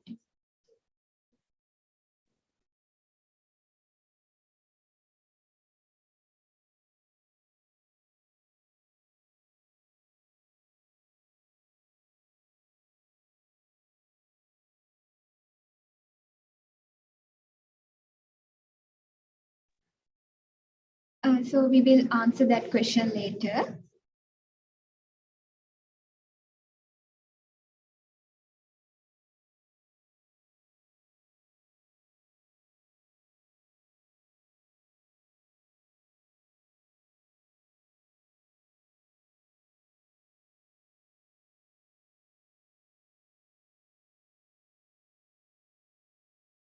Mr. Manjula, there's the question for you.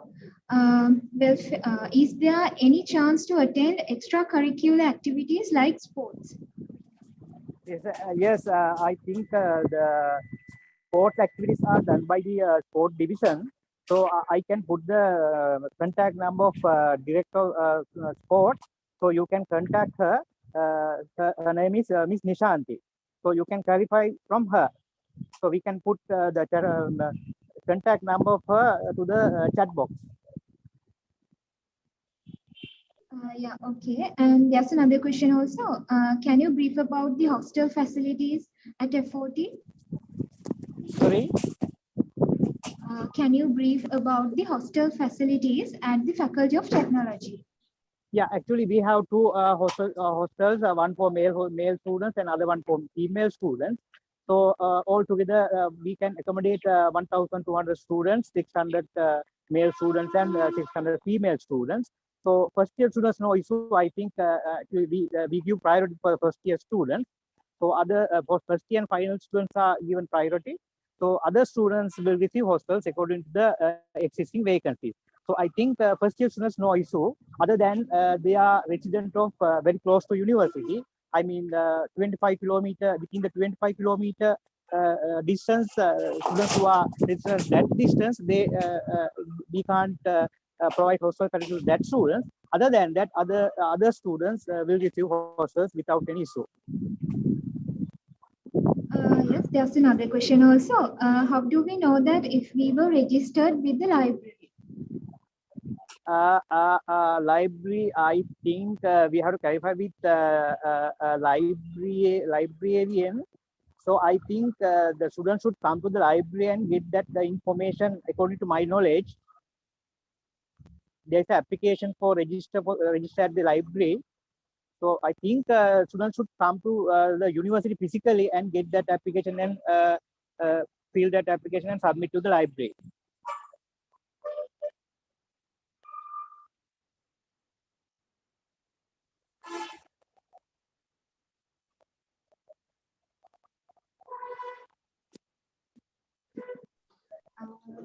Thank you so much, Mr. Manjula. And the students, if you have any other questions regarding the welfare matters, you can ask now.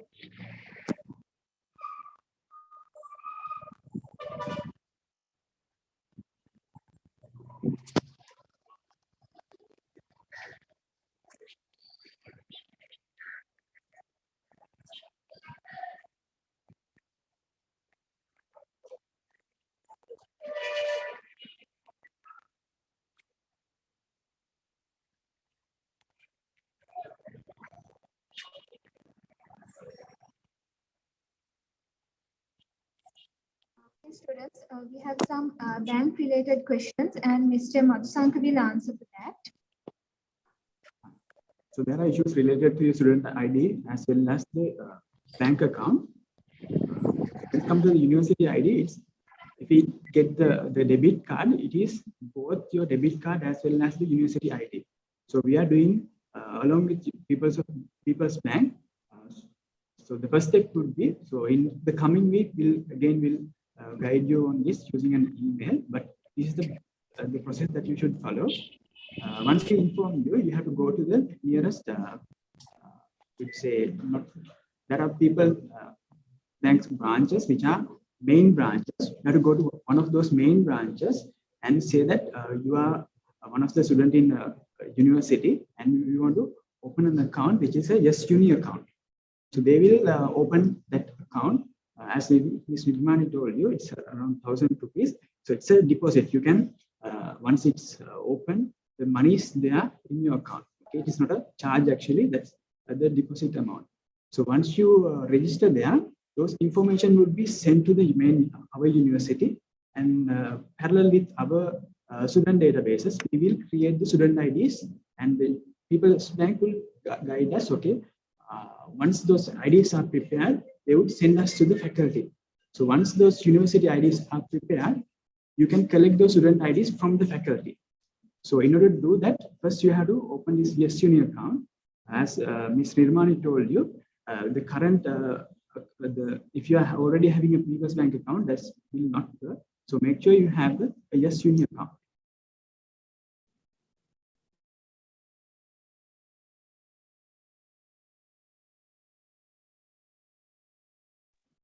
Thank you, Mr. Madhusanka.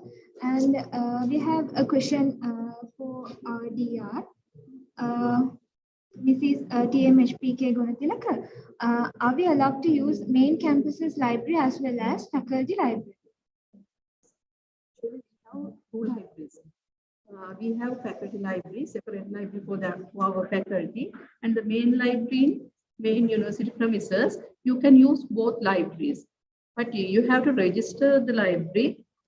If you are visit physically to the faculty premises, you can register it from the library. Another question also. How to know that we are eligible for hostel and for the bursary? I think this is better to ask from our Deputy Registrar Student Welfare. Is there, Mr. Manjula? Can you? Yes, actually, after processing the applications, hostel applications, the selected students, so the eligible students list will be published on the website of the welfare division, as well as we can send that eligible list to the faculty as well. So the faculty can publish the eligible list, I think, in LMS. So especially we publish our eligible list in our website after processing the applications.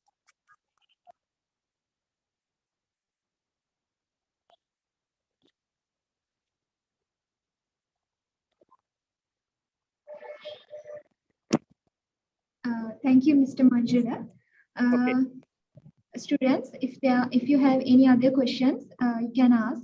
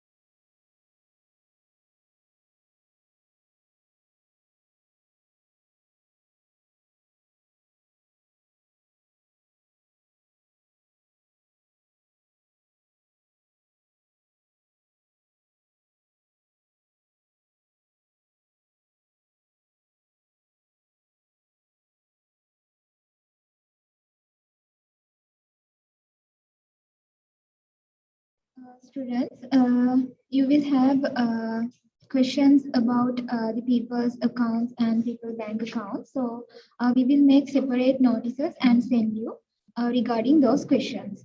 And if you missed any session about our first day, second day, and the third day, there's a recording going on YouTube, and you can watch again that recording. Okay.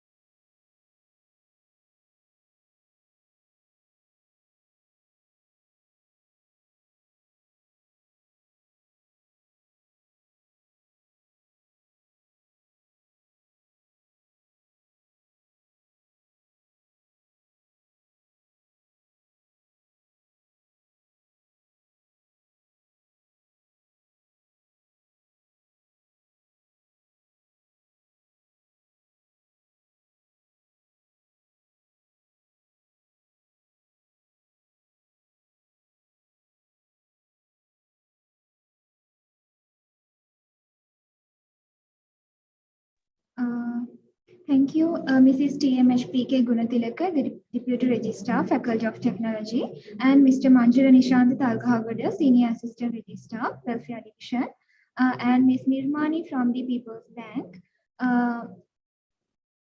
for joining with us today with this Q&A session. Thank you so much.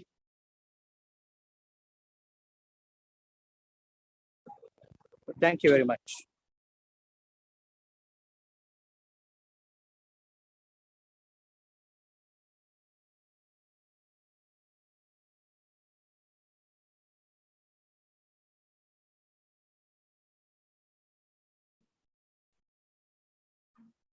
දුවදරුවනි මීළඟ වැඩසටහන ආරම්භ කිරීමට ප්‍රථමයෙන් මට ඔබෙන් අසන්න ප්‍රශ්නයක් තියෙනවා. ඒ තමයි ඔබ මම අහුවොත් ජීවිතය කියන්නේ මොකක්ද කියලා ඔබට දෙන්න පුළුවන් අර්ථකථනය මොකක්ද? ඔබට දෙන්න පුළුවන් නිර්වචනය මොකක්ද? බොහෝමයක් පිළිතුරු තිබේවි. ඒ පිළිතුරු අතර බලන්න සාහිත්‍ය සමග සම්බන්ධ වුණු පිළිතුරක් තියනවාද කියලා. මේ ජීවිතය සහ සාහිත්‍ය සම්බන්ධ වෙන්නේ කොහොමද? මේ මාතෘකාව තුළට කලාව සම්බන්ධ වෙන්නේ කොහොමද? මේ ප්‍රශ්න බොහෝමයකට පිළිතුරු සෙවීමටයි අපේ මේ සූදානම්. ඔබේ සරසවි ජීවිතය තුළදී විඳිය හැකි රසාස්වාදාත්මක වැඩසටහනක් වෙත යොමු වීමටයි මේ සූදානම. ඒ සඳහා ගෞරවනීය ඇරයුම මහින්ද ප්‍රසාද් මිහිපුලගේ මහතාට සහ සිසිර කුමාර මැදගම මහතාට කලාව, සාහිත්‍ය සහ ජීවිතය පිළිබඳව ඔබත් සමග ඉතාමත් රසවත් කතා බහකට නිරත වීමට.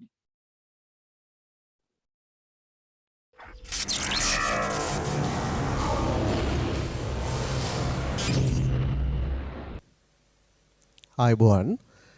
ඔබ සියලු දෙනාටම සුබ දවසක්.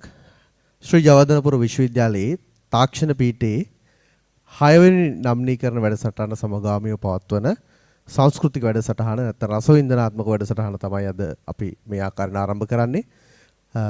ඔබ සමහර විට නම්බා ඇති අපි මෙවන් වැඩසටහන් කීපයක් තාක්ෂණ පීඨයේ පවත්වා තිබෙනවා. ඊටාම සාර්ථකව. ඉතින් අදත් අපගේ ආරාධනය පිළිගෙන මේ ස්ථානට පැමිණ සිටිනවා ප්‍රවීණ ලේඛක සම්මානීය ලේඛක මහින්ද ප්‍රසාද් මස්සිමුල මහත්මයා. ඊටාම අපේ හිතවත් අපිට ඕනෑම වෙලාවක සහයෝගය ලබා දෙන එතුමා අපි ඊටාම ආදරෙන් පිළිගන්නවා ශ්‍රී ජයවර්ධනපුර විශ්වවිද්‍යාලයේ තාක්ෂණ පීඨය වෙනුවෙන්.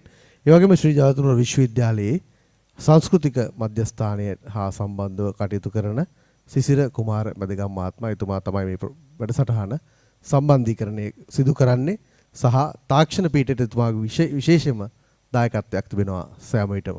ඉතින් ඔබ තුමත් ඊටාම ආදරෙන් ගෞරවයෙන් තාක්ෂණ පීඨයේ පීඨාධිපතිතුමිය වෙනුවෙන් සහ ආචාර්ය මණ්ඩලය වෙනුවෙන් ඊටාම ගෞරවයෙන් පිළිගනු ලබනවා. හොඳයි. අද අපි මං හිතන්නේ මේ ගිය සැරේ මට මතකයි මේ වැඩසටහන පටන් ගන්නකොට සිසිර මහත්මයා යෝජනා කරා ඊළඟ සැරේවත් මේ පුටු වලට කතා කරන්නේ නැතුව මෙතන සෙනග හිටියොත් හොඳයි කියලා. නමුත් කාලය එය එසේම තබා තිබෙනවා. මේ වසරෙත් අපි ඔබට මාර්ගගත ක්‍රමවේදය ඔස්සේ නැත්නම් ඔන්ලයින් ක්‍රමවේදය ඔස්සේ තමයි කතා කරන්නේ. අපි බලාපොරොත්තු තබා ගමු ඊළඟ වසරේවත් මේ පුටු පිරෙන්න අපේ ශිෂ්‍යයන් දුවදරුවන් ඉදී කියලා. හොඳයි. ඉතින් මේ වැඩසටහන බොහොම ලස්සනට මේ තාක්ෂණය කලාව මේවා එක්ක කොහොමද සම්බන්ධ වෙන්නේ, මේ විද්‍යාවත් එක්ක කොහොමද කලාව, ඇයි අපිට සාහිත්‍ය ඕනේ කියන කාරණා කීපයක් අද අපි කතා කරනවා. උදාහරණත් එක්ක බොහොම රසවත් වැඩසටහනක් වෙයි මම විශ්වාස කරනවා. මුලින්ම මම අදත් අපේ සිසිර මහත්මයාගෙන් තමයි ප්‍රශ්නය අහන්න සූදානම් වෙන්නේ. ප්‍රශ්නයක් නෙමෙයි මේක ඇත්තටම අදහස් ලබා ගැනීමක්, ප්‍රවේශය ලබා ගන්නේ. මේ මා අද තෝරාගත්ත රත්නශ්‍රී විජේසිංහයන් විසින් රචනා කරන ලද කවියක්. මේ කවිය පදනම් වෙන්නේ මේක ඉතාම ප්‍රචලිත කවියක්, කවි පන්තියක්. ජංගම දුරකථනයක් හදන්න යනවා එක තැනකට. ඒ සාප්පු ඉන්න ජංගම දුරකථනය අලුත් වැඩියා කරන පුද්ගලයාත් ඒ අයිතිකාර වයසක කාන්තාවක් අතර යන සංවාදයක් මා දන්නා විදිහට මෙතුමන්ලා විස්තර කරයි අඩුපාඩු ඇතනම්. ඉතින් මේ කවිය මෙන්න මේ විදිහට තමයි කියන්නේ. කතා කරන්නෙම නෑ කැඩිලාද මේක, පුතා මට දීලා ගිය පසු ගිය දාක. හිතේ තනිකමට ගල් ගැහිලාද ඒක, පුතේ මං ඉන්නේ තනියම ලොකු ගේක. ෆෝන් එකේ වරදක් නැති බව දැනුණා, ඒත් බැටරි බැහැලාවත් දැයි සිතුණා. ඕන් බැටරියක් හරි පිරිලම තිබුණා, මාත් හිතා ගනු බැරි තැනකට වැටුණා. බැටරිය බැහැලා නැහැ. හිතා හොඳින් බලලා මෙහි ඇතුළ පිට, පුතා ඔහොම සත්තම කර කියනකොට වතාවක් දෙකක් මහකට දෙමහකට කතා නැත්තේ ඇයි එහෙනම් දරුවෝ මට. මම හිතන ඔබට තේරෙනවා මේ කවියේ තියෙන අර්ථය. මේකේ ලස්සනම කවිය තමයි අවසාන කවිය. කාන්තාර එකත් වතුරක් ඇති වගේම ෆෝන් එකකටත් පපුවක් ඇති උරුම, හිතා අම්මා කෙනෙකුගේ පාළුවේ තරම, කතා කරනු ඇත අම්මේ අද හෙටම. ඉතින් තාක්ෂණයේ ආධාරණ දරුවන් මේ දවස්වල ගෙදර ඉන්නේ අම්මලා තාත්තලා එක්ක. ඉතින් මට මේ කවිය යොදාගත්තේ මුලින්ම අපි අදහස් දැක්වීමේ ප්‍රවේශයට යන්න තාක්ෂණයේ ආධාරණ ළමයින්ට දරුවන්ට මොකටද සාහිත්‍යය. ඔබට මම ආරාධනා කරනවා සිසිර කුමාර මැදගම් මහත්මයාට. බොහොම ස්තුතියි ආචාර්ය රමේෂ්, ඒ වගේම මහින්ද ප්‍රසාද් මස්සිඹුල ප්‍රවීණ ලේඛක අපේ මිතුරා. සතුටක් ඇත්තටම ඔබලත් එක්කලා නැවත කතා කරන්න ලැබීම පිළිබඳව තාක්ෂණ පීඨේ අර කිව්වාගේම තාක්ෂණ පීඨයට අපි බොහොම සතුටින් තමයි පැමිණෙන්නේ. අපි මේ කතා කරන්නේ ශ්‍රී සෝරත ශාලාවේ ඉඳලා තාක්ෂණ පීඨේ. ඉතින් අර අපි සතුටින් ඇත්තටම දුවදරුවනුත් මේ ශ්‍රවණාගාරේ අපිත් එක්කලා ඉන්නවා නම් මේ සාකච්ඡාවට අර ආචාර්ය රමේෂ් කිව්වා වගේම මෙවරත් අපිට මේ මාර්ගගත ක්‍රමයට තමයි ඔබත් එක්කලා සාකච්ඡා කරන්න වෙන්නේ. ඉතින් කෙසේ නමුත් ඔබ අපි දිහා බලනවා ඇති මේ සාකච්ඡාව දකින්න ඇති කියලා හිතනවා. ඔබගේ S2 අපි නේද ආචාර්ය රමේෂ් අපි මේ දරුවන්ගේ S මනසින් දකිමු. අපිත් එක්කලා සම්බන්ධ වෙයි කියන කාරණාව තුළ අර ඔබ ඇහුවාගේ මේ තාක්ෂණ පීඨයට ඇයි සාහිත්‍ය හා කලාව කියන කරුණ හරි වැදගත් අපි ගියවරත් කතා කළා මේ පිළිබඳව අර ඔබ මතු කරපු ආචාර්ය රමේෂ් මතු කරපු කවියත් මේ තාක්ෂණෙත් එක්ක සහ මානව බැඳීම් එක්කලා තියෙන කවියක් තමයි මතු කරේ.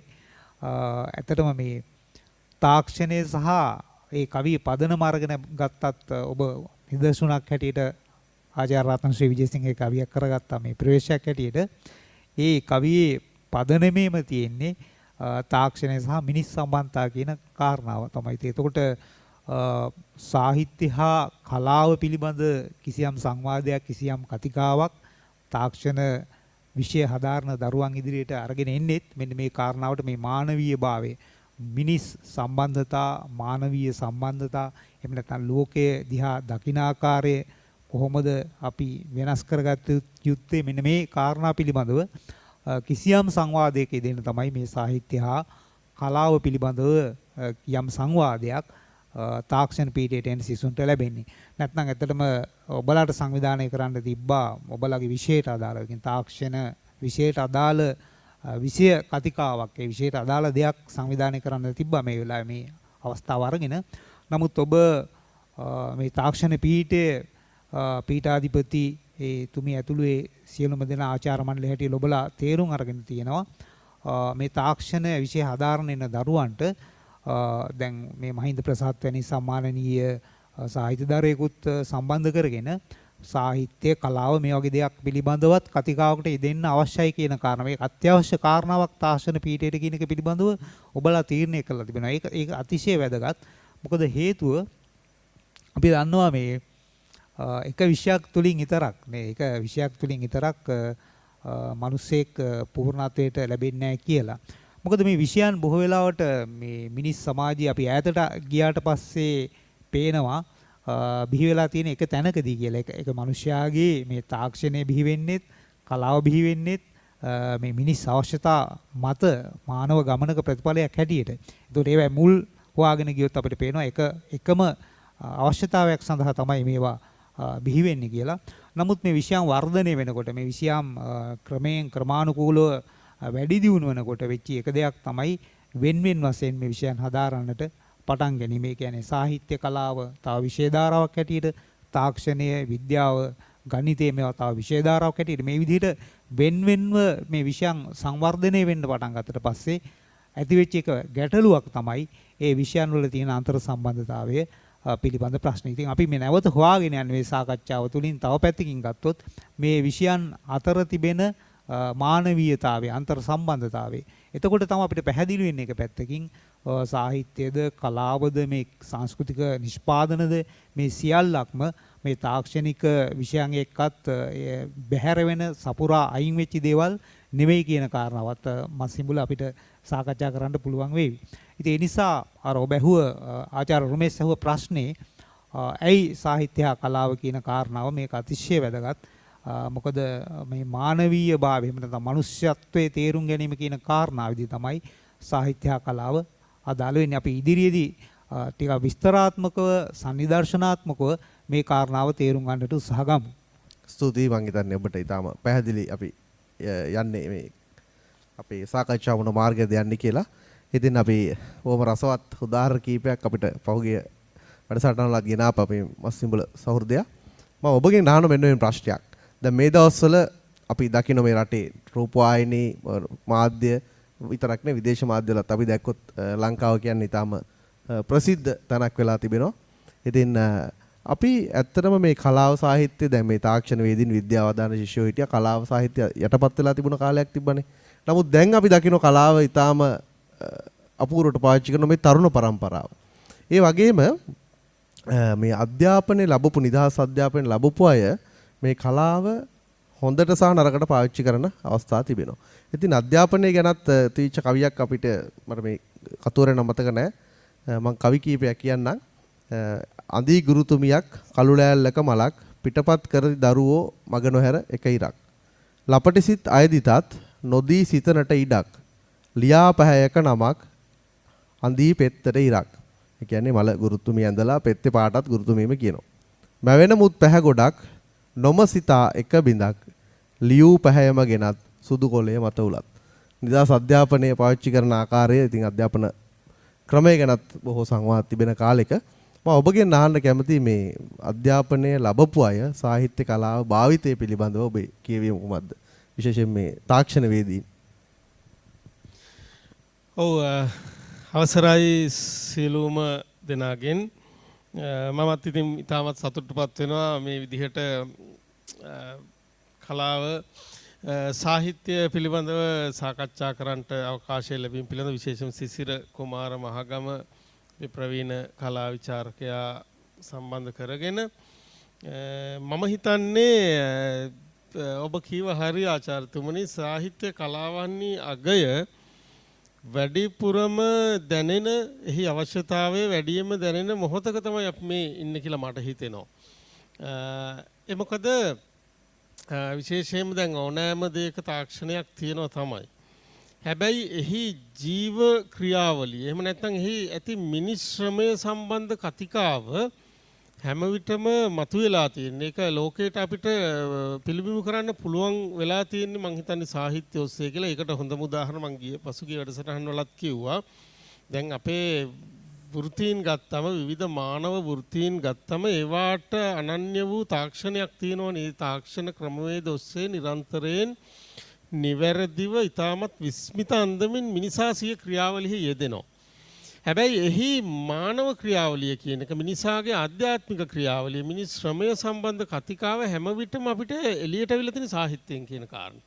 ඒ තාක්ෂණික ක්‍රමවේදයෙහි මේ අවශ්‍යතාවය එහෙම නැත්නම් අවසාන ප්‍රයෝජනය වෙන එකක් වෙන්න පුළුවන්. හැබැයි එහි පිටුපස තිබෙනා වූ මිනිස් ක්‍රියාවලිය සම්බන්ධයෙන් ගත්තේ අපේ ජනකවි පැත්තට අපි ගියාම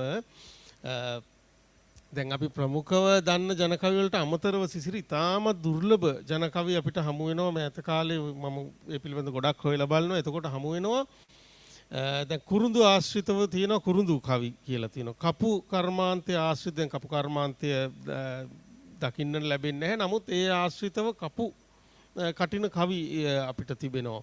එතකොට කොහුලනු කර්මාන්තය ආශ්‍රිතව කොහු කවි තියෙනවා. දීවර කර්මාන්තය ආශ්‍රිත දීවර කවි. මෙන්න මේ කවි වලින් අපිට ඉතාමත් පැහැදිලිව පිළිබිඹ වෙනවා මේ වෘත්තීන් ඒ කාලේ මිනිස්සු කරේ කොහොමද කියන එක. දැන් අපි කොහුලනු ආශ්‍රිත කර්මාන්තයේදී අපි දකින්නේ ඔවුන්ගේ අවසාන මේ ඵලයනේ අපි දකින්නේ නේද? නිර්මාණය අපි දකින්නේ. හැබැයි මේ නිර්මාණය කරන මිනිසා කොහොමද කරේ පිළිබඳ කල්පනා කරේ කොහොමද නිර්මාණ ශ්‍රමය ඔහු කොහොමද ප්‍රදානය කරේ. එහෙම නැත්නම් ඔහුට සිදුණු අසාධාරණ මොනවද මේ සියල්ල අපිට හම් වෙන සාහිත්‍යයත් එක්ක. ඉතින් ඒ නිසා දැන් අද වන විට ඒ වෘත්තීන් සියල්ල ඇතැම් විට මිනිස් ශ්‍රමයෙන් ගිලිහිලා ගිහිල්ලාද ඒවා වෙන වෙන තාක්ෂණික ක්‍රමවේද ඒවට ආරෝපණය වෙලා තියෙනවා. ඒ කවිත් බොහෝ විට අද දකින්න ලැබෙන්නේ නැහැ. මා හිතනවා මේ දෙකම නැතිවීම ඉතාමත් මේ අපිට වෙච්ච විශාල හානිදායක තත්ත්වයක් හැටියට මා දකින්නේ. මොකද මෙහි තියෙන මේ තාක්ෂණයේ තියෙන තාක්ෂණික නිර්මාණයක තියෙන සැබෑ අරය. ඒක පැත්තකින් ස්වභාව ධර්මයට බොහොම කිට්ටුයි. ඒක මානව චර්යාවන්ට බොහොම කිට්ටුයි. මෙන්න මේ ඇඟෑලුම් බව අපෙන් ඉවත් වෙලා යනවා කියන්නේ අපි බොහොම මේ ඉතා ඉක්මනින් නරක තැනකටපත් වෙනවා. ඒ නරක තැනකටපත් වීමේ ප්‍රතිවිපාක හොඳින්ම අත්විඳින දශකයකට අපි දැන් මේ ඇවිල්ලා තියෙනවා. ඒ නිසා යම්කිසි කෙනෙක් සාහිත්‍ය කලාව අඩුතරමේ පොතක් අමතර පොතක්වත් කියලා තියෙනවා නම් කෙනෙක් මේ අනිකාට ඇහුම්කන් දෙන්න පුරුදු වෙනවනේ. ඒක තමයි පළවෙනි කාරණේ. අනිකාට ඇහුම්කන් දෙන්න. අනික් මිනිස්සයා මොකද්ද කියන්නේ? ඉතින් අනිකාට ඇහුම්කන් නොදීම පිළිබඳව හොඳම දශකය තුල තමයි අපි මේ වර්තමානයේ ජීවත් වෙන්නේ. මම හිතන්නේ ඒක ඇත්තටම සාහිත්‍යයෙන් මිනිසා ඈත් වීමේ ප්‍රතිඵලයක් හැටියට මම ඒක දකින. ඒ නිසා මේ හැම දෙයක් තුළම තාක්ෂණය තුළ අනික් හැම ක්‍රමවේදයකින් කියන්නේ අප පෙනී සිටින්නේ මම නම් පැහැදිලිවම පෙනී සිටින්නේ මානවයා වෙනුවෙන් තමයි පෙනී සිටින්නේ. මම දන්නේ ඒක වර්තමාන ලෝකේ කොහොමද පිළිගන්නේ කියන එක මම දන්නේ නැහැ. එතකොට මානව අපිට වඩාත් වැදගත් වෙන මිනිසා. අදද තව දශකයකින්ද දශක 100කින්ද අපිට වඩාත් වැදගත් වෙන මිනිසා ආපු ගමන. ඒක තමයි වැදගත් වෙන්නේ. ඒ ගමනට ඒක ගෞරවාන්විත අර්ථයක් ලබා දෙන්න නම් ඒ ගමන ඇතුලේ තියෙන ආධ්‍යාත්මික ගුණය නිරන්තරයෙන් සාකච්ඡාවට බඳින්න විය යුතුයි. ඒයින් තොරව ගොඩනැගෙන සාහිත්‍ය මම විශ්වාස කරන්නේ පළක් වේවි කියලා. ඒක අජීවී ගුණය සහිත දෙයක් වෙයි මට හිතෙන්නේ. ඒ නිසා මේක ටිකක් පුළුල්ව සාකච්ඡා කරන්න ඕනේ කතිකාවක්. මේක සාකච්ඡා කරන්න අවශ්‍ය අමුද්‍රව්‍ය සියල්ල අපේ සමාජය තුළ අපේ ඉතිහාසය තුළ අතීත ගමන් මාර්ගය තුළ අපිට තිබෙනවා. ඒ අතීත ගමන් මාර්ගයේ වඩාත් වැදගත් හරපද්ධතින් එකපාරට දේශපාලන ක්‍රියාවලියකින් නම් අපි ඉවත් කරන්නේ ඒකේ ප්‍රතිඵල නරකයි. හැබැයි ඒක නිරන්තර සාමාන්‍ය මිනිස් ගමනත් එක්ක සිදුවෙන සමාජානු යෝජන ක්‍රියාවලියක් නම් ඒක සමාජයට තවදුරටත් ගෝචර වෙන්න පුළුවන්. ඒ නිසා මේ පිළිබඳව මම හිතනවා මේ කතිකාව ජයවර්ධනපුර විශ්වවිද්‍යාලයේ තාක්ෂණික පීඨය මගින් කරන්නා වූ මේ කතිකාව අතිශය වැදගත්. අපි තවදුරටත් මේ පිළිබඳව සාකච්ඡා කරමු. ඔබෙන් ඇත්තටම අපිට ලස්සන උදාහරණ කීපයක් අවශ්‍යයි ඉදිරියට. ඉතින් ඊළඟට අපි තවත් මේ තාක්ෂණ පීඨයේ තියෙන විශේෂත්වයක් තමයි අපේ තාක්ෂණ පීඨය අපි ප්‍රථම තාක්ෂණ පීඨය ලංකාවේ. මේකට එන්නේ ලංකාවේ ඉන්න දක්ෂම තාක්ෂණ වේදීන් ටික. මේකේ තියෙන විශේෂත්වයම තමයි මේකේ සිංහල දෙමළ මුස්ලිම් මේ ළමයි තුන් කොට්ටාසෙම ඉන්නවා කිසිම ගැටලුවක් නැහැ. ඒ වගේම අපි දකිනවා වුන් විවිධ උත්සව විවිධ වැඩසටහන් මෙහෙවන අවසානට මේ අවසර කීපේ නැහැ. එතකොට අර මේ සංහිඳියාව සහ මේ අපි විශ්වවිද්‍යාලයේ ගත කරන ජීවිතයේදී අපි මේ සියලු සිතුම් පැතුම් මේ අයගේ චාරිත්‍ර වාරිත අපි තේරුම් ගන්න හොඳ අවස්ථාවක්. නමුත් අපේ දරුවන්ට මේ අවසරය ඒක නැති වුණත් ඔබතුමාගෙන් මම අහන්න කැමතියි ඔබතුමා මේ චිත්‍රපට වේදිකා නාට්‍ය මේ පිළිබඳ ඊටාම හොඳ දැනුමක් තියෙන කෙනෙක්. ඉතින් අපේ දුවා දරුවන්ට ගෙදර ඉඳන්වත් මේ සාහිත්‍ය දැනුම් වැඩි කරගන්න තමන්ගේ තියෙන පීඩනය මානසික පීඩනය අඩු කරගන්න කොහොමද අපි වේදිකා නාට්‍ය සිනමාව පාවිච්චි කරන්න යොදාගන්නේ කියලා මම ඔබතුමාගෙන් අහන්න කැමතියි. ඔව් බොහොම ස්තුතියි. අර මහින්ද කතා කරනකොට මේ අර ජන කවි පිළිබඳව ඇත්තට මේ මහින්ද මේ මෑතවදී අපිත් තේරුම් ගන්න පුළුවන් මේ ජන කවි පරිශ්‍රකයක් හැටියට එතුමා මේ තාම අපි අනාවරණය කරගන්න බැරි වෙච්චි අපේ රටේ තියෙන මේ intangible cultural heritage එහෙම නැත්නම් අස්පර්ශ සංස්කෘතික උරුමය කියලා අපි හඳුනන මේ ජන කවි මේ හොයමින් ඒවා ගැන අනාවරණය කරමින් කිසියම් ගමනකත් මහින්ද යෙදෙන ආකාරය මම දකිනවා. ඉතින් ඒ උදාහරණ අරගෙන කතා කරනකොට කිසියම් අපි ප්‍රසාදයක් සහ ගෞරවයකුත් තියෙනවා. ඒ යට ගිය ඒ උරුමයන් හොයාගෙන යන ගමන පිළිබඳව මහින්ද පිළිබඳව අර ડોક્ટર රුමේෂ් කතා කළා වගේ ඇයි මේ ඔබ ඇහුවා වේදිකා නාට්‍ය වගේ විෂයන් මේවැනි දේවල්. ඇත්තටම දැන් මේ දිනවල හුඟක් මානසික ආතතියෙන් බොහෝ වෙලාවට මේ අපේ තරුණ දරුවන් ඉන්නෙත් එකක් අපි කොරෝනා තත්ත්වයට එක්කලා විශ්වවිද්‍යාල වලට එන්න බැරි වීම, එතකොට අනික් මිතුරු මිතුරියන් ආශ්‍රය කරන්න බැරි වීම, එතකොට මාර්ගගත අධ්‍යාපනය ඔස්සේ තමයි ඉගෙන ගැනීම කටයුතු ඉතින් හරිම නීරසයි ඇත්තටම නේ මාර්ගගත. දැන් අපි මේ කතා කරන්නේත් මේ මාර්ගගත ක්‍රමයට තමයි. නමුත් මම දන්නවා මේ ඒක ටිකක් තාක්ෂණයේ ඔස්සේ මේ සජීවීව රස විඳින ඒ සජීව මිනිස් සම්බන්ධතා එක්කලා කරන දෙයකට වැඩිය ටිකක් නීරසයි කියලා. ඉතින් එවැනි නීරස අත්දැකීම් තමයි මේ තරුණ ප්‍රජාවට ඇත්තටම මේ අවධිය ලැබුණේ. නමුත් ඒවා ජය ගන්න හැකියාවක් තියෙනවා. අර කිව්වාගේම කලාව, නාට්‍ය මේ වගේ දේවල්. දැන් වේදිකා නාට්‍යයක් කියලා කිව්වොත් ඒක ඇත්තටම සජීවී අවස්ථාවක්. වේදිකාවකට ගිහිල්ලා අපි සජීවීව නරඹන්නට ඕනේ දෙයක්. නමුත් ඒක සාහිත්‍ය ඇතුළේ සාකච්ඡා කරන උදාහරණයකට දැන් ෂේක්ස්පියර් නාට්‍ය වගේ දෙයක් ගත්තොත් ඒවා සජීවී අපිට නරඹන්න ලැබෙන්නේ නැතුණත් සාහිත්‍ය කියන ශානරය යටතේ ෂේක්ස්පියර් නාට්‍ය වගේ දේවල් කතා කරනවා. ඉතින් අපිට මේ නාට්‍ය වලින් ලබා ගන්න පුළුවන් මේ ගැඹුරු දැනුම දැන් මම උදාහරණයකට ගත්තොත් විලියම් ෂේක්ස්පියර්ගේ හැම්ලට් වගේ නාට්‍යයක්. ඒ නාට්‍ය 1600 ගණන් වල තමයි ලියවෙන්නේ සහ නිෂ්පාදනය වෙන්නේ. ඉතින් 100 ගණනකට පිට ලෝකේ නිෂ්පාදනය වෙච්ච දේවල්. නමුත් අදත් ලෝකේ අලුතින් මේ අවදියේ මේ අද බිහි වුණා තරමටම නැවුම් විදිහට ඒ නාට්‍ය පිළිබඳ හදාරනවා. ඒ නාට්‍ය පිළිබඳ පොතපත ලියවලා තියෙනවා. ඒ නාට්‍ය පිටපත් එතකොට ඒවා හදාරීම කටයුතු කරනවා. මොකද ඒවෙන් දෙන ප්‍රශ්නාව මේ කියන්නේ අපිට දෙන දැනුම කියන කාරණාව. උදාහරණයක් හැටියට ගත්තොත් හැම්ලට් නාට්‍යයම ගත්තොත් ඒක හැම්ලට් කුමාරයා ඇතුළු ඔහුගේ පිය රජතුමා, ඔහුගේ මව, එතකොට ඔහුගේ ඥාති සොයුරා, ඔහුගේ පෙම්වතිය මේ සියල්ල මිය යනවා මේ නාට්‍ය ඇතුලේ. ඒ නාට්‍ය අවසන් වෙන්නේ මිනි කඳු ගොඩක්, මල සිරුරු ගොඩක් අවසන් කටයුතු සඳහා ගෙනියන ආකාරය තමයි මේ ට්‍රැජඩි මේ ශෝකාන්ත නාට්‍ය ශේෂ්ත්‍රයේ තියෙන්නේ. ඉතින් හොඳට හොයලා බැලුවොත් මේ හැම්ලට් නාට්‍යයේ මේ සමස්ත පිරිස විනාශ වෙන්නේ පිටරටකින් ආපු එහෙම නැත්නම් වෙන ආක්‍රමණිකයෙක් නිසා ඇතිවෙච්ච ප්‍රශ්නයක්වත් එහෙම නැත්නම් වෙන යුද්ධයක් නිසා ඇතිවෙච්ච ප්‍රශ්නයක්වත් නෙමෙයි. තමන්ගේ ඇතුළාන්තයේ මිනිස් ප්‍රශ්න ටික කියන්නේ ඇතුළාන්තයේ අර තියෙන මේ ඉමෝෂනල් එහෙම නැත්නම් භාවාත්මක ප්‍රශ්න මත තමයි ඒ සියලු ගැටුම් ඒ සියලු දේවල් ඇති වෙන්නේ. ඉතින් මෙවැනි නාට්‍යයක් අපි ඉතාම හොඳින් තේරුම් ගන්න උත්සාහ ගත්තොත් මේ මිනිස්යාගේ ප්‍රශ්න, මිනිස්යාගේ ඇතුළාන්ත ප්‍රශ්න, ඇතුළාන්ත අර්බුදේ මෙන්න මේවා තේරුම් ගන්නේ කොහොමද කියන කාරණාව. ඔහුගේ තියෙන අර පියා ඝාතනය වුණාට පස්සේ ඒ තමන්ගේ බාප්පට තමන්ගේ මවට තියෙන වෛරය, වේදනාව, හැම්ලට් කුමාරයාගේ ඒ සියල්ල. එතකොට ඊට පස්සේ කොහොමද නැවත කුමන්ත්‍රණ වෙන්නේ? එතකොට අදටත් මේ මොහොතටත් අදාළ මේ මානව කතන්දරයක්, මානව දේවල් තමයි මේ නාට්‍ය තුල සාකච්ඡා වෙන්නේ. එතකොට ඒක අපිට මේ 1600 ගණන් වලට අයිති කියලා බැහැර කරන්න බෑ. ඉතින් අර ඔබ කිව්වාගේම දැන් අපිට මෙන්න මේකයි මේ නාට්‍ය කලාව, සාහිත්‍ය මේ වගේ දේවල් අවශ්‍ය වෙන්නේ. ඉතා ගැඹුරු ප්‍රඥාවක්, අපේ ජීවිත අවබෝධයක් ලබන්න. ඒක හරියට මේ මහින්දර තමන්ගේම ජීවිතේ නේද ඈත ඉඳලා නරඹනවා වගේ. තමන් අනිකෙක් කරාගෙන බලන්න පුළුවන් මට්ටමකට තමන්ගේ ජීවිතේ ගොඩ නැගෙනවා. දැන් උදාහරණයක් ඇටියට මහාචාර්ය ඉදිරිවීර සරච්චන්ද්‍ර වගේ කෙනෙක් ලංකාවේ නාට්‍ය කලාවේ කරේ කුමක්ද කියන එක නේද? උදේ අපේ කතිකාචාර්යතුමියක් ඉන්නවා මෙතන පේරාදෙණිය විශ්වවිද්‍යාලේ ඉන්නේ අවුට් වෙලා. ඉතින් එතුමියත් මේ අපිත් එක්ක සාකච්ඡා කරමින් හිටියේ අර පේරාදෙණිය විශ්වවිද්‍යාලේ ඉගෙන ගන්න කාලේ පේරාදෙණියේ වලේ නාට්‍ය බලපු ආකාරය එතුමිය සිහිපත් කළා සිංහබහුව නාට්‍යයම.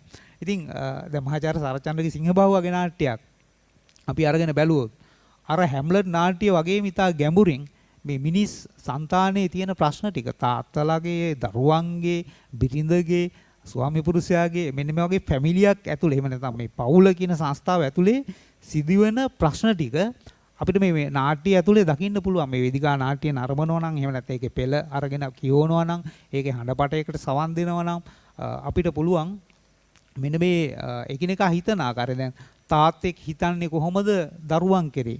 දරුවන් හිතන්නේ කොහොමද පියතුමා කෙරේ? එතකොට වැඩිහිටියෝ සහ මේ තරුණ පරපුර අතර තියෙන ගැටුම, එතකොට පිය පුතු අතර තියෙන ගැටුම, පරම්පරා ප්‍රශ්නේ.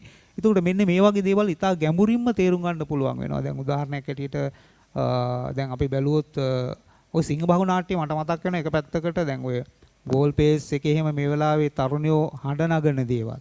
ඒ හඬ නගන ඒ එක හඬින් කියන දේවල්.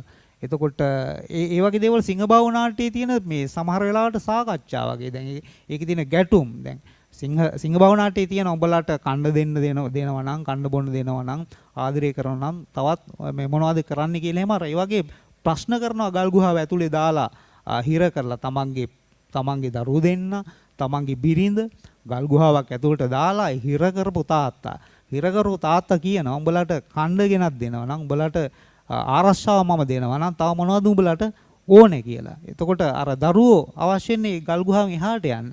ගල් ගුහාවෙන් එහාට ජීවිතය. අපේ ජීවිතයක් නැද්ද? ප්‍රශ්න කරනවා තාත්තගෙන්. ප්‍රශ්න කරනවා. එතකොට දැන් මෙන්න මේ වගේ මේ පිය පුතු ගැටුම, පරම්පරා ප්‍රශ්නේ. එතකොට දැන් අපි දන්නවා කිසියම් තරුණ පරම්පරාවක් අපිට පුළුවන්ද රටක හීලෑ කරලා තියන්න, ගල් ගුහාවක් ඇතුලේ දාලා තියන්න.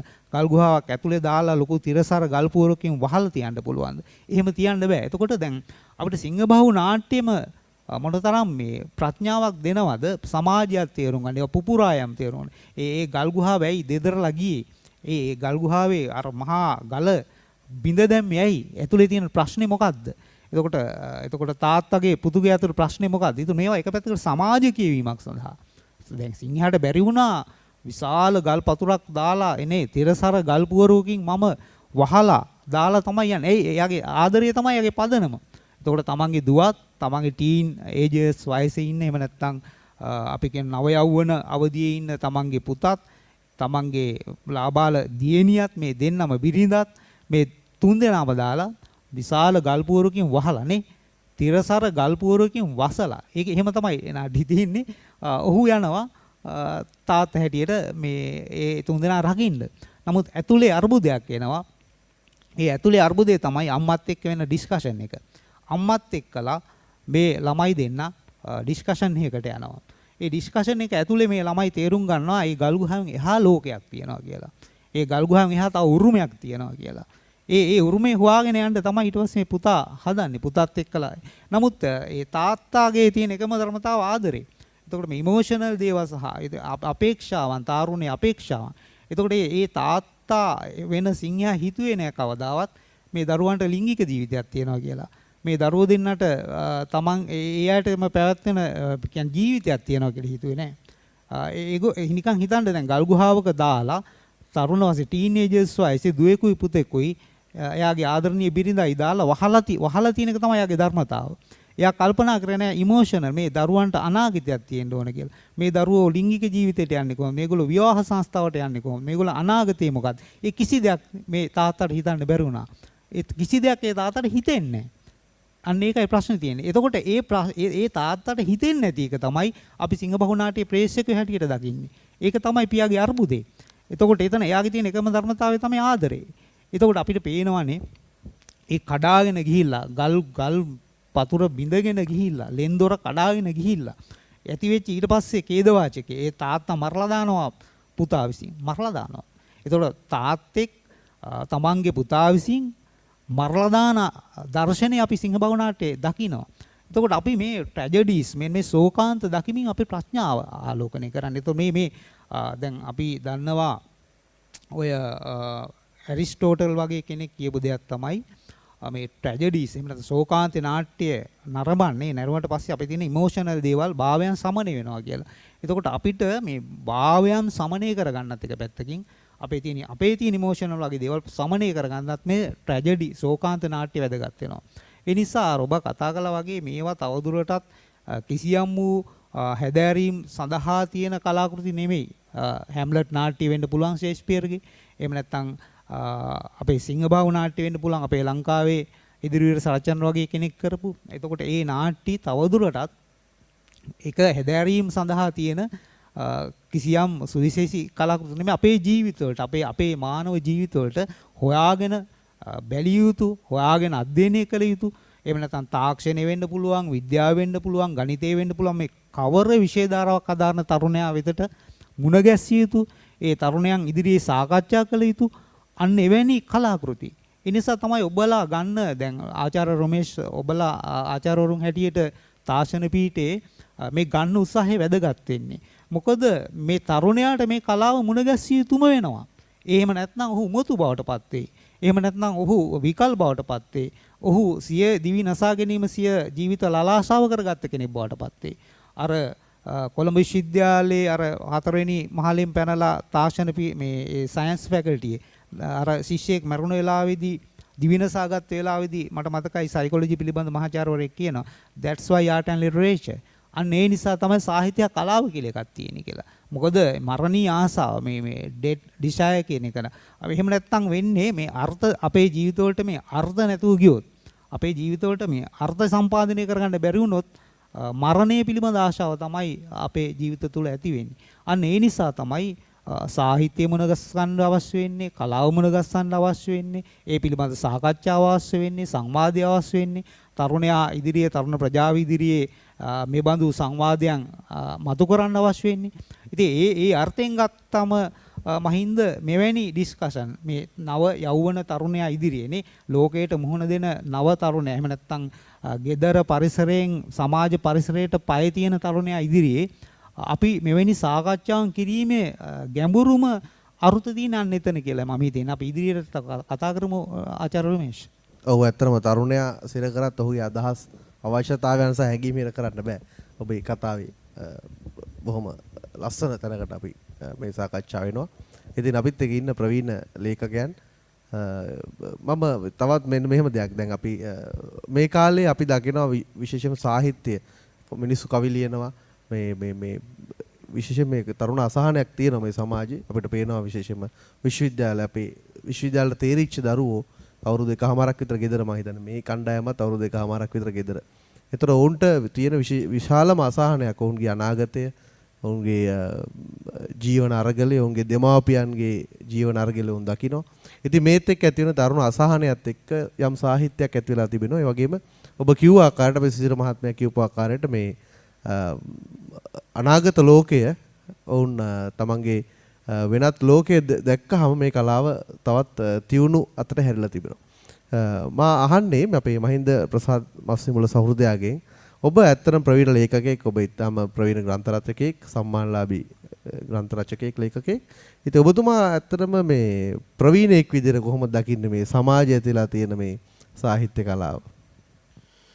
ඔව්, මම හිතන්නේ ඕනෑම කලක, ඕනෑම දශකයක, ඕනෑම කාල සීමාවක් තුළ ඒ කාලයට අනුරූප සාහිත්‍යයක් බිහි වෙනවා. ඒක තමයි මිනිස් ශිෂ්ටාචාරයේ බොහෝ ඈත ඉඳලම සිදු වෙලා තිබෙන්නේ. ඒක විවිධ ස්වරූප ගන්න පුළුවන්. අපේ ලංකාව පිළිබඳව අපි කල්පනා කරත් එහෙම ලංකාවේ ඇතැම් විට ඉතාමත් ප්‍රබෝධමත් දශක තියෙනවා. දැන් 50 දශකයේ දේශපාලනික වශයෙන් ගත්තත් විශාල වෙනස්කම් සිදු වෙනවා. සාහිත්‍ය කලාව පැත්තෙන් ගත්තත් විශාල වෙනස්කම් රසක් සිදු වෙන දශකයක් හැටියට අපිට හඳුනනවා. ඊට පස්සේ 70 දශකයේ ගත්තම සමාජ දේශපාලනික වෙනස්කම් වගේම සාහිත්‍ය සිනමාව කලාව වේදිකාවාදී විශාල කැපිපෙන වෙනස්කම් සිද්ධ වෙනවා. මම හිතනවා අපි එහෙම සංක්‍රාන්ති සමයක් පසු කරගෙන ඇවිල්ලා ඊළඟට අප මුහුණ දෙන දීප්තිමත්ම දශකයක මේ ඉන්න කියලා මම විශ්වාස කරනවා. මම හිතනවා මේ දශකයේ දීප්තිමත් කියලා අප මේ දැන් යුද්ධයයි හඳුන්වන්නා වූ අප ඒ වර්ගවාදී ක්‍රියාවලියෙහි අවසානයටත් වඩා මිනිසාට බලපාන ඉතාමත්ම මේ දීප්තිමත් දශකයක් බවට පත් වෙලා තියෙනවා. ඒක මිනිසාගේ සමාජ දේශපාලන සංස්කෘතික පද්ධතියටම බලපාන දශකයක් බවට පත් වෙලා තියෙනවා. අන්නේ දශකයේදී ලියවෙන දේවල් පිළිබඳව අපි ටිකක් කල්පනාකාරී වුණොත් ඇතැම් විට ලියවෙනවා තව ටිකක් ඉදිරියේදී අපිට කියවන්න ලැබෙන්නේ. නමුත් මා හිතනවා කැපිවෙන වෙනසක් එහි තියෙනවා කියලා. දැන් අපි අරගලය කියන වචනය ගත්තම අරගල කිහිපයකට අපි මුහුණ දීලා තියෙනවානේ. ඒතර අපි වඩාත්ම සාකච්ඡාවට බඳුන් වන අරගල හැටියට අපි හඳුන්වනවා 70 දශකයේ 70 මුල සිදු වුණු අරගලයත් ඉන්පසු 80 දශකයේ අගභාගයේදී. මේ අරගල සියල්ලම ගන්න මුහුණුවර තමයි ඒවා ප්‍රචණ්ඩකාරී තත්ත්වයක් ගන්නවා. විවිධ මිනිස්සු විනාශය සිදු වෙනවා, මරණය සිදු වෙනවා. දැන් නමුත් මේ දශකයේදී අරගලය කියන එකේ වෙන විනාශකාරී අරගලයක් නෙවෙයි. අරවට සාපේක්ෂව ගත්තම. එතකොට ඔවුන් අරගල කරන්නට පෙළඹෙන්නේ වෙන වෙන ක්‍රමෝපායන් යටතේ. ඇතැම් විට කවිය පාවිච්චි කරනවා. ඇතැම් විට වෙන නිරූපණ ක්‍රමවේද පාවිච්චි කරනවා. ඇතැම් විට විවිධ සටන් පාට වෙන්න පුළුවන්. දැන් එහෙම පාවිච්චි කරන ගතියක් තියෙනවා. ඉතින් ඒකේ ලියවෙන කවි පිළිබඳව අපි හොගාල් ටිකක් හොයලා බැලුවා. තාමත් අර පැරණි අරගල ස්වරූපේ දැන් ආයුධ අතට නොගත්තට සටන් පාට කියනවා තාම පාවිච්චි කරනකොට උඩට කියන්නේ ඵලයල්ලා වැහැප මේ ගහනවා මරනවා නැත්තම් බහැලා ඵලයල්ලා කියන තැන ඇවිල්ලා තියෙනවා. හැබැයි අර ආයුධ අරගෙන විනාශ කරන තැන වෙනස් වෙලා තියෙනවා. ඒ අතරෙත් හැබැයි සාහිත්‍ය පැත්තෙන් ඉතාමත්ම නිර්මාණශීලී අවස්ථා දකින්න ලැබෙනවා. මොකද ඔවුන්ට දැන් අද මේ අන්තර්ජාලය තියෙනවා. එකල අන්තර්ජාලයේ පහසුකම් තිබුණ නැහැ. ඇත්තටම මම විශ්වාස කරනවා 70 දශකයේ එහෙම Facebook තිබුණා නම් අපි අප දන්න අරගලේ නෙවෙයි ඉදා සිද්ධ වෙලා තියෙන්නේ කියලාත් මට කල්පනාවට එනවා. මේ ඔය කියන එකම නෙවෙයි. ඒක ඇතුලේ තියෙන්නේ නැති තව බොහෝ දේවල් කියලා. එතකොට අද ඒකට හොඳම උදාහරණ තියෙද අද මොකක් හරි සැලසුම් කරනකොට සැලසුම එළියට ගිහිල්ලා ඉවරයිනේ. මෙහි සැලසුම් කරනකොට මෙහි සත්‍ය තත්ත්වය Facebook එකේ කවුරු හරි දාලා ඉවරයි. ඒ නිසා සමාජයේ මොකක්ද දැන් තාක්ෂණය පිළිබඳව කතා කරද්දී තාක්ෂණය හැම විටම බිහි වෙලා තියෙන මිනිස් ගමන්ට අවශ්‍ය නිසානේ. තාක්ෂණය ඕනි මිනිසාට. තාක්ෂණය හැම විටම නව මුහුණුවරකින් එන්නේ මිනිසාට වඩාත් පහසුවෙන් මේ වැඩ කරගන්න තමයි ඇවිල්ලා තියෙන්නේ. එතකොට අන්තර්ජාලය කියන්නේ මේත කාලේ මිනිසා මේ භුක්ති විඳින අසීමිතම පහසු ක්‍රමවේදය. එකලාප යම්කිසි තොරතුරු හොයන්න අපි යනවා දවස් ගණන් ගිහිල්ලා නැවතිලා ඉඳලා නේද ලේඛනාරක්ෂකයට ගිහිල්ලා මාස ගණන් හොයන තොරතුරු අද අපිට එක තප්පරයක් ඇතුළත හොයන්න පුළුවන් වෙලා තියෙනවා. එතකොට ඒක බලපාල තියෙනවා මේ මිනිසාගේ හැම තැනටම බලපානවා. මම හිතන අරගලයටත් ඒක බලපාලා තියෙනවා. යම්කිසි දැන් රාජ්‍යයන්ට ඍජු අභියෝග කරන තැනට මිනිසා ඇවිල්ලා තිනවා මතවාදී විදිහට. එකල මතවාදී අරගලයක් කරන්නට අවකාශය නැති තැන තමයි මම හිතන්නේ වෙන වෙන විකල්ප වලට පත් උනේ. ඒ නිසා හැම විටම මේ තාක්ෂණය මම හිතන්නේ තාක්ෂණයෙහි වහලෙක් නොවි තාක්ෂණය වහලෙක් බවට පත් කරගෙන නම් අපිට යන්න පුළුවන්. ඒක තමයි තාමත් සාර්ථක හැටියට මම දකින්නේ. ඒ වගේම භාෂාව පිළිබඳව ගත්තත් භාෂාව තමයි මා හිතන්නේ අප මුහුණ දෙන සිසිර ලොකුම උගුල හැටියට මා හිතන්නේ. භාෂාව කියන්නේ මාරාන්තික උගුලක්. ඒ උගුලක් බවට පත් වෙන්නේ අප භාෂාවේ වහලෙක් බවට පත් වුණ තැනදී. හැබැයි භාෂාව අපිට වහලෙක් හැටියට රැගෙන වැඩ කරන්න පුළුවන්. අනිකුත් භාෂාවන් පවා වැඩ කරන්න පුළුවන් නම් මා හිතනවා ඉතින්දි මානවයාට ඇති වෙන වටිනාකම වැඩි කියලා මට හිතෙනවා. දැන් සිසිර සිංහබාහු පිළිබඳව කතා කරද්දී මට මතක් වුණ එක කාරණයක් තමයි ඒකත් මම හිතනවා වැදගත් වේවි කියලා. දැන් සිංහබාහු නාට්‍ය තුල ඔය කියනවා නව ලෝකයේ පිළිබඳ සංකල්පය අරන් එනවා සහ පියා සහ පුතා අතර ඇතිවෙන ජීව විද්‍යාත්මක නිහඬ අරගලය පිළිබඳව අපූර්ව මේ කතිකාවක් තියෙනවනේ සිංහබාහු නාට්‍ය තුල. එතකොට මේක සාහිත්‍යකරුවා කලාකරුවා තමයි නව මානයකින් ලෝකයට ප්‍රදානය කරන්න බලපට සූදානම් නම් මේක තේරුම් ගන්න කලාකරුවා ඔහුගේ ප්‍රකාශනය ලෝකෙට ඉදිරිපත් කරනවා. දැන් කලාකරුවා ඉදිරිපත් කරන්න කලින් ඕක මහාචාර්යවරු විද්‍යාඥයෝ මේ ජීව විද්‍යාඥයෝ කියලා තියෙන පුළුවන්.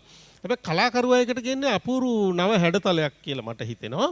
ඉතින් මේකට හොඳ උදාහරණයක් මට මේ සිසිර කතා කරද්දි මතක් වුණා. දැන් අපි දන්නවනේ ඔය පියපුතු නිහඬ අරගලේ වගේ එකක් තියෙනවනේ අපේ සමාජයේ නැන්දම්ම ලේලි අතරක් තියෙනවනේ නේද? නැන්දම්ම ලේලි ගත්තම දැන් නම් එහෙම වෙච්චරම නෑ මම හිතන්නේ. නමුත් ඉස්සර නැන්දම්ම ලේලි ටික ගෙදර ඉන්න බෑ කියලා හැමදාම රණ්ඩු වෙනවා කියන එක අපේ ජනවහර ඇතුලේ ජන මේ භාෂාව තුල ජන කවිය තුල ජන කතා තුල මේ හැම තැනම අපිට ඇවිල්ලා තියෙනවා කාලයක් තිස්සේ නැන්දම්මගේ ලේලිගේ හබය පිළිබඳ. මෙන්න මේක ඇසුරින් නිර්මාණය වෙන ඉතාමත් අපූර්ව මේ කවි ටිකක් තියෙනවා අපේ. දැන් මේ කවි පෙළ පිළිබඳ හෝඩුවාව අපිට හම්බ වෙනවා ආනන්ද කුමාරස්වාමිගේ මධ්‍යකාලීන සිංහල කලාකෘතිය තුල. ඔය මේ පන් විවීමේ කර්මාන්තය සම්බන්ධ ලිපියෙහි තියෙනවා. පන්නම් කවි ටිකක් තියෙනවා. මේ පන් විවීමේ කාර්යය ඇතුලේ තියෙන පන්නම් කතුර නැමැති පැරණි අතිශය පැරණි ඉතාමත් දුර්ලභ කාව්‍යාවලිය. මේකේ තියෙනවා මේ පැදුරු වියනකොට ඇතිවන යම් ඒ කාලේ පැදුරු වියන කලාව. දැන් ඔය පසුගිය කාලේ සිතිරමම දුම්බර පැදුරු සම්බන්ධයෙන් දුම්බර කවි සම්බන්ධයෙන් හොයන්න ඔය උඩු දුම්බර නකල් ආශ්‍රිත ප්‍රදේශවල ගියාම මටත් වඩා ඒ පිළිබඳ සිසිරට වැදගත් මේ පැදුරු වියන්න වුන් භාවිත කරන වර්ණ රටා පිළිබඳව ගත්තම දුම්බර රටාවල වර්ණ භාවිතය මා හිතනවා ඒක වෙනම කතා කරන්න ඕනි කාරණයක් කියලා මට හිතෙනවා. මේ බස වගේම ජන කවිය වගේම මේ දුම්බර රටාවලදී වර්ණ මේ අපූර්ව අතිශය දුර්ලභ දුම්බර රටා තියෙනවා. මේවට අදාළ යම් වර්ණ පිළිබඳව තියෙන. ඉතින් මා ඒ පිළිබඳව ගොඩාක් හෙව්වේ නැහැ. දැන් මේ නැන්දම්ම ලේලි හබේ පන්නම් කතුර කියන කාව්‍යයනෝ හරි අපූර්ව ජන කවි දෙකක් විතරක් මා කැමති ඒක කියන්න. මේකේ මේ නැන්දම්මත් ලේලිත් අතර තියෙනවා යම් කිසි ගැටණයක් තියෙනවා, ගැටුමක් තියෙනවා, තරංගයක් සටනක් තියෙනවා. නැන්දා වියන පැදුර පිළිබඳව නැන්ද මෙහෙම කියනවා. සෙත්සිරි උතුම් වරුණේ වද කියන්නේ සෙත්සිරි උතුම් වරුණේ වද කියන්නේ මෙසිරි දහම් තුන් ලොව පැතිරි එන්නේ. සෙත්සිරි වඩන වජ්‍රාසන බබලන්නේ මරසෙන් පැදුර මං ලේලිට වියන්නේ. මාරසේනාව සංකේතවත් වන පැදුර තමයි කියන්නේ. නැන්දම්මගේ චරිතය පිළිබඳ බලන සංකේතවත් වෙන විදිහ මාරසේනාව කියන්නේ හැම විටම බය කරන්න විනාශ කරන්න නෙන්නේ විශාල බලයක් පතුරනවා. මෙන්න මේ මාරසේනාව දනවන රටාව තමයි නැන්දා තමන්ගේ පැදුර ලියන්නේ මේ ලේලිට අභියෝගයක් හැටියට. එතකොට ලේලි ඇගේ පැදුර වියන්න පටන් ගන්නවා. විස්තර රු ඇති බෝ මැඩ පැදුරට වියති සතහට දහම් උතුමයි මම දෑ කියති. බෝමැඩ විදු රසුන් පැදුරට ව්‍යා දෙති. රැස් මහ සේනාව බිඳුවාලා වියති. ඇගේ පැදුර ඇය වියන්නේ බෝගහ සහ වජ්‍රාසන රටා වජ්‍රාසනයේ සහිතව වැඩ සිටින බුදුහාමුදුරුව. බුදුහාමුදුරුව සිටින්නේ මාරසේනාව පරාජය කරන්න. එතකොට මේක ඇතුළේ මම හිතන්නේ විශාල සංකේතයක් මේක තුල තියෙනවා කියලා මට හිතුණා. ඇගේ උත්තරය, ඇගේ රිප්ලයි එක මොනතරම් ප්‍රබලද. එතකොට මේක ඇතුලේ තාක්ෂණය දැන් පැදුරු විවීමේ තාක්ෂණය තමයි මෙතන මේ ප්‍රකට කරන්නේ. මේ දෙකම සාම්ප්‍රදායික පැදුරු රටාවල අපිට දක්නට ලැබෙනවා. ඒක අජ්‍රාසන රටාවත් මරසෙන් රටාවත් කියන ප්‍රධාන පැදුරු විවීමේ රටා ක්‍රම දෙකක්. එතකොට මේකේ සිසිර භාවිත කරන වර්ණ මේ වජ්‍රාසන රටාව ආදියෙන් ඇය භාවිත කරන වර්ණ සියල්ල තියෙන නිවන සංකේතවත් කරන්නා වූ නිවෙන වර්ණ ඔක්කොම තියෙන. එතකොට මේකත් දැන් තාක්ෂණයෙන් මේ විවීමේ තාක්ෂණය කියන්නේ මිනිසාගේ ශ්‍රමය වගුරුවලා විවීමේ තාක්ෂණය කියන එක ඇතුලේ වුන් ගොඩනගෙන සමාජ සංකල්පනා මොනතරම් ප්‍රබලද කියන කාරණේ සාම්ප්‍රදායික දේවල් වෙන්න පුළුවන් නව දේවල් වෙන්න පුළුවන්. එතකොට ඉතාමත් දුර්ලභ රටා 100 ගණනක් අතරින් හමු වන අතිශය දුර්ලභ රටා අද ඒවා වියන අය දක්නට ලැබෙන්නේ නැහැ. ඒ પરම්පරාවල් එක්ක විනාශ වෙලා මේ නැති වෙලා ගිහිල්ලා. නමුත් මේ රටා අතර ඉතාමත් දුර්ලභ රටා කිහිපයක් මා සටහන් කරගත්තා. මාර සේනාව, වජ්‍රාසන රටාව, හුලම්පෙති රටාව, වංකගිරි රටාව. දැන් වංකගිරි රටාව කියන එක මට මතක අපේ කිරියම්මල ඉද්දී කියනවා ඉස්සර වංකගිරි රටාව වියන්නේ වෙස්සන්තරේ ජාතකයේ කවි කිය තමයි. එතන ඒ ගැලපීම් බලන්න කොච්චර ලස්සනද කියලානේ. එතකොට මේ තාක්ෂණයත් එක්ක තිබුණේ ජීවිතේ දැන් තාක්ෂණයක් ක්‍රියාත්මක වෙනවා ඒකත් එක්ක ජීවිතේ කොතනකවත් ජීවිතේ කියන එක මේ මග හැරෙන්නේ නැති කාරණේ. ඒ කියන්නේ ජීවිතයත් එක්ක එකට ගෙතිලා අර පැදුරක් වගේම එකට ගෙතමින් තමයි තාක්ෂණය සහ සාහිත්‍ය කලාව මිනිස් භාවිතය කියන එකත් මේ ඉදිරියට යන මම හිතන ඒක තමයි ප්‍රායෝගික හොඳම ක්‍රමවේදය කියලා. ඒකට මා යෝජනා කරන්නේ මේ නව තාක්ෂණික සංකල්ප දැන් මිනිසා සොයා ගන්න අතිශය පහසු නව තාක්ෂණික සංකල්ප කියන ඒ සංකල්පවල කිසිම තැනක මිනිස් ජීවිතේ යුක්ත වෙන්න බෑ කියන එක. ඒක මිනිස් ජීවිතයත් ඒකත් එක්ක ගැට ගැහිලා යන්න ඕනේ. අන්න ඒකට තමයි තාක්ෂණ මේ සාහිත්‍ය වැදගත් වෙන්නේ. හැබැයි සාහිත්‍ය කියන්නේ අපිට බලෙන් ආරෝපණය කරන්න පුළුවන් එකක් නෙවෙයි. නේද? ඒක මිනිස් ශ්‍රමයත් එක්ක මිනිසාගේ මහන්සියත් එක්ක අසාධාරණයත් එක්ක පාළුවත් එක්ක කාසියත් එක්ක තමයි ඒක එන්නේ. නමුත් තාක්ෂණය පහසු වීමෙහි ඵල විපාකය තමයි මිනිසාගේ ජීවිතයින් ටික ටික ඈත් වීම. ඒක එච්චරම හොඳ තත්ත්වයක් නෙවෙයි. ඉතින් අර අතිශය මේ දුර්ලභ රටා අතර පියුම්මල් රටාව, නයිපෙන රටාව, 12 මහ රටාව කියන මාස 12ම රටාවට නගනවා. ඇත් අඩි රටාව, බෝකොළ රටාව, මහලනු දගේ රටාව වැනි ආදී රටා තියෙන මේ හැම රටාවක් තුලින්ම වුන් සංකේතවත් කරනවා උන්ගේ ජීවිතයේ එක්තරා පැතිකඩක්. එක්ක උන්ගේ ජීවිතයේ අභියෝග නැත්නම් සුන්දරත්වය නැත්නම් අවසානයේහි ඔවුන් අදහන ආගම අනුව නිවන කියන කාරණේ සංකේතවත් කරනවා.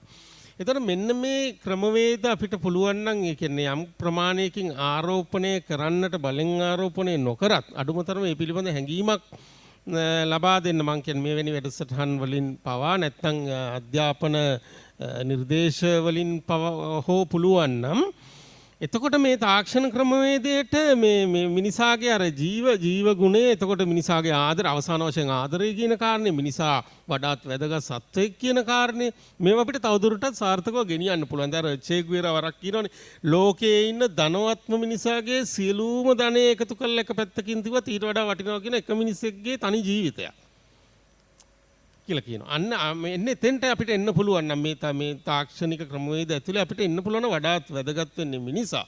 මේ සියල්ලෙහි ගෞරවය ලැබිය යුත්තා මිනිසා කියන කාරණට එන්න පුළුවන් නම් මා හිතනවා මේ කියන කාරණා අතිශය වැදගත් වෙනවා කියලා මේ ශ්‍රමයත් එක්ක තාක්ෂණයත් එක්ක මිනිස් ජීවිතේ මානව ජීවිතයේ වටිනාකමත් අපිට ඉදිරියට ගෙනියන්න පුළුවන්. නම් ඉතින් ඒකට මම හිතන්නේ නව යෝජනා ආදිය විශ්වවිද්‍යාල මට්ටමින්ම තමයි එන්න ඕනේ එළියට.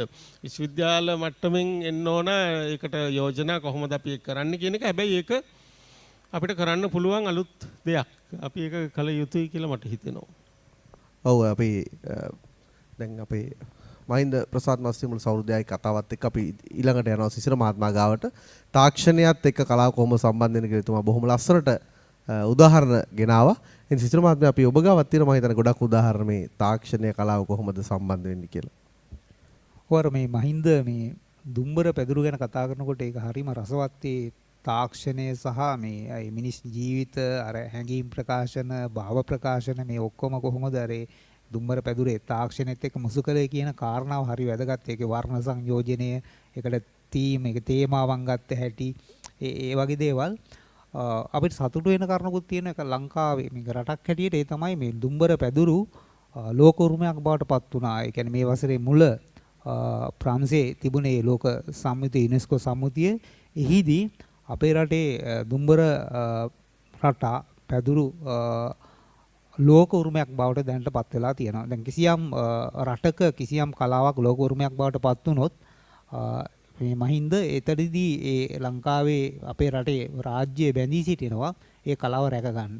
ඒක ලෝකෙට ඉදිරියේ මේ කියන්නේ ප්‍රඥාප්තියක් දෙන්නේ අපි මේ කලාව රකින්නවා කියලා ලෝකෙත් අවධානය දෙනවා සහ රටක් හැටියටත් අපි බැඳිලා තියෙනවා. දැන් අපි ගත්තොත් සීගිරිය ගත්තොත් ලෝක උරුමයක්. ඒතකොට සීගිරිය ලෝකෙ හැටියටත් අපි දිහා බලනවා. අපිත් සීගිරිය රැකගන්න ලෝකෙට ප්‍රතිඥා දීලා තියෙනවා. එතකොට අර ඔබ කිව්වාගේ කිසියම් ආකාරයකට අපිට රටක් හැටියට දුම්බර කර්මාන්තය ගැන දුම්බර පැදුරු කර්මාන්තය ගැන අවධානය යොමු කරන්න වෙනවා. මොකද ලෝක උරුමයක් නිසා. ඉතින් ඒ කරුණොත් අපේ දරුවන්ට වැදගත් නිසා මේ තාක්ෂණ පීඨයට එන මේ කරුණ අපි මතක් කරන්නේ මේවා අයිති වෙන්නේ intangible cultural heritage කියලා. ICH කියලා කෙටි නමින් හඳුන්වනවා යුනෙස්කෝ ආයතනයේ ලෝකෙම කතා කරන මේ විෂයන්. ඒ කියන්නේ අස්පර්ශ සංස්කෘතික උරුමයන් යටතේ තමයි මේවා කතා වෙන්නේ. අර මේ මහින්ද කියනකොට අර නැන්දා සහ මේ අර ලේලි අතර ප්‍රශ්නේ ඇත්තට දැන් එතන වෛරයක් හැටියට අපි හුඟක් වෙලාවට දකින්නේ නැන්දා සහ ලේලි. මට මතක් වුණේ නන්දාමාලනී ගායනා කරන ගීතයක්. ඒ ගීතය සුවිශේෂයි. මේ ඒකේ තියෙන්නේ මේ ආදරය කරනවා ලේලි කෙනෙක් තමන්ගේ නැන්දාට. අපිට හිතා ගන්නවත් බෑ. ඒ ගීතෙන් සාමාන්‍යයෙන් එහෙම ආදරය කරනවා නෙමෙයි අපි අහලා තියෙන ජාතක කතාවලද ඒක ජාතක කතාවක තියෙනවානේ නැන්දාව ගෙනහිල්ලා අර සෝනක දාලා පුච්චණ්ඩල හැටි කරනවා ලේලි විසින් සැලසුම් කරන ආකාරය එහෙම. ඉතින් එතකොට අපි දන්නේ වෛරයක්නේ. නමුත් මේ ගීතේ තියෙන දැන් බලන්න නන්දාමාලනී ගායනා කරනවා මේ ඔබේ තුරුලේ මා නොවේයි ඔබේ පුතු පමණි සුරතල්ලුනේ. එහෙමයි කියන්නේ ඔබේ දෙතනේ එරන් කිරි මට නොවේ මගේ හිමිට පමණයි හිමි වුනේ. දැන් එයා කියනවා මගේ ස්වාමියාටලු ඔබේ දෙතනේ එරන් කිරි හම්බෙලා තියෙන්නේ. මේ බිරිඳ හිතන හැටි. දැන් බලන්න අර කන පිට හරවන්නේ නැද්ද අර අපි මෙතෙක් නැන්දා සහ ලේලි අතර තියෙන ප්‍රශ්නේනේ. ඔබේ තුරුලේ මා නොවේ ඔබේ පුතු පමණි සුරතල්ලුනේ ඔබේ දෙතනේ එරන් කිරි මගේ හිමිට පමණයි හිමි උනේ එහෙත් ඔබ මගේ දිවිය සරසන මවක් වැනි නැන්දනීයනේ. ඔය තව මවක් දකින්න. දැන් බලමු මේ වගේ ගීතනේ අපිට මේ අලුත් විදිහට හිතන්න. දැන් උඹේ ස්වාමියාට ආදරය කරනවා නම් ඒ ස්වාමියාට ජීවේ දීපු අම්මටත් උඹ ආදරය කළ යුතු නැද්ද කියන ප්‍රශ්නේ. එහෙම නැත්නම් ඒ ස්වාමියාට ජීවිතේ දීපු අම්මට උඹ වෛර කරනවා නම් උඹ උඹේ ස්වාමියාට කරන්නේ නැත්ත ආදරයක්ද? මෙන්න මේ ප්‍රශ්නේනේ ගේන්නේ. දැන් අපි කියනවා නැන්දේකට වෛර කරනවා නම් දැන් එහෙම නැත්නම් ලේලිට වෛර කරනවා නම් මේ ප්‍රශ්නේ වෙන තැනකින් ගියනවනේ. ඒතකොට ආදරය කියන එක කොහොමද ඇත්ත තැන යථාර්ථවාදී ආදරයක්ද? එහෙනම් ඒ ආදරේ දැන් උතන වෙන්නේ අම්මා වෛර කරනවා අර ලේලිට. මොකද තමන්ගේ පුතා තමන්ට තිබිච්ච ආදරේ අර අයිති කරගත්තේ නිසානේ. එතකොට කලාව ඇතුලේ කිසියම් ආකාරයකට ගේනවා ප්‍රතිකලාවක් ඇටියට ගේනවා. දැන් මේවා ප්‍රශ්න කරමින් දැන් සිංහ බහු නාට්‍ය ගත්තත් සරච්චන්ද්‍ර නාට්‍ය ගත්තත් මේ හැම දෙයක්ම කරන්නේ අර මේ යථාර්ථවාදී විදිහට දකින්න උත්සාහ ගන්නවා. දැන් ආදරය කියලා කියන්නේ එහෙම නැත්නම් හිමි කර ගැනීමක්ද? ඒ වගේ දේවල් නේ. මහාචාර්ය සරච්චන්ද්‍රගේ අන්තිම නවකතා පොත තමයි විලාසිනිකගේ ප්‍රේමය. ඒ නවකතා පොතේ තියෙන අන්තිමට කියන්නේ ප්‍රේමය නම් අසනීය කුසුමක් වේ. රිසිව් කෙනෙකුට පූජා කරමුට ලෝභ සිතින් නොව පිදුව මනාවේ පෙරලා ලබන්ට නොසිතා මදකුත්. ප්‍රේමය නම් අසනීය කුසුමක් වේ. අසනීය කුසුම් කියලා කියන්නේ මේ දිව්‍ය ලෝකයේ තියෙන මල්. ඒ සාහිත්‍යය තමයි මේවා සාකච්ඡා කරන්නේ. අපේ ප්‍රනීත් අබේසුන්දර මහාචාර්යතුමා කිව්වා මේ අසනීය කියලා කියන්නේ පූජාවට සුදුසු කියන අර්ථය කියලා කිව්වා. එතකොට මේ පූජා කිරීමට සුදුසු මල්. එතකොට ප්‍රේමය නම් අසනීය කුසුමක් වේ. රිසිව් කෙනෙකුට පූජා කරමුට ලෝභ සිතින්ව පිදුව මනාවේ පෙරලා ලබන්ට නොසිතා මදකුත්. මෙන්න මේ විදිහට තමයි අර විලාසිනිකගේ ප්‍රේමය කියන නවකතාව අවසන් වෙන්නේ. මහාචාර්ය සරච්චන්ද්‍රගේ මේ සරච්චන්ද්‍ර වියපත් වෙලා තමයි මේ නවකතාව ලියන්නේ. මේ නවකතාව ලියලා වසර 6කින් විතර පස්සේ තමයි එතුමා අභාප්‍රාප්ත වෙන්නේ. රාජ්‍ය සම්මානයට පාත්‍ර වෙනවා. එතකොට දැන් මේ චම්පු කාව්‍යයක් කියලා කියන්නේ. ඒ කියන්නේ ගද්දෙන් සහ පද්දෙන් දෙකෙන්ම මේ නවකතාව තියෙනවා. ඉතින් මෙවැනි සාහිත්‍යයක් අපිට ජීවිතේ උගන්වනවා. අපිට පේනවානේ තරුණියෝ ගත්තාම මේ ආදරය කරන්න බැරුව මරලා දානවා, පිහියෙන් ඇල්ලලා මරලා දානවා, බෙල්ල මිරි කර මරලා දානවා, ආදරේ ප්‍රකාශ කරලා ඒක ලබා ගන්න නොහැකුණොත් කෙලින්ම මරලා දානවා. දැන් එවැනි අර ආදරෙත් එක්කලා වෛරේ බැඳිච්ච දෙයක් නේ තියෙන්නේ. එතකොට මෙතනදී ආදරය කියලා කියන්නේ සැබවින්ම කුමක්ද? නේ කිසි දෙයක් ප්‍රාර්ථනා නොකරන තැන තමයි ආදරේ. එහෙම තමයි ජේ ක්‍රිෂ්ණමූර්තිතුමා එහෙම සඳහන් කරන්නේ. ඉතින් අපි මේ දරුවන්ට අපි කියන්නට ඕනේ මේ සාහිත්‍ය කලාව විතරක් නෙමෙයි. දැන් ක්‍රිෂ්ණමූර්ති වගේ අති විශිෂ්ට මිනිස්සුන්ගේ සාකච්ඡා මේවා තියෙනවා සිංහල භාෂාවට පරිවර්තලා තියෙනවා ඉංග්‍රීසියෙන් තියෙනවා. දැන් ක්‍රිෂ්ණමූර්තිතුමා ශ්‍රී ජයවර්ධනපුර විශ්වවිද්‍යාලයටත් ඇවිල්ලා දේශන පවත්වලා තියෙනවා. ඒත් ක්‍රිෂ්ණමූර්තිතුමායි ජයවර්ධනපුර විශ්වවිද්‍යාලයත් ලොකු සම්බන්ධයක් තියෙනවා. අධිකාරන්තුමා තමයි ලංකාවේ ක්‍රිෂ්ණමූර්තිතුමාගේ මේ හොඳම ශිෂ්‍යයෙක් හැටියට එහෙම නැත්නම් මිතුරෙක් හැටියට ගෝලයෙක් හැටියට සහ මිත්‍රත්වයක් හැටියට ලංකාවේ ඉඳලා එතුමාගේ දැන් ආචාර්ය අධිකාරන්තුමා කියන්නේ ශ්‍රී ජයවර්ධනපුර විශ්වවිද්‍යාලයත් එක්ක හුඟක්ම සම්බන්ධ වියතෙක්නේ ලංකාවේ හිටියේ. එතකොට එතුමාගේ පෞද්ගලික දේපොළ තමයි අර දැන් ක්‍රිෂ්ණමූර්ති පදනම කියලා එහෙම පිහිටවගෙන තියෙන්නේ. මේවා කියන්නේ මේවා මේ තරුණ පරපුර දැනගන්නට ඕනේ. ජේ ක්‍රිෂ්ණමූර්ති කියලා කියන්නේ කවුද? ඒතර එතුමා ලෝකෙට දීපු දැනුම මොනවද? මෙන්න මේ වගේ කාරණා. ඉතින් එතුමාගේ පොත් ක්‍රිෂ්ණමූර්තිතුමා මොනවද කියලා තියෙන්නේ. මෙන්න මේ වගේ දේවලුත් ඔබලා කියවන්න බලන්න. එතකොට තමයි අපේ පටු සීමා වලින් අපිට එහා මේ ලෝකේ දකින්න පුළුවන් වෙන්නේ. එතුමා සාකච්ඡා කරලා තියෙන ආදරය කියලා කියන්නේ මොකද්ද? කිසිවක් ප්‍රාර්ථනා කරන්නේ නැත්නම් කිසිවක් නැති තැන. එතන තමයි එයා කියන්නේ මේ ෆුල්ෆිල් කරලා තියෙන ආදරය කියන එක සම්පූර්ණ වෙන්නේ කොතනද? වෙන දෙයක් ප්‍රාර්ථනා නොකරන තැන කියන තමයි ක්‍රිෂ්ණමූර්තිතුමා වගේ කෙනෙක් පැහැදිලි කරලා දෙන්නේ. ඉතින් එතකොට අපිට සාහිත්‍ය කලාව අර ඔබ කිව්වා වගේ මේ ජන කවි වෙන්න පුළුවන්. එහෙම නැත්නම් කවිය වෙන්න පුළුවන්. මේ වගේ දේවල් එහෙම නැත්නම් හොඳ ගීත වෙන්න පුළුවන්. දැන් නන්දාමාලි වගේ කෙනෙක්ගේ ගීත වෙන්න පුළුවන්. මේවා අපිට අලුතෙන් හිතන්න අපේ ජීවිත පෙර පුරුදු කරපු එහෙම නැත්නම් පුරුදු කරපු විදිහට නෙමෙයි වෙන විදිහකට අලුතෙන් හිතන්න අපිට පොළඹවනවා මේ සාහිත්‍ය කලාව. දැන් ඇත්තටම අපි නව යෞවන වියට එළඹෙනකොට එහෙම අපි අලුතෙන් හිතන්න පටන් ගත්තේ මේ නන්දාමාලි වගේ අයගේ. එතකොට මේ වගේ ගීත මහාචාර්ය සුනිල් ආරත්නයන් ලියපු ගීත. එතකොට මේ වගේ දේවල් ඇහුවට පස්සේ අර අපි අලුතින් හිතන්න. එතකොට අපි අර වැඩි වියටපත් වෙන පටන් ගන්නවා. ඒ හින්දා තමයි මේ සාහිත්‍යයක් හා කලාවක් කියවීම වගේ දේවල් අපිට අවශ්‍ය වෙන්නේ. නවකතා වෙන්න පුළුවන්, කෙටි කතා වෙන්න පුළුවන්. එතකොට කවිය වෙන්න පුළුවන්, මහගමසේකරගේ කවි වෙන්න පුළුවන් නේ. දැන් අපි දැන් මහින්ද කතා කළේ ජන කවි පිළිබඳව. දැන් මහින්දගේම කවි වෙන්න පුළුවන්. මහින්ද ලියපු අර හිරුත් හිම පියල්ලක කියන කවි පොත මට මතක් වෙනවා. වර එක මට මතකයි ඒ කවි පොතේ පසුවදනත් මම ලියන ඔබගේ ආරාධනාවෙන්. එතකොට ඒ රාජ්‍ය සම්මානයට පාත්‍ර වෙනවා, සම්මාන ගණනාවකට පාත්‍ර වෙනවා මේ හිරුත් හිම පියල්ලක කියන කවි පොත. ඒකේ තියෙන අර ලියමන කියන කවිය මට තාම මතක් වෙනවා. ඒකේ තියෙන්නේ අගනගරේ රැඳිලා නර්තනයේ යෙදෙන. ඒ කියන්නේ ව්‍යාපාරික කටයුතු සඳහා නර්තනයේ යෙදෙන. දැන් අපි අද මේ අපේ කතිකාචාර්යතුමෙක් එක්කත් උදේ මහින්ද කතා කළේ මේ මාධ්‍ය වලින්නේ. මාධ්‍ය වලින් මේ මෙහෙවර වුණාද සමාජයට කියන ප්‍රශ්නේ. අපේ තියෙන ජනමාධ්‍ය වලින් මේ පෞද්ගලික මාධ්‍ය නාලිකා විශාල ප්‍රමාණයක් තියෙනවා. මේ නාලිකා වලින් මිනිස්සයා ප්‍රඥා සම්පන්න කරන දේ වුණාද කියන එක අපි උදේ කතා කරමින් හිටිය අපි කට්ටිය කතා කරනකොට. ඉතින් එතකොට මේ නාලිකා වලින් මේ වගේ දේවල් වෙන කරන දෙයක් තමයි නර්තනය. ඒ කියන්නේ ඒ නර්තනයේදී මේ නර්තනය කියන එක පාවිච්චි වෙනවා මේ විශාල ව්‍යාපාරික කටයුත්තක් සඳහා. ව්‍යාපාරික අරමුණෙන් පාවිච්චි වෙනවා.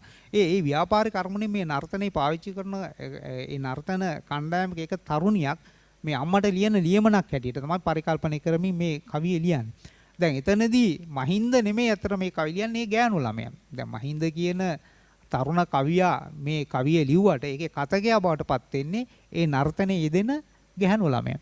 දැන් මේක අපි තේරුම් ගන්න ඕන කරුණක්. දැන් කිසියම් ආකාරයකට කවියක හරි ගීතයක හරි ලියන කෙනා නෙමෙයි ඒකේ කතකයා බවට. කතකයා කියන්නේ තව කෙනෙක්. දැන් මහාචාර්ය සුනිල් ආරත්න ගීතයක් ලියනකොට ඒ ගීතය ඇතුලේ කතකයා ගැහැණු කෙනෙක් වෙන්න පුළුවන්. ඔබයි රම්මේ සඳ කිරණ ඒක ඇවිල්ලා ගැහැණු කෙනෙක්ගේ අර්ථයෙන් තමයි ඒක කියන්නේ. එහෙම නැත්නම් අපි කියමු ඩෝල්ටන් අල්විස් නැමැති ගීත රචකයා ගීතයක් ලියනකොට ඒකේ ගීතේ ඩෝල්ටන් අල්විස් නෙමෙයි කියන්නේ සමහරට මල් පෝච්චියක් වෙන්න පුළුවන්. මල් පෝච්චියක් පණ නැති මල් වාස් එකක් මේසයක් උඩ තියෙන මල් වාස් එකක් කියන. ඒක කතකයා බවට පත් වෙන්නේ ඒ අප්‍රාණික මේ අර මල් වාස් එක නේ. රට වෙනුවෙන් සටනට වැද්ද දිවිදුම් නේ රණවිරුගේ පාදුවිලින් තැවිලා පොඩි වෙන්න මාව විසික් කරන්න කියලා මල් වාස් එක කියනවා නේ. අර උඩඟු කාන්තාවන්ගේ වරලසේ බඳින්න හැම නෙමෙයි මම ඉපදිලා තියෙන කියලා මල් වාස් එක කියනවා. එහෙම නැත්නම් බොරුවට කයිවාරු ගහන බීලා නන්දොඩෝන මිනිස්සුන්ගේ අර බොජුම් මේස උඩ නිකන් පර වෙලා යන්නේ. එහෙම නෙමෙයි මම ඉපදිලා තියෙන්නේ කියලා කියනවා. මම බලන්නේ මල්වාස් එක තමයි කතකයා.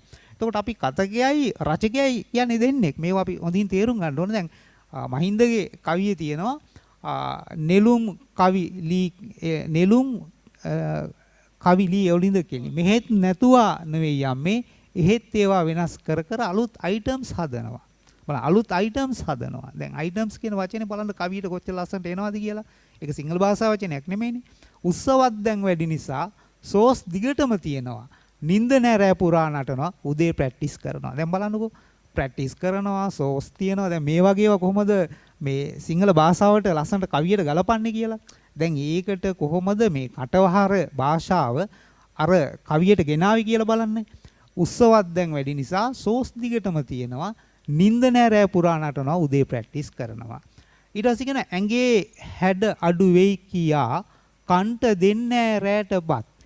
කෙල්ලෝ 10ක් ඉන්නවා හොරෙන් අපි තේ හදනවා.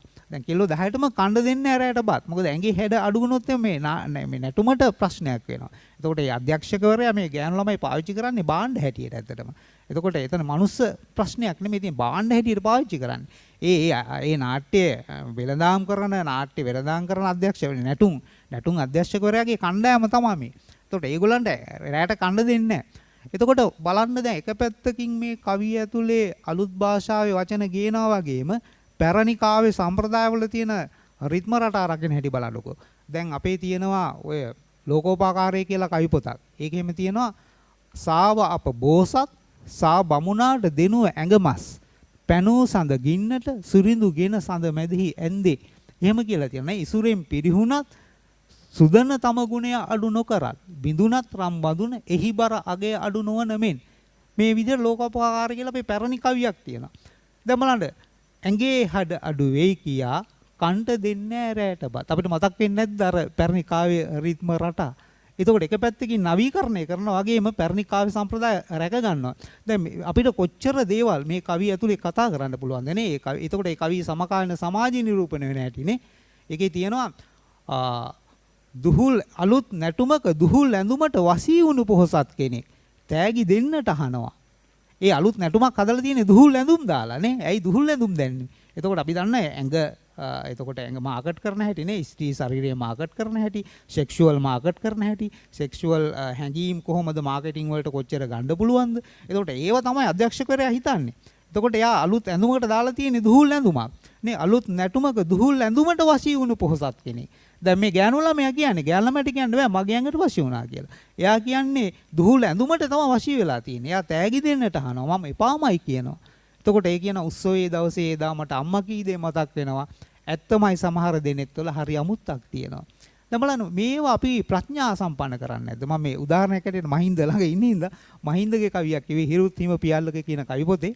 ඉතින් මං කියන්නේ අපිට මෙවැනි කවි දැන් හිරුත් හිම පියල්ල කියන්නේ පුංචි කවි පොතක් ඇතන. එවැනි කවි අරගෙන කවි පොත් අරගෙන අපේ පොත් මේසේ උඩ ඔය අපේ දරුවෝ පාවිච්චි කරන එතකොට මේ තාක්ෂණ පීඨයට එන දරුවන්ගේ තාක්ෂණ විෂයට අදාළ පොත් මේසේ උඩ ඒ පොත් රාකයක මෙන්න මෙවැනි සමකාලීන කවි පොත් තියෙන්නට ඕන කියලා මම යෝජනා කරනවා. මෙවැනි සමකාලීන කවි පොත් තියෙනවා. මේ සමාජයේ තියෙන මහින්දලා වගේ අය ලියපාර මං ගීසරෙක් කතා කළා අපොයියා වගේ අර යවුන් නව කතාව දැන් ඒක සම්මානටත් පාත්‍ර වුණා. ඒ අපි කතා කරාට පස්සේ නේද? ඒක මට ලොකු සතුටක්. එතකොට ඒක රාජ්‍ය සම්මානයට පාත්‍ර වෙනවා. ඒක මේ ළමා පොත. නෙමෙයි යවුන් සාහිත්‍ය කෘතිය.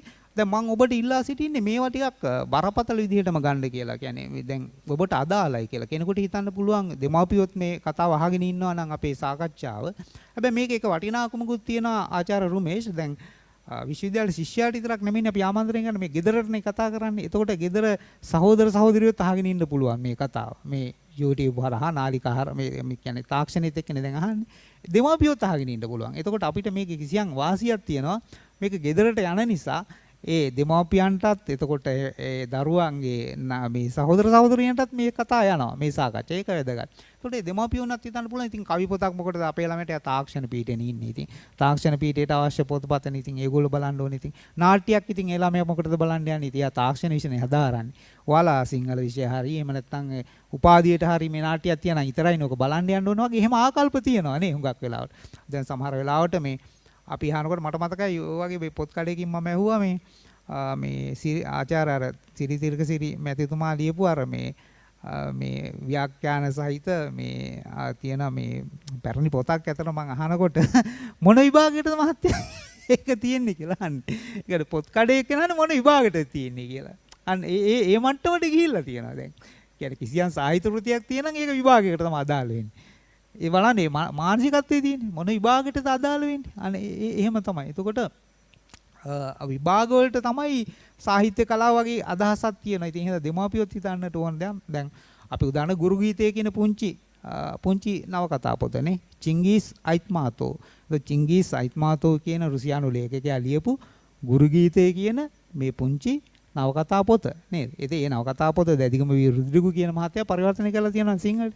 ඒ පොත මං කියන්නේ මේ හැම ළමෙක්ගේම පොත් රාකේ තියෙන්න ඕන.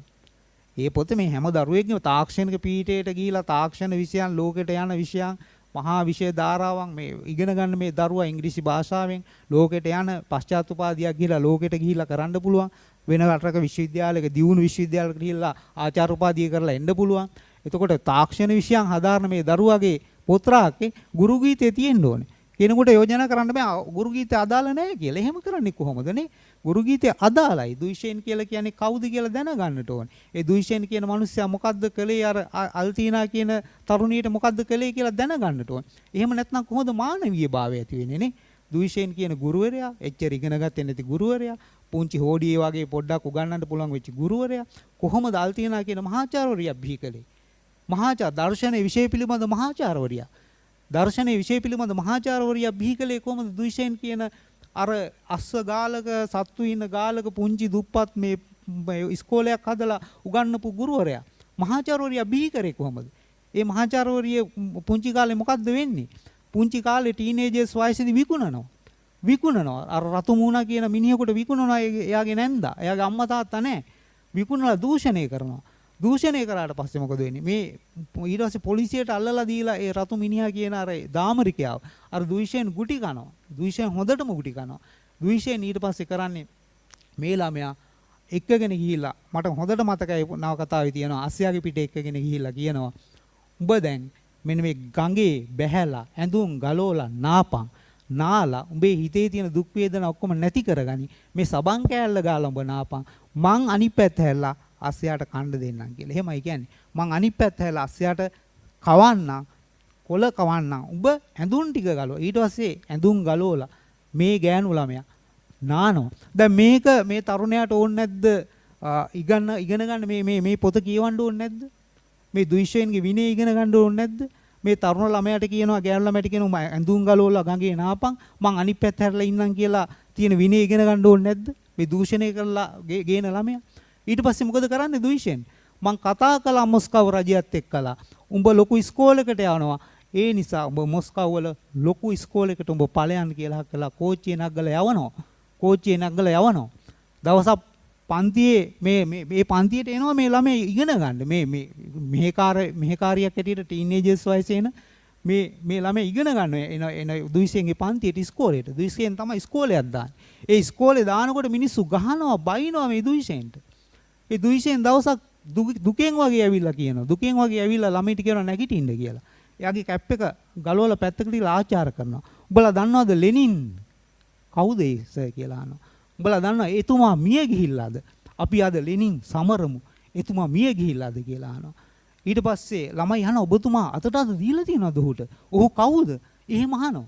එතකොට ඒ මහා චරිත බිහි කළේ කොහොමද? එතකොට ඒ ගෑනු ළමයා අර දූෂණය කරපු ගෑනු ළමයා මොස්කව් වලට ගියාට පස්සේ ඒ කතාව ආරම්භ වෙන්නේ කොහොමද? ඒ නවකතාව. ඒ නවකතාව ආරම්භ වෙන්නේ ඒ පුංචි ගමේ පාසලක් හදනවා. ඒ පුංචි ගමේ පාසලක් හදලා මහාචාර්යවරියෙකුට ආරාධනා කරනවා ප්‍රධාන අමුත්ත හැටියට. ඒ මහාචාර්යවරිය තමයි දර්ශනීය විෂය පිළිබඳ මහාචාර්යවරිය අල්තිනා කියන මහාචාර්යවරිය. ඒ මහාචාර්යවරිය ආවට පස්සේ ඒ ඉස්කෝලේට ලියුම් වගේක් අරගෙන එනවා වයසක ලියුම් කරුවෙක්.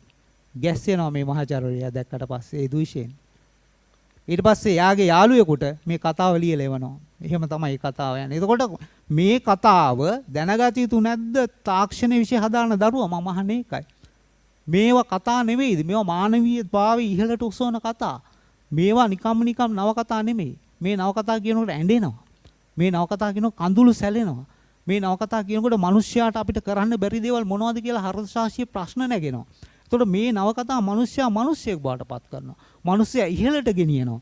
මිනිස්සයා ඉන්න තැන විශාල කරනවා, විදාරණය කරනවා, සමාජීය අර්ථයක් සහිත මිනිස්සෙක් බවට පත් කරනවා. මේ නවකතා කියපු කිසි කෙනෙක් ආත්මార్థකාමීක් වෙන්නේ නැහැ. සමාජීය අර්ථයක්, මට සමාජීය වගකීමක් තියෙනවා. මම දුයිෂෙන් වගේ වීරයෙක් වෙන්න ඕනේ. මම සමාජීය අර්ථයක් සහිත මිනිසෙක් වෙන්න ඕනේ කියලා හිතනවා. මෙන්න මේක තමයි මහින්දර අපි කිව්වා අර මානවීයතාවය. අර ඔබ කතා කළේ මිනිස්යාට නොයේනම් කලාව කුමටද කියලා. එතකොට අපිට අවශ්‍ය නැද්ද මේ ගුරු ගීතය වගේ පොතක් කියවන්න, මේ පුංචි පොතක්. එතකොට ඒක තාක්ෂණය හදාරන දරුවාගේ පොත් රාක්කයේ තිබිය යුතුයි. එවැනි විශිෂ්ට කතා කිය යුතුයි. දැන් චිංගිස් අයිත්මාතෝ ලංකාවට ඇවිල්ලා නැහැ. නමුත් චිංගිස් අයිත්මාතෝ ලියන නවකතාවල ලංකාව ගැන සඳහන් වෙනවා. ඔබ පුදුම වේ, ඔබ මවිත වේ. වේලාසන කොක්කු ඇවිත් කියලා නවකතාවක් තියෙනවා. early cranes. ඒ නවකතාව පරිවර්තනය කරලා තියෙනවා ලංකාවේ සිංහල භාෂාවට W අබේසිංහ මහත්මයා විසින්. ඔබ කියවොත් පුදුම වෙයි. ඒ නවකතාවේ පටන් ගන්නෙ කොහොමද? රුසියාවේ සීතලෙන් ගැහෙන පාසලක රුසියාවේ ඉර අවුව නැති සීතලෙන් ගැහෙන පාසලක ළමයින්ට එක්තරා ගුරුවරියක් ඇවිල්ලා කියනවා. ඔබලා දන්නවද? ඉන්දියාවට යටින් පුංචි රටක් තියෙනවා ඔබලා දන්නවද? ඔබලා අහලා තියෙනවද? ඒ රටට හැමදාම ඉර එළිය තියෙනවා කියලා. මේ ළමයි පුදුම වෙනවා. මේ ළමයි මවිත වෙනවා. හැමදාම ඉර එළිය? ඔව්, ඒ රටට හැමදාම ඉර එළිය තියෙනවා. ඔබලා දන්නවද? මේ ලෝකේ ඕනෑම රටක කුරුල්ලෙකුට ගිහිල්ලා ඒ රටේ ජීවත් වෙන්න පුළුවන්. ඔබලා දන්නවද? මේ ලෝකේ තියෙන ඕනෑම පැලයක් පැලකලොත් ඒ රටේ පැලවෙනවා. මේ කොහේ ගැනද කියන්නේ? ලංකාව ගැන, අපේ රට ගැන. මේ චිංගිස් අයිත්මාතෝ ලියන්නේ. ඉතින් මේ නවකතා අපේ මිනිස්සු කියව යුතු නැද්ද? අපේ ළමයි කියව යුතු නැද්ද? මේ නවකතා අර මේ ගෝල් පේස් එකේ අර කෑ ගහන රට වෙනුවෙන් රටක් ඕනේ කියලා ඉල්ලන තරුණයාට කියව යුතු නැද්ද? ඔන්න උතන තමයි මේ මහින්ද අපිට ඒ තරුණයාට පාව අපි සාහිත්‍ය ගෙනියන්න ඕනේ කියන්නේ. එතකොට තමයි මේ තියෙන රට ගැන තියෙන ඇල්ම ඉතා යථාර්ථවාදී බවට පත් වෙන්නේ. නැත්නම් ඒක නිකන් හුදු ජනප්‍රියකක් බවට පත් වෙනවනේ. අන්න එතනදී තමයි එතන පොත් රාක තියෙන එක, පොත් කියවන එක, මහින්දලා ගිහිල්ලා කවි වැඩසටහන කරන එක මේවා තියෙන අර්ථය තියෙන්නේ. ඉතින් ඒ නිසා මේ තාක්ෂණය හදාරන අනාගත ලෝකෙට යන්න සූදානම් වෙන ඊටාම දියුණු විෂයන් හදාරන මේ වර්තමාන විශ්වවිද්‍යාල ශිෂ්‍යයාට අපි යෝජනා කරන්නේ මේ නවකතා, මේ සාහිත්‍ය තමන්ගේ ජීවිතයට ඉතා ගැඹුරින් අදාළ කරගන්න කියන. මේ කරුණු ටික තමයි මට මේ දලවසෙන් කියන්න තියෙන. අපි ඉදිරි සාකච්ඡාවේදී මතුවෙන කරුණුත් එක්ක කතා කරමු. ඔව් ඉතින් ඇත්තටම මේ ඔබතුමාගේ කතාවේදී මම කල්පනා කරේ අපේ ශ්‍රී ජයවර්ධනපුර විශ්වවිද්‍යාලයේ සංස්කෘතික මධ්‍යස්ථානයේ පුස්තකාලය එක ළඟ තියෙන. මම කල්පනා කරේ කවුරු හිතලම ආද නැති කියලා. ඉතින් බොහොම ලස්සන කතාවක්. ඔබතුමාගේ කතාවත් එක්ක මතක් වුණා පෞගි දවස්වල මට හම්බුණා මේ තාක්ෂණ විෂය දාලා හදාලා විශ්වවිද්‍යාලේ එන්න බලාගෙන ඉන්න ළමයෙකුයි යාගේ අම්මයි මේ අවුරුදු දවස්වල මට හම්බුණා. ඊට පස්සේ දැන් මේ අම්මා අර ශිෂ්‍යත්වයේ ලියන පොඩි එකෙක් වගේ විශ්වවිද්‍යාලේ යන ළමයාත් මේ යන්නේ කොහෙද නාන්නේ කීයටද විශ්වවිද්‍යාලේ යනකොට කියවන්න පොත් මොනවද හොය හොය යනවා දැන් මේ ළමයාත් එක්ක. ඉතින් මගෙන් ඇහුවා සර් මොනවද මේ විශ්වවිද්‍යාලේ ඉන්න කලින් දැන් මේ තාක්ෂණය ඉගෙන ගන්න ඉන්නේ ජයවර්ධනපුරට බොහෝ විට තේරෙයි. මේ මොනවද කියවන්න ඕන පොත් තියනවද කරන්න ඕන කෝසස් තියනවද? ඉතින් දැන් මේකට දෙන්න උත්තරයක් නැහැ නේ විශ්වවිද්‍යාලේ ඉන්න කලින් පොත් කියවන්න තාක්ෂණ පිටින්න කලින් මම ගෝර මහින්ද ප්‍රසාද් මස්සිඹුල කියලා එක්කෙනෙක්ගේ පොත් වගේක් තියෙන බොහොම අඩුයි මිලා අඩුයි අන්නේ පොත් ටික අරන් කියවන්න කියලා ඒ මොනසෙට කියලා ආවා. ඊට පස්සේ මගේ දිහා තමුතු විදිහට බල්ලා ගියා. මම හිතන්නේ නම අහලා තියෙන නිසා වෙන්න ඇති. මොකද ඔබතුමා මේ රූපවාහිනියත් ගුවන්විදුලියත් මේ දවස්වල නිතරම ඉන්නවනේ. ඉතින් ඒත් එක්කම ඔබතුමාගේ බොහොම ලස්සන කවි පෙළකුත් මං ගාව තියෙනවා මේ අර සීගිරි ළඳකගේ අම්මෙක් කියන කවි පන්තිය. ඇහි පියන්න හැරලා කියන කාව්‍ය සංග්‍රහය. ඒකත් බොහොම ලස්සනයි. මේ සාකච්ඡාවට වැඩි බාධා කරන්නේ නැතුව අපි මහින්ද මහත්මයාගෙන් අහමු මේ සංවාදය ඉදිරියට ගෙනියන්න කියලා.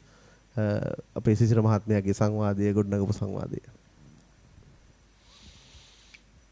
ඔව් මම හිතන්නේ ඉතාමත් වැදගත් අදහස් ගොන්නක් දැක්වුවා මේ සිසිර.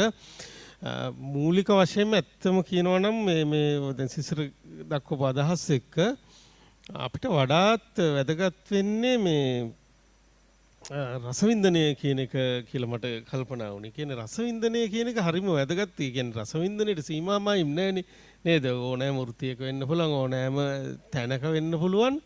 නමුත් මිනිසා හොඳ රසවත් මිනිසෙක් බවට පත් විය යුතුයි. රසවත් මිනිසෙක් බවට පත්වීම කියන්නේ ප්‍රශ්න අවම වෙන එක ක්‍රමවේදයක්. ඉතින් අන්නේ රසවින්දනය කියන කාරණේ සමාජයෙන් දුරස් වීම පිළිබඳව අපි බොහෝ විට කතා කරලා තියෙනවා. මේ රසවින්දනය කියන එක මේ දැන් මිනිසාට ගැඹුරු රසවින්දනයක් ලැබෙනවා කියන එකට ප්‍රධාන මාර්ගයක් සාහිත්‍ය කියන එක. ඒ අරුණම ගීත කලාව, නාට්‍ය සිනමාව, කෙටි සිනමාව ආදී මේ බොහෝ පැතිකඩයන් තියෙනවා.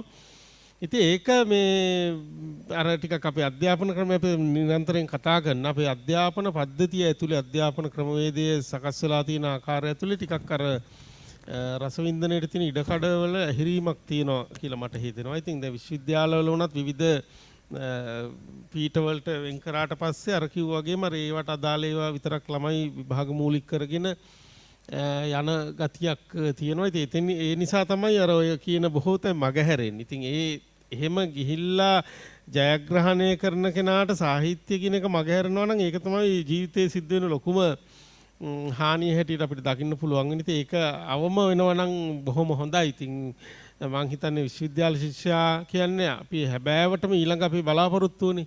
ඇත්තම කියනවා නම් අපි බලාපොරොත්තු ඊළඟ මඟ පෙන්වන්නවා බවට ඔහු ඇත්තටම වෙන්නේත් නැත්තේ ඒක තමයි වර්තමානයේ නම්. ඒකේ කෝ නව නිපැයුනේ අලුත් දේවල් කෝ අලුත් චින්තනයක් කෝ එතනින් එන්නේ නැහැ නේ එහෙම එකක්. මට නම් පේන්නේ නැහැ එහෙම එකක්. එතකොට නැවත වෘත්තිකයෙක් තමයි කොහොම හරි බිහි කරන්නේ නේ. කොහොම හරි කළා වෘත්තිකයෙක් බිහි කරනවා එච්චරයි. ඔහු මාස් පඩි ගන්න සාමාන්‍ය වෘත්තිකයෙක් බවට පත් වෙනවා. හැබැයි සමාජයට ඊට වඩා ආලෝකයක් අවශ්‍යයි. දැන් අධ්‍යාපනය පිළිබඳව අපිට මූලික වශයෙන් වැඩිම විශ්වාසය තියන්න පුළුවන් ප්‍රබලම කාරකයක් බවට පත් වෙන්නේ අධ්‍යාපනය. මේ සියලුම ප්‍රශ්න වලට අපි එක යුගයක හිතන අධ්‍යාපනය තමයි එකම විසඳුම කියලා. අදටත් අපි විශ්වාස කරනවා. නමුත් ඒක අධ්‍යාපනයෙන් බිහි කරන්නේ ක්ලාක් කෙනෙක් නම් අවසාන වශයෙන් නිකන් මාස් පඩි කාරෙක් නම් අපි මේ පිළිබඳව තව ටිකක් වැඩිපුරම කල්පනා කරන්න වෙනවා, වැඩ කරන්න වෙනවා ඒ සම්බන්ධයෙන්. ඉතින් ඒක ඇත්තටම ගැටලුවක් තියෙනවා. ඒ කියන්නේ අපිට දැන් අපේ ගොඩක් කියන්නේ අපි ස්වාධීන විය යුතුයි කියන අදහස මා තුළ තියෙනවා. දැන් අපිට උදාහරණ ගන්න පුළුවන් හවල් රටේ නම් මෙහෙම, මේ රටේ නම් මෙහෙම කියලා මං කියන්නේ ඒ ඔක්කොම අත්හැරලා දැම්මා. එහෙමනේ අපේ රටේ අපි මෙහෙම එකක් ගොඩනගන්නවා. කියන තත්ත්වය මම ඉන්නේ සිසිර. කියන අපේ රට ස්වාධීන, ඉතා පොහොසත් රටක් බවට අපිපත් කළ යුතුයි. ඒක කරන්න තියෙන මේ ප්‍රශ්න ටිකනේ දැන් අපි මේ निराකරණය කරගන්න උත්සාහ කරන්නේ. එතකොට එහෙම ස්වාධීන රටක් හදන්න අපිට නව චින්තනයක් සහිත අලුත් પરම්පරාවක් ඕනි වෙනවා. හොඳ රසවින්දනයක් සහිත හොඳ රසවතුන් ඕනි වෙනවා. හොරු ඕනි වෙන්නේ නැහැ කොහොමටවත්මනේ. මංකොල්ලකාරයෝ, අපරාධකාරයෝ, මිනිමරු අපිට අයින් කරන්න සිද්ධ වෙනවා. ඉතින් මේක එක හඬකින් එකට අත්තල් බැඳගෙන අපි කරගත්තේ නැත්නම් හරිම අපරාධයක් බවට පත් වෙනවා. මොකද ලංකාව කියන්නේ ඉතාමත් හොඳ රටක්. හොඳ නිසාම අනතුරටපත් වෙන්න තියෙන ඉඩකඩත් වැඩි නිසා. ඉතින් ඒක මගේ නිකන් බාහිර අදහසක් හැටියට මම දැක්ුවේ. මට තියෙනවා ඉතාමත් මේ අතිශය දුර්ලභ උදාහරණයක් මේ වැඩසටහනට මට කියන්න තියෙනවා. මම දන්නේ සිසිර අහලා තියෙනවාද කියන එක. හැබැයි මේක අපේ ජන සාහිත්‍යයේ බොහොම ප්‍රචලිතයි. මේ යොන් මැරිල්ල නැමැති යොන් මැරිල්ල කියන කතාව කවි දෙකක් සහිත ජන කතාවක්. මේක සලකනවා සැලසුම් කරන්නේ පිළිබඳව අපේ සාහිත්‍යයේ හමුවන හොඳම විශිෂ්ටම උදාහරණය හැටියට. යම් කිසි දෙයක් සැලසුම් කිරීම සම්බන්ධයෙන් සාහිත්‍යයේදී අපට හමුවන අපේ ජන සාහිත්‍යයේ හමුවන විශිෂ්ටතම උදාහරණය හැටියට. ඒ නිසා මම හිතන්නේ මේක ඕනෑම කෙනෙකුට වැදගත්. ඕනෑම කෙනෙකුට මනෝමය අභ්‍යාසයන් කරන්න ඉතාමත් වැදගත්. විශේෂයෙන්ම කාර්මික පැත්ත වෙන්න පුළුවන්, තාක්ෂණික අංශය වෙන්න පුළුවන්, කළමනාකරණ අංශය වෙන්න පුළුවන්. අතිශය වැදගත් වෙනවා. මේක එක බැඳුණු කතාවක් තියෙනවා. එක්තරා නැව්පතියෙක් තමන්ගේ යාත්‍රාව මුහුදේ අරගෙන යනවා. කුඩා යාත්‍රාවක්.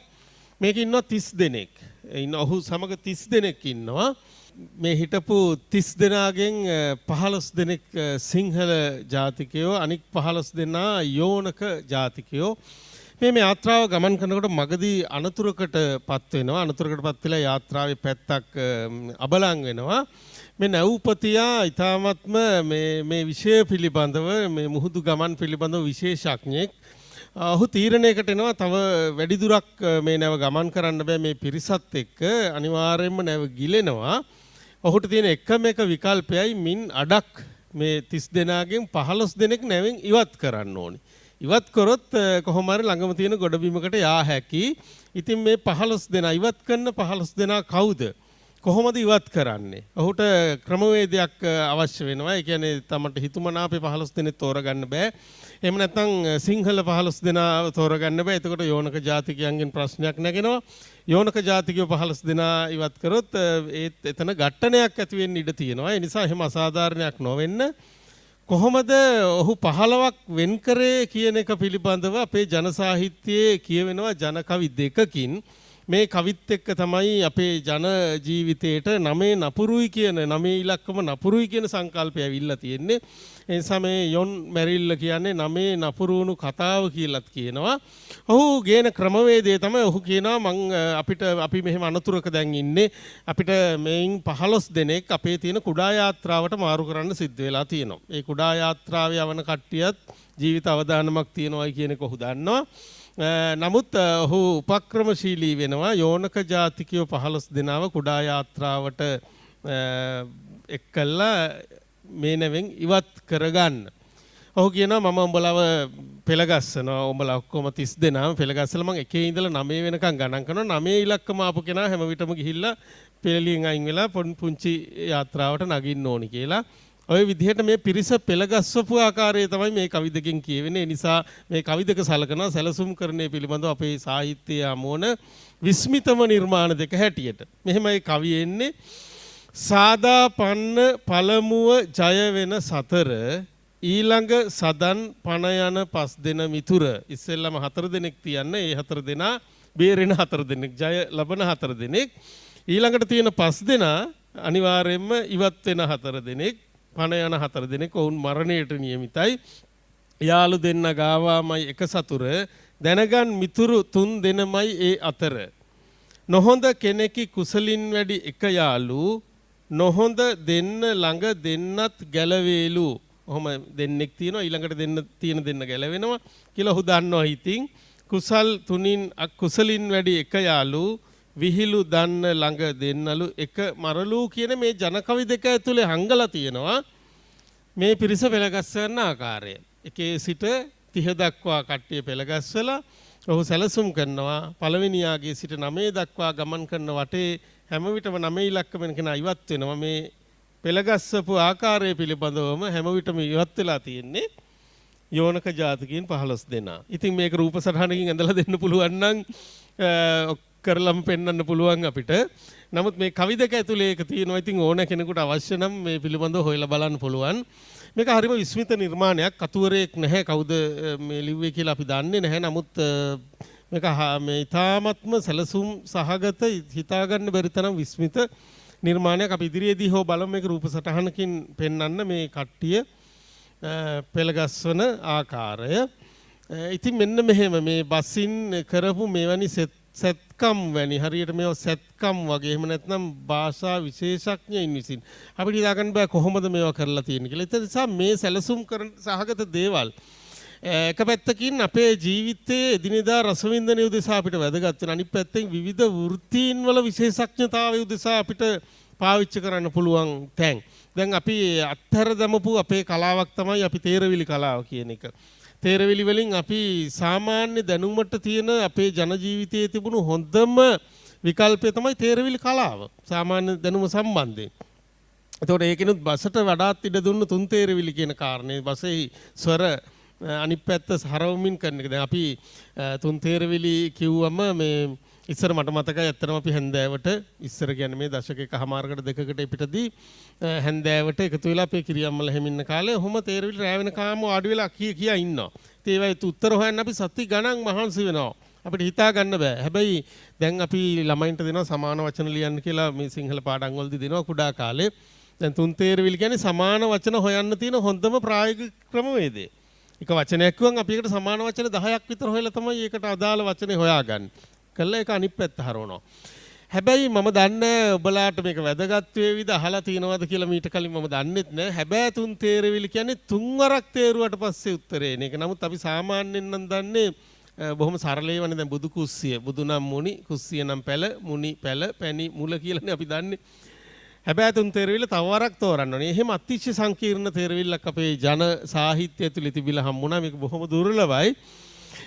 ටිකක් සංකීර්ණයි. මේ තේරවිල්ල එන්නේ මෙහෙමයි සිසිර. නුහුරු තදේට හොස්ස පුලුස්ස පුලුස්ස.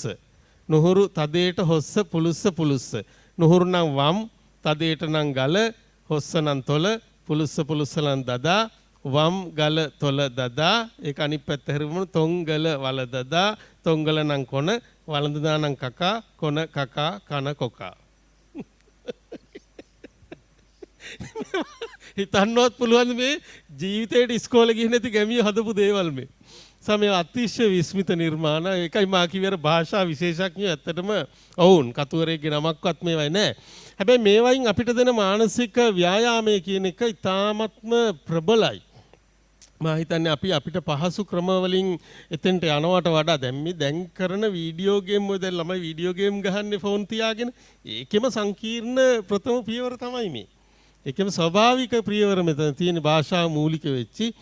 ඉතින් ඒ නිසා මම හිතන්නේ මේ ඉතාමත් වැදගත් වේවි මේ විශේෂයෙන්ම මේ ඉතිරි ඊළඟ පරම්පරාවට මෙන්න මෙවැනි නිර්මාණශීලී දේවල් අපිට ඉස්සරහට ඕන වෙනවා. ඉල්ලා හිටිනවා සමාජයේ විසින්. වෘත්තීය කුමක්වත් අපි කොච්චර සල්ලි හම්බ කරත් අපේ සොයා ගැනීම කුමක්වත් ඒක වඩාත් නිර්මාණශීලී දෙයක් බවට පත් කිරීම. නිර්මාණශීලීත්වයෙන් ජන සමාජයට ලැබෙන ආලෝකය ඉතාමත්ම දීප්තිමත්, ඉතාමත්ම දිගු කාලීනයි.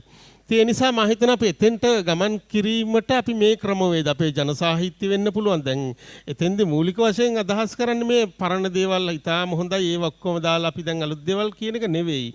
පරණ දේවල් ඔක්කොම හොඳ නෑ. පරණ දේවල් නරක ඒවා. එක්ක නිරායාසයෙන් සමාජයෙන් ඉවත් වෙලා තියෙන මානව ගමන් මගේ යන්න බැරි දේවල් අයින් වෙලා තියෙනවා. නමුත් අපි හොඳ දේවල් එකපාරට අතහැරීම හොඳ නෑ කියන එකයි මගේ යෝජනාව. හොඳ දේවල් අතාරින්න මේ කෘත්‍රිම ක්‍රමවේදයක් නිසා හොඳ දේවල් අපිට අතාරින්න සිද්ධ වෙනවා නම් ඒක හොඳ නෑ. ඒ නිසා මේ විස්මිත දේවලුත් අපි පුළුවන් තරම් ගෙනියන්න ඕනේ. අනවශ්‍යව අපි අයින් කරන්න ඕනේ. තාක්ෂණය අපි ආලෝකයක් බවට පත් කරන්න ඕනේ ගමනට. තාක්ෂණය ඇතුළට අපිට පුළුවන් නම් මේ සාහිත්‍යික දේවල්, සාහිත්‍යයේ විශිෂ්ටතාවත් අරගෙන එන්න ඒ ගමන යමු කියන එක තමයි මගේ යෝජනාව. ඒ ගමනින් ගිහිල්ලා අපි නව ලෝකයක්, නව නිර්මාණ, නව ලංකාවක් අපි බිහි කරගමු. ඒක අපිට කරන්න පුළුවන්. ඒක කරන්න පුළුවන් හොඳම ශක්ති සම්පන්න පිරිස තමයි අප ඉදිරියේ ඉන්නේ. ඒ නිසා මේක මම හිතන අප කරන්නේ යම්කිසි උත්තේජයක් මඟ පෙන්වීමක් ලබා දීමක් පමණයි. අපි එතෙන්ට යන්න පුළුවන් තැන් තව මොනවද කියලා අපි ඉදිරියේදීත් කතා කරමු. නැවතත් අපි වැඩසටහන් වලින් කතා කරමු. මේ සාහිත්‍ය රසවින්දනය රසවතෙක් බිහි කරමින් ඒ රසවතා හරහා ලෝකෙ ඉදිරියට යන විදිහ අපි තවදුරටත් කතා කරමු. මම හිතන්නේ මේ තාක්ෂණය පීඨේ මේ භාෂාවත් උගන්වන්න පුළුවන් නම් අපිට ඉතාම හොඳයි කියලා හිතන මේක අතන්දර මේ අර්ථ දැක්වීම අහනකොට. ඉතින් කාලයත් වේගින් අපිට හරස් වීගෙන එනවා. නමුත් අපිට මේ වැඩසටහන නවත්තන්න සිතෙන්නේ නැහැ. ඒක නිසා අපි අවසාන අදහස් දැක්වීම කීපය මේ සාකච්ඡාවේ සිදු කරන්න පුළුවන් මේ වෙලාවේ. ඇත්තටම ඔබතුමා කිව්වා වගේ දැන් අර අධ්‍යාපනයේ විශේෂඥයෝ මේ වෘත්තිකයන් හැමදෙනාම මේ ඉන්නවා. නමුත් අද රටට නැති වෙලා තියෙන මම හිතන්නේ නායකයෝ. ඔබ කියපු කවිය ඔබේ ජනශ්‍රුතිය එන ප්ලෑනින් කියන එක සැලසුම් කරණය දන්න නායකයෝ නැතිකමයි වෙලා තියෙන්නේ. මම හිතන්නේ ඒකටත් ප්‍රධාන හේතුවක් වෙන්නේ නැති මේ භාෂාව සාහිත්‍ය හැදෑරීමට තිබුණු මැලිකම සහ අපේ අතරින් දුරස් වීම. ඒ නිසා නායකයන් නිර්මාණය කිරීම තාක්ෂණ පීඨයේ ප්‍රධාන අරමුණක් අපගේ. ඒ සඳහා අපි යම් විෂය කරුණු විෂය නිර්දේශනුත් අපේ ඇතුළු කරලා තිබෙනවා තාක්ෂණ විෂය සම්බන්ධව. ඉතින් අපිට දිනයක පුළුවන් නම් සාහිත්‍යයත් මේකට ඇතුළු කරන්න මම හිතනවා වඩාත් නිර්මාණශීලී තාක්ෂණ දන්නා දුවදරුවන් බිහි වෙයි කියලා. ඉතින් සිසිල් මහත්මයාට මම ආරාධනා කරනවා මේ තවදුරටත් මේ පැහැදිලි කිරීම සිදු කරන අවසර වශයෙන් මෙම නම්නීකරණ වැඩසටහනට සමගාම පවත්වන මෙම සාකච්ඡාව සඳහා.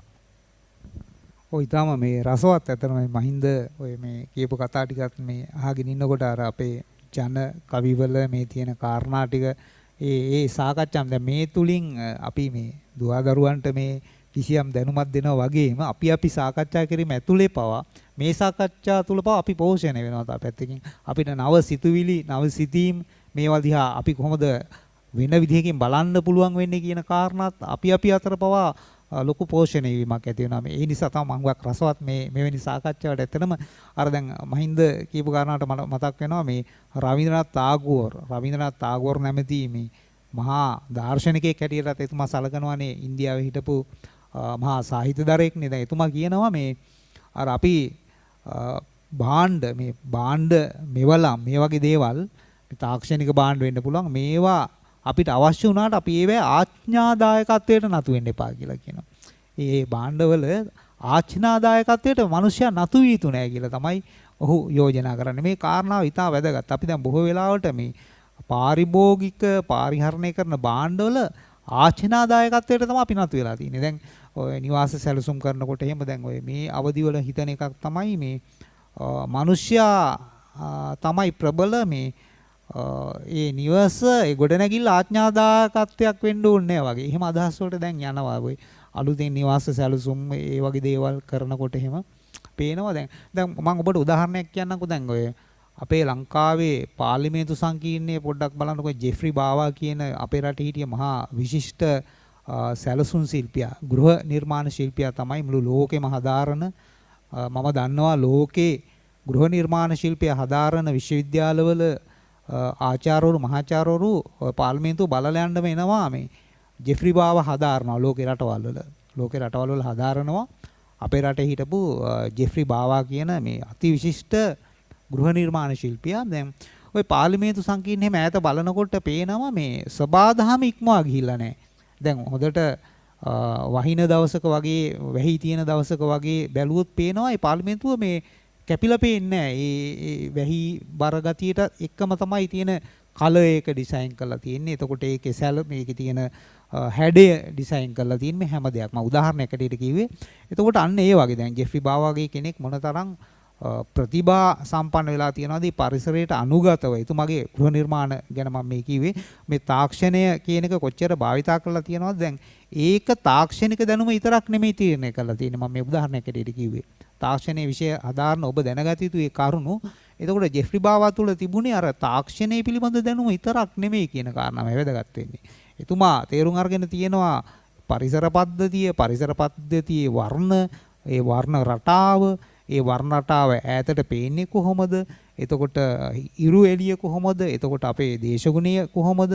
ඉරු එළිය පතිත වෙනකොට කොහොමද වර්ණ පේන්නේ? එතකොට මේ වගේ බොහෝ පරිකල්පන රාශියක් පරිසරයේ පිළිබඳ එතුමා සතු දැනුම විතරක් නෙමෙයි. අර මහින්ද කියවනේ අර අතීත දැනුම අවශ්‍යද නැද්ද කියන කාරණාව. එතකොට අතීතේ කොහොමද ගෘහ නිර්මාණ ශිල්පිය ලංකාව වගේ රටක තිබුණේ කියන දැනුම. ඒ දැනුමෙන් විවුර්ත වෙලා අලුත් ගෘහ නිර්මාණයක් හදන්න බෑ. එතකොට එතුමා අධ්‍යයනය කරනවා. එතුමා තුල තියෙනවා අතීතයේ ගෘහ නිර්මාණ කොහොමද තිබුණේ? ඇයි අතීත මිනිස්සයා දැනගෙන හිටියා පරිසරයට ඔරොත්තු දෙන විදිහට කොහොමද ගෘහ නිර්මාණය හදන්නේ කියන එක. ඒකේ සපුරා ප්‍රතික්ෂේප කරලා අලුත් දෙයක් කරන්න බෑ.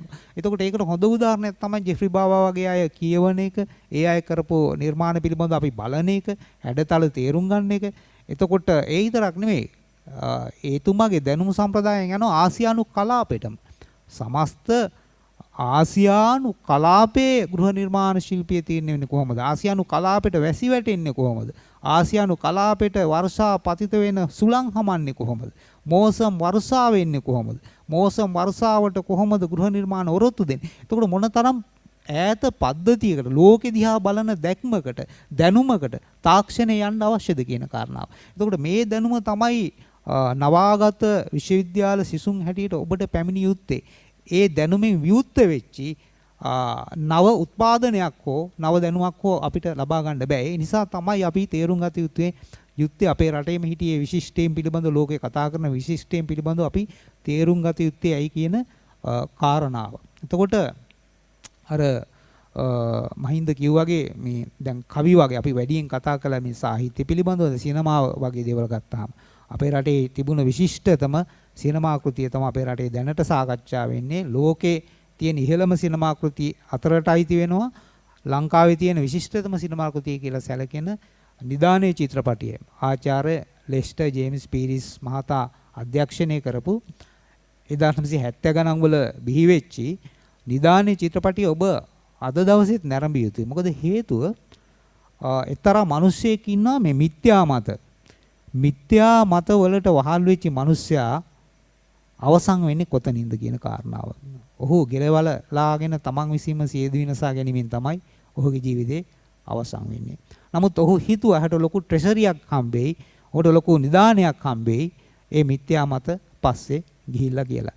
දැන් එතකොට මේ මිත්‍යා මත පස්සේ ගිය මිනිස්සයා අර ලප තුනක් තියෙන තරුණියක් හොයා ගන්නවා, කන්‍යාවක් හොයා ගන්නවා, ඇයි බිලි දෙන්න උත්සාහ ගන්නවා, ඇයි බිරිඳ කර ගන්නවා, බිරිඳ වුණත් බිරිඳක් විදිහට හැසිරෙන්නේ නැහැ. එතකොට එයා කන්‍යාවක් විදිහට තියා ගන්නවා. මේ මහා උමතු ගතිය අර වරදකාරී හර්ෂාක්ෂියක් දරාගෙන ඉන්න උමතු මිනිස්සයා. ඒ උමතු මිනිස්සයා තේරුම් ගන්න මම ඔබට යෝජනා කරන මෙවැනි සිනමා කෘති අද දවසේ අපිට අපේ සමාජයේ තේරුම් ගන්න මොනතරම් ප්‍රඥාවක් සම්පාදනය කරනවද මේ සිනමා කෘති.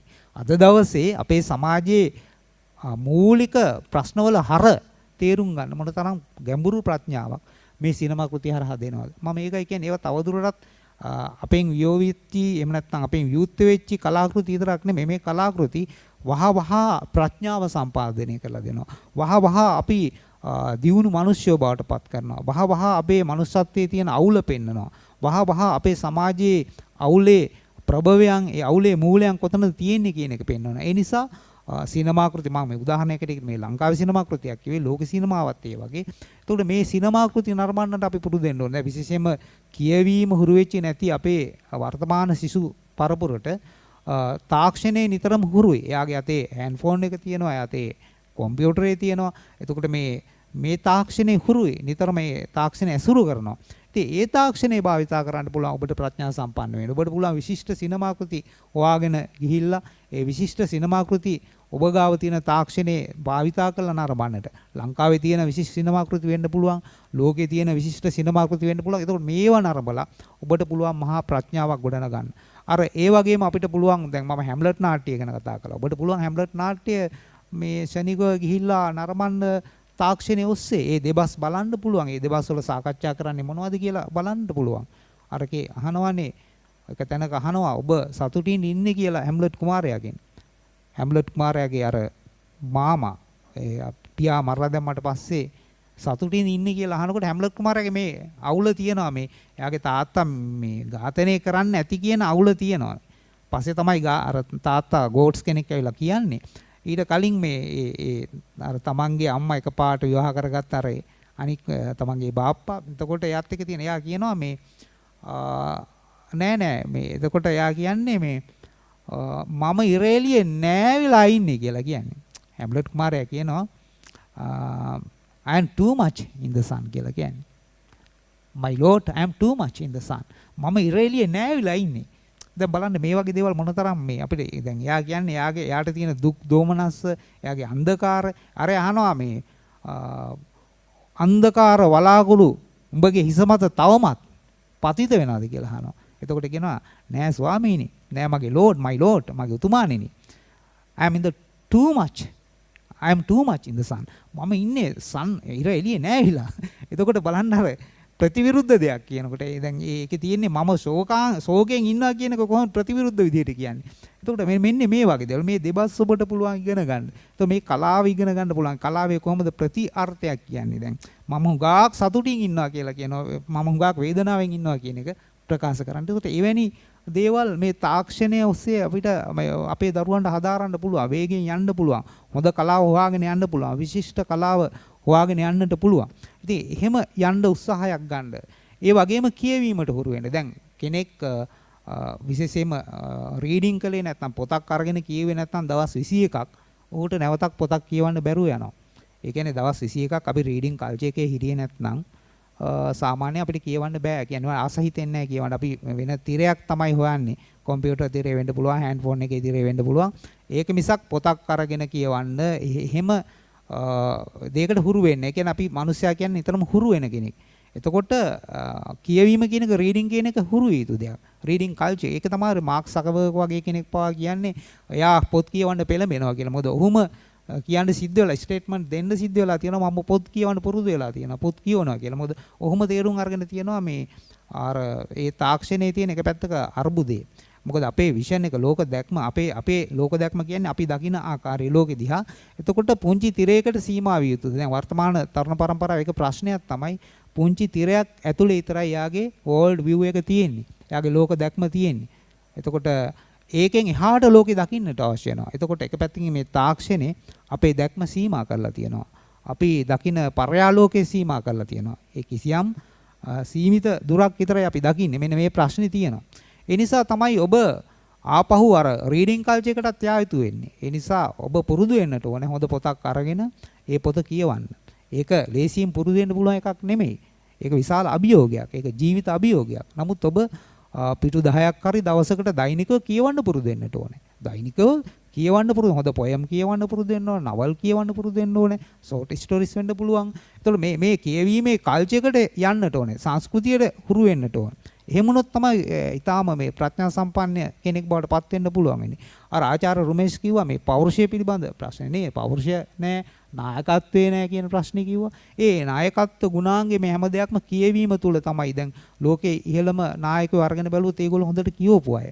ඒගොල්ලෝ හොඳට කියවපු අය. අපි ඒබ්‍රහම් ලින්කන් වගේ කෙනෙක්ගේ චරිතය අරගෙන බලන්නකෝ. ඒ චරිතය අරගෙන බලපුවා එයා මේ දර පලන ගමන් පොත් කියවනවානේ. එයා කුලී වැඩ කරන ගමන් පොත් කියවනවානේ. ඒබ්‍රහම් ලින්කන්ගේ චරිතය අරගෙන බලනකොට එතකොට එයා කියවීම වලට හුරු වෙච්ච කෙනෙක්. එතකොට එයා එක පැත්තකින් නායකයෙක් බවට පරිවර්තනය වෙන්නේ අර කියවීම තුළ ලබන දැනුම තුළ. ඒබ්‍රහම් ලින්කන්ගේ ජීවිත කතාවේ තියෙන එක පැත්තකින් පොතක ණය ගෙවන්නම දර පැලුවා කියලා. ඒ කියන්නේ එයා පොත් පුංචි කාලේ ඉඳන් පොත් කියවලා පොත් තෙමිලා ඒ ණය ගෙවා ගන්න බැරි වෙලා පොත ආපහු ගෙවන්න බැරි වෙලා ආයේ දර පලනවා. ඒ වගේ. එතකොට එයා මේ සාමාන්‍යයෙන් කම්කරුවෙක් හැටියට කුලී කම්කරුවෙක් හැටියට වැඩ කරද්දී එයා පොත් කියවමින් තමයි මේ කුලී කම්කරු රැකියාව කරන්නේ. ඒ චරිත කතා අපිට අවශ්‍ය වෙනවා කියවන්න. එතකොට ඔබ ඒබ්‍රහම් ලින්කන් වගේ අයගේ චරිත කතා අනිවාර්යෙන් කියවන්නට වෙනවා. එතකොට මැස්කිම් ගෝර්කි වගේ කෙනෙක්ගේ චරිත කතා කියවන්නට වෙනවා. අර මහින්ද කිව්වාගේ උගත්කම කියන එක තියෙන්නේ විශ්වවිද්‍යාලයක් ඇතුළේද කියන ප්‍රශ්නේ මැස්කිම් ගෝර්කිගේ චරිත කතාව හරහා හොඳටම හෙළි වෙනවා. ඔය විශ්වවිද්‍යාලයකට ගියේ හෝ සම්මත අධ්‍යාපනයක් ලබන්න බැරි වෙච්ච කෙනෙක් මැස්කිම් ගෝර්කි කියලා කියන්නේ. නමුත් අද ගෝර්කි හදාරන්න නැති විශ්වවිද්‍යාල කොහෙද තියෙන්නේ? අද ගෝර්කි හදාරන්න නැති බුද්ධිමය කතිකා කොහෙද තියෙන්නේ? ගෝර්කිගේ පොත් නිර්දේශ වෙච්ච නැති අධ්‍යාපනය කොහෙද තියෙන්නේ? එතකොට විශ්වවිද්‍යාලයකට හෝ විධිමත් අධ්‍යාපන ආයතනයකට ගියේ නැති මැස්කිම් ගෝර්කි කොහොමද එහෙම වුනේ? එතකොට අධ්‍යාපනයේ තියෙන අර විධිමත් සම්මත අධ්‍යාපනය ඇතුලේ නෙමෙයි. එහෙනම් ඒක තේරුම් ගත යුතු කරුණක්. දැන් ගෝර්කි කොහොමද පොත් කියෙව්වේ? ඇත්තටම එයාගේ ජීවිත කතා මගේ ළමාවියේ කිව්වොත් තේරෙයි මොන තරම් දුකක් විඳිනවද පොත් අරගෙන කියවන්න කියලා. එතකොට ඒවට බැනුම් අහන හැටි ඉටිපන්දම රැයට දෙන ඉටිපන්දම උදේට ගෙදර හිමියෝ මැනලා බලනවා මෙයා කොච්චර වෙලාවක ඉටිපන්දම දැල්වලා තිබ්බද කියලා. ඒ විදිහට දුෂ්කරව තමයි පොත් කියවන්නේ. ඒ නිසා ලෝකේ විශිෂ්ටය කියන්නේ අතිවිශිෂ්ට මිනිස්සු කීප දෙනෙක් හෝ මේ ලෝකේ අපිට ඉන්නවා නම් ලෝක ඉතිහාසය තුළ මිනිස්සු කියවපු මිනිස්සු. ඒ නිසා මේ කියවීම කියන එකට අපි හුරු වෙන්නට ඕනේ. දැන් අපි මේ සාකච්ඡාවේ පදනමක් වෙන්නත් ඕනේ. මෙතෙක් කියවපු නැති ශිෂ්‍යයා ආපහු රීඩින් කල්චර් එකට යන එක. මෙතෙක් තමන්ගේ පොත් රාක්කේ සාහිත්‍ය මේ වගේ දේවල් තිබුණේ නැති ශිෂ්‍යයා හෙට ඉඳන් ගිහිල්ලා ඒ පොත් හොයාගෙන එන ශිෂ්‍යයෙක් බවට පරිවර්තනය වෙන එක. ඒ ජීවිත පරිවර්තනය තමයි අවශ්‍ය වෙන්නේ. ඒක තමයි අපි මේ සාකච්ඡාව තුළ කරන්නේ. ඒ නිසා මෙතන ඉන්න ශිෂ්‍යෝ තේරුම් ගත යුතු කරුණක් තමයි තමන්ගේ නව යෞවන වී එහෙම නැත්නම් තාම තරුණ වී ඉන්නේ. අපි කියනවා මේ නිව් බ්ලඩ් කියලා. එහෙම නැත්නම් තරුණ ලේ, තරුණ රුධිරය තමයි ඔබේ ශරීරයේ තිබෙන්නේ. එතකොට ඔබට හැදෑරීම වලට ඉතාමත් ලෙහෙසි කාලයක මේ ඉන්නේ. ඒ නිසා ඒ හැදෑරීම අතපසු කරන්න එපා.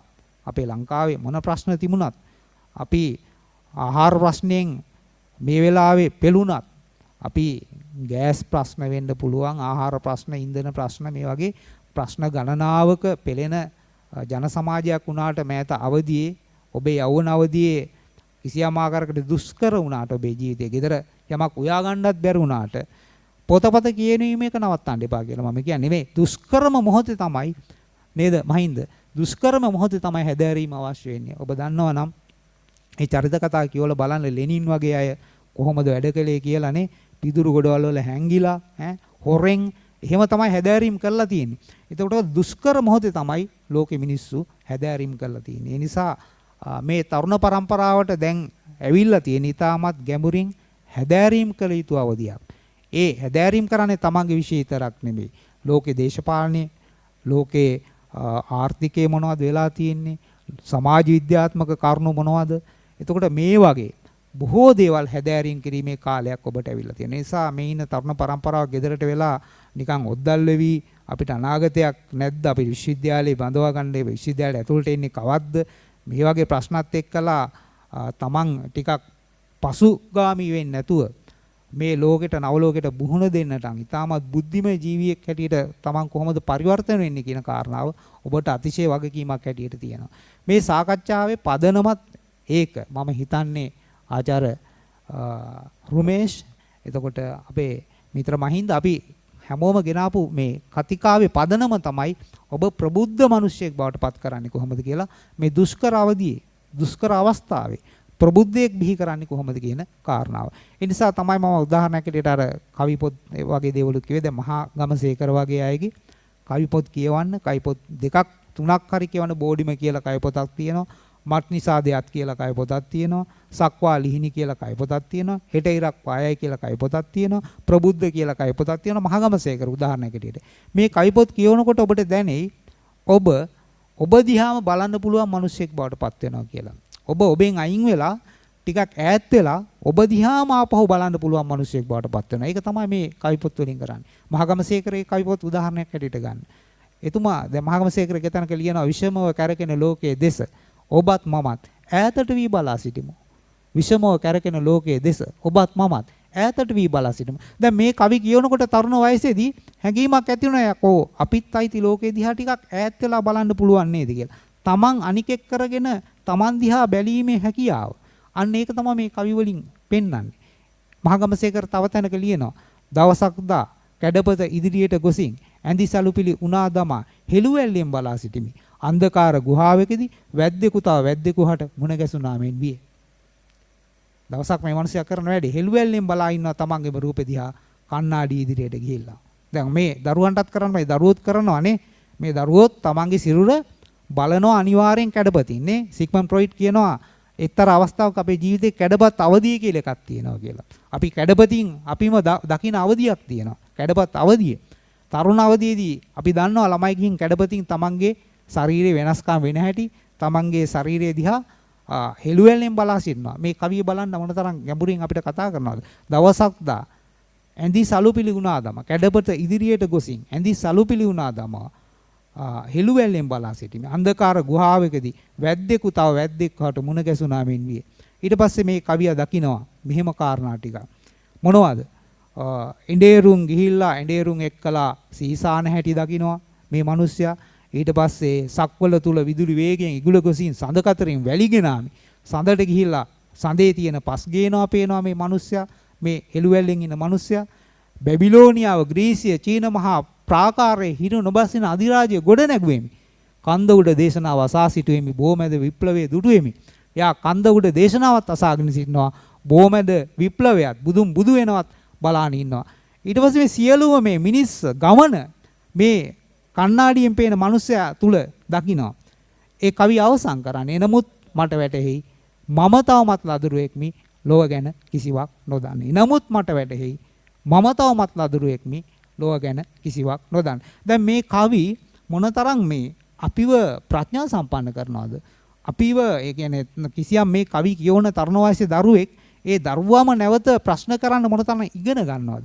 මෙන්න මේක තමයි අවශ්‍ය වෙන්නේ. අපි අපේ ජීවිත දෙසම ප්‍රශ්න කරමින් බලන්න තියෙන හැකියාව. අපි අනිකෙක් විදිහට අපිම කියව ගන්න පුළුවන් හැකියාව. මෙන්න මේවා තමයි මේ කවි තුලින් දෙන්නේ. ඒ නිසා මම ඔබට යෝජනා කරන්නේ මේවා සරල දේවල්. එහෙම නැත්නම් තවදුරටත් නොතකා හැරිය යුතු දේවල් නෙමෙයි. ඔබට ළඟා කරගත යුතු, ඔබේ ජීවිතේ විශාල කරන, ඔබේ ආධ්‍යාත්මය විශාල කරන දේවල් තමයි මේ කියවීම, රීඩින් කල්චර් වලට යෑම, කවිය, සාහිත්‍ය, කලාව මෙන්න මේ වගේ කරුණු. ඒ ටික තමයි මට මේ සාකච්ඡාව ඇතුළතවත් එක්කලා දල වශයෙන් සරලව මතු කරන් තියෙන කරුණු ටික ආචාර්ය රමේෂ්. ඔව් ඇත්තටම මේ ඔබට වසර 4ටම වැදගත් වෙන කාරණා වසර 4ටම නේ ඔය මුළු ජීවිත කාලෙටම වැදගත් වෙන කාරණා පාඩම් කීපයක් අද ඉගෙනුවා මේ දෙපළ. ඉතින් අපි විශ්වාස කරනවා ඔබට මේ සාහිත්‍ය කියවීම මේ දැනුම අනිවාර්යයෙන්ම වැදගත් වෙයි කියලා. ඉතින් කාල වේලාව බොහෝ සෙයින් ඉක්ම ගොස් ඇති නිසාම ආරාධනා කරන අවසන් වශයෙන් අදහස් දැක්වීමට මේ සාකච්ඡාවේ මහින්ද ප්‍රසාද් මස්සිමුල මහතාට. ඔව් මම හිතන්නේ ඊටාත්ම වැදගත් කරුණු කාරණා සාහිත්‍ය මූලිකව ජීවිතය මූලිකව සාකච්ඡා කරා. මම හිතන මටත් වඩා සිසිර ඒවා පිළිබඳව ඊටමත් පුළුල්ව කතා කරා. නිවෙස් හදන එකක් ගැන කිව්ව අර ගෙවල් හදන එක සම්බන්ධයෙන් මට මතක් වුණා ඊටමත් ප්‍රකට සෙන් කතාවක් තියෙන මේ සෙන් කතා හරිම වටිනවා ජීවිතේට. ඒක මේ තාක්ෂණ පීඨයට තාක්ෂණ විද්‍යාර්ථීන්ටත් වැදගත් වෙයි. සෙන් කතාවේ තිබුණේ නිවෙස අනවශ්‍ය තරමට වඩා විශාල වූ විට කියලා අපි හිතන්නේ නැති කරුණකට තමයි යොහුන් සෙන් කියමුනේ ඇවිල්ලා තිබුණේ. නිවෙස අනවශ්‍ය තරමට වඩා විශාල වූ විට ළමයි නරක වෙයි කියලා තමයි තිබුණේ. ඇයි එහෙම කිව්වේ කියලා අපි කල්පනා කරලා බලන්න ඕනේ. ඒ වගේම මම හිතනවා දැන් සාහිත්‍ය පිළිබඳව කතා කරද්දී සාහිත්‍යයේ තියෙන අනුත්ප්‍රාසය කියන එක සමාජමය වශයෙන් ගත්තමත් විශාල වටිනාකමක් තියෙන කාරණයක්. දෙයක් නිරන්තරයෙන් සිදුවීම නැත්නම් නිරන්තරයෙන් දෙයක් යොදා ගැනීම කියන එකට අනුත්ප්‍රාසය කියන්නේ ඒක තාක්ෂණයටත් අදාළයි අපේ නිකන් සමාජ භාවිතයට ජීවිතයටත් අදාළයි. දැන් හොරකම් වගේ වුණත් නිරන්තරයෙන් කරනකොට ඒක සමාජයට විශාල හානියක් බවට පත් වෙනවා. හැබැයි යහපත් දෙයක් හොඳ දෙයක් නව සංකල්පයක් නිරන්තරයෙන් සමාජගත කරාට කිසිම ප්‍රශ්නයක් නැහැ. ඉතින් අනුත්ප්‍රාසයත් ඒ වගේ දැනුවත්ව කරොත් සාහිත්‍ය ඇතුලේ අපි ඒක අනුත්ප්‍රාස රසය කියලා හඳුන්වනවා. ඒ කියන්නේ දෙයක් නිරන්තරයෙන් යෙදීම දැනුවත්ව නම් සාහිත්‍ය කරුවා කරන්නේ ඒක සාහිත්‍යයේදී අනුත්ප්‍රාස රසය බවට පත් වෙනවා. නොදැනුවත්වම බැරි වෙලා නම් ඒක සිද්ධ වෙන්නේ ඒක පුනරුද්දෝෂය කියලා අපි හඳුන්වනවා. නැවත යෙදීමේ දෝෂයේ හැටියට හඳුන්වනවා. එකම භාවිතය දැනුවත්ව කිරීමෙන් සහ නොදැනුවත්වම කිරීමෙන් වෙන් වෙන ආකාරය. කුමාරතුංග මුනිදාසයන් කවියක් තියෙනවා මේකෙත් එකම වචනේ යොදනවා කිහිප වරක් දැනුවත්ව.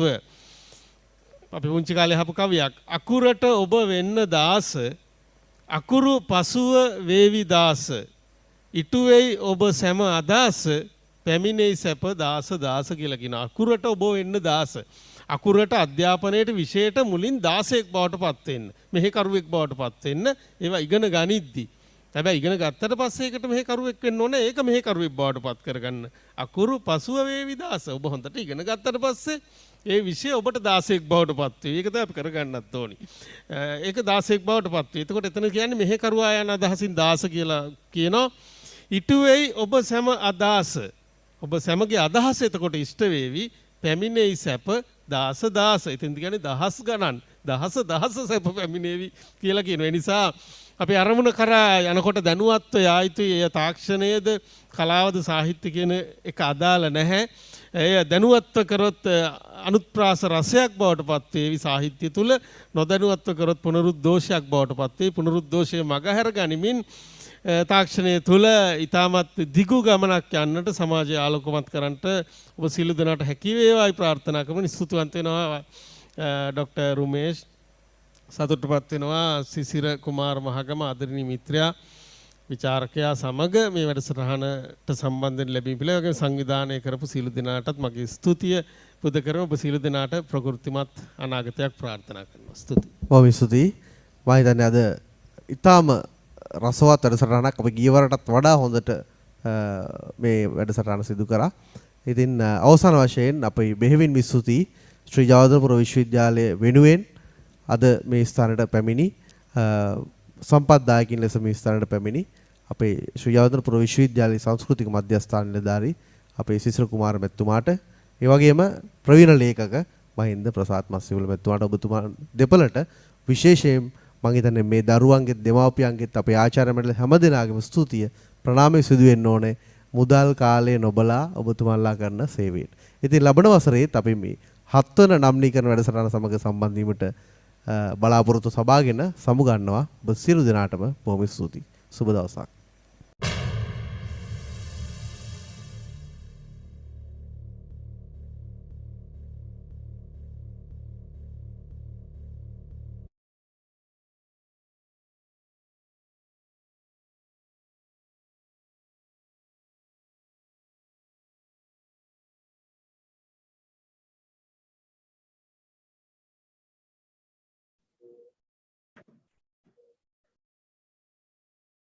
බොහොමත්ම ස්තුතියි මහින්ද ප්‍රසාද් ඉසුම්බෝලගේ මහත්මයාට සහ සිසිර කුමාර මැදගම මහතාට ඉතාමත් හරවත් දේශනයක් අපේ දුවදරුවන් වෙනුවෙන් පැවැත්වුවාට දරුවනි ඔබට විශේෂ නිවේදනයක් තිබෙනවා ලබා දෙන්න ඉන්ටෙන්සිව් කෝස් එක ඔබේ සඳහා ඉඳලා 23 වන සඳහා ඉඳලා ආරම්භ වෙනවා. ඒ වගේම අද දිනේට નિયમિત වැඩසටහන් මේ ආකාරයෙන් නිමවටපත් වෙද්දී අද දවසේ සියලුම වැඩසටහන් මෙහෙයවීම සඳහා සහභාගී වුණු අපේ ආදරණීය උපකුලපතිතුමන් ඇතුළු පීඨාධිපතිතුමිය ඇතුළු ආචාර්ය මණ්ඩලයේ සියලුම දෙනාට ඒ වගේම විද්‍යාර්ථීන්ට සියලුම දෙනාට මාගේ හදපිරි ස්තුතිය පුද කරනවා අපේ දුවදරුවන් වෙනුවෙන් ඔබේ දැනුම ඔබේ දරුවන්ට අවශ්‍ය වන තොරතුරු ලබා දීම වෙනුවෙන් අප හා එක් වුණාට මේ ආකාරයෙන් තෙවන දවසට નિયમિત වැඩසටහන් නිමා වෙද්දී ඔබගේ ශිෂ්‍ය නම්නීකරණ වැඩසටහනේ සියලුම වැඩසටහන් නිමාවටපත් වෙනවා දරුවනි. මම හිතනවා ඔබට ඔබේ අධ්‍යයන කටයුතු ඔබේ විශ්වවිද්‍යාල ජීවිතය සාර්ථක කර ගැනීමට අවශ්‍ය සියලුම තොරතුරු මෙම තෙදිනක් පුරාට පැවති ශිෂ්‍ය නම්නීකරණ වැඩසටහනෙන් ලැබෙන්න ඇති කියලා ඒ තොරතුරුත් එක්ක අවුරුදු 4ක් ඔබේ අධ්‍යයන කටයුතු සාර්ථකව කරගන්න ගමන්ම විෂය බාහිර කටයුතු වලින් නායකත්වය, පෞරුෂය, sannivedana කුසලතා මේ සියල්ලම වර්ධනය කරගෙන අවුරුදු 4කට පස්සේ පරිපූර්ණ නිර්මාණශීලී විද්‍යාර්ථයෙක් විදිහට සමාජයට දායාද වීමට ඔබට ශක්තිය ධෛර්යය ලැබේවායි ප්‍රාර්ථනා කරමින් සියලුම වැඩසටහන් නිමා කරනවා. රැඳී සිටියට ඔබ සියලු දෙනාටම ස්තුතියි.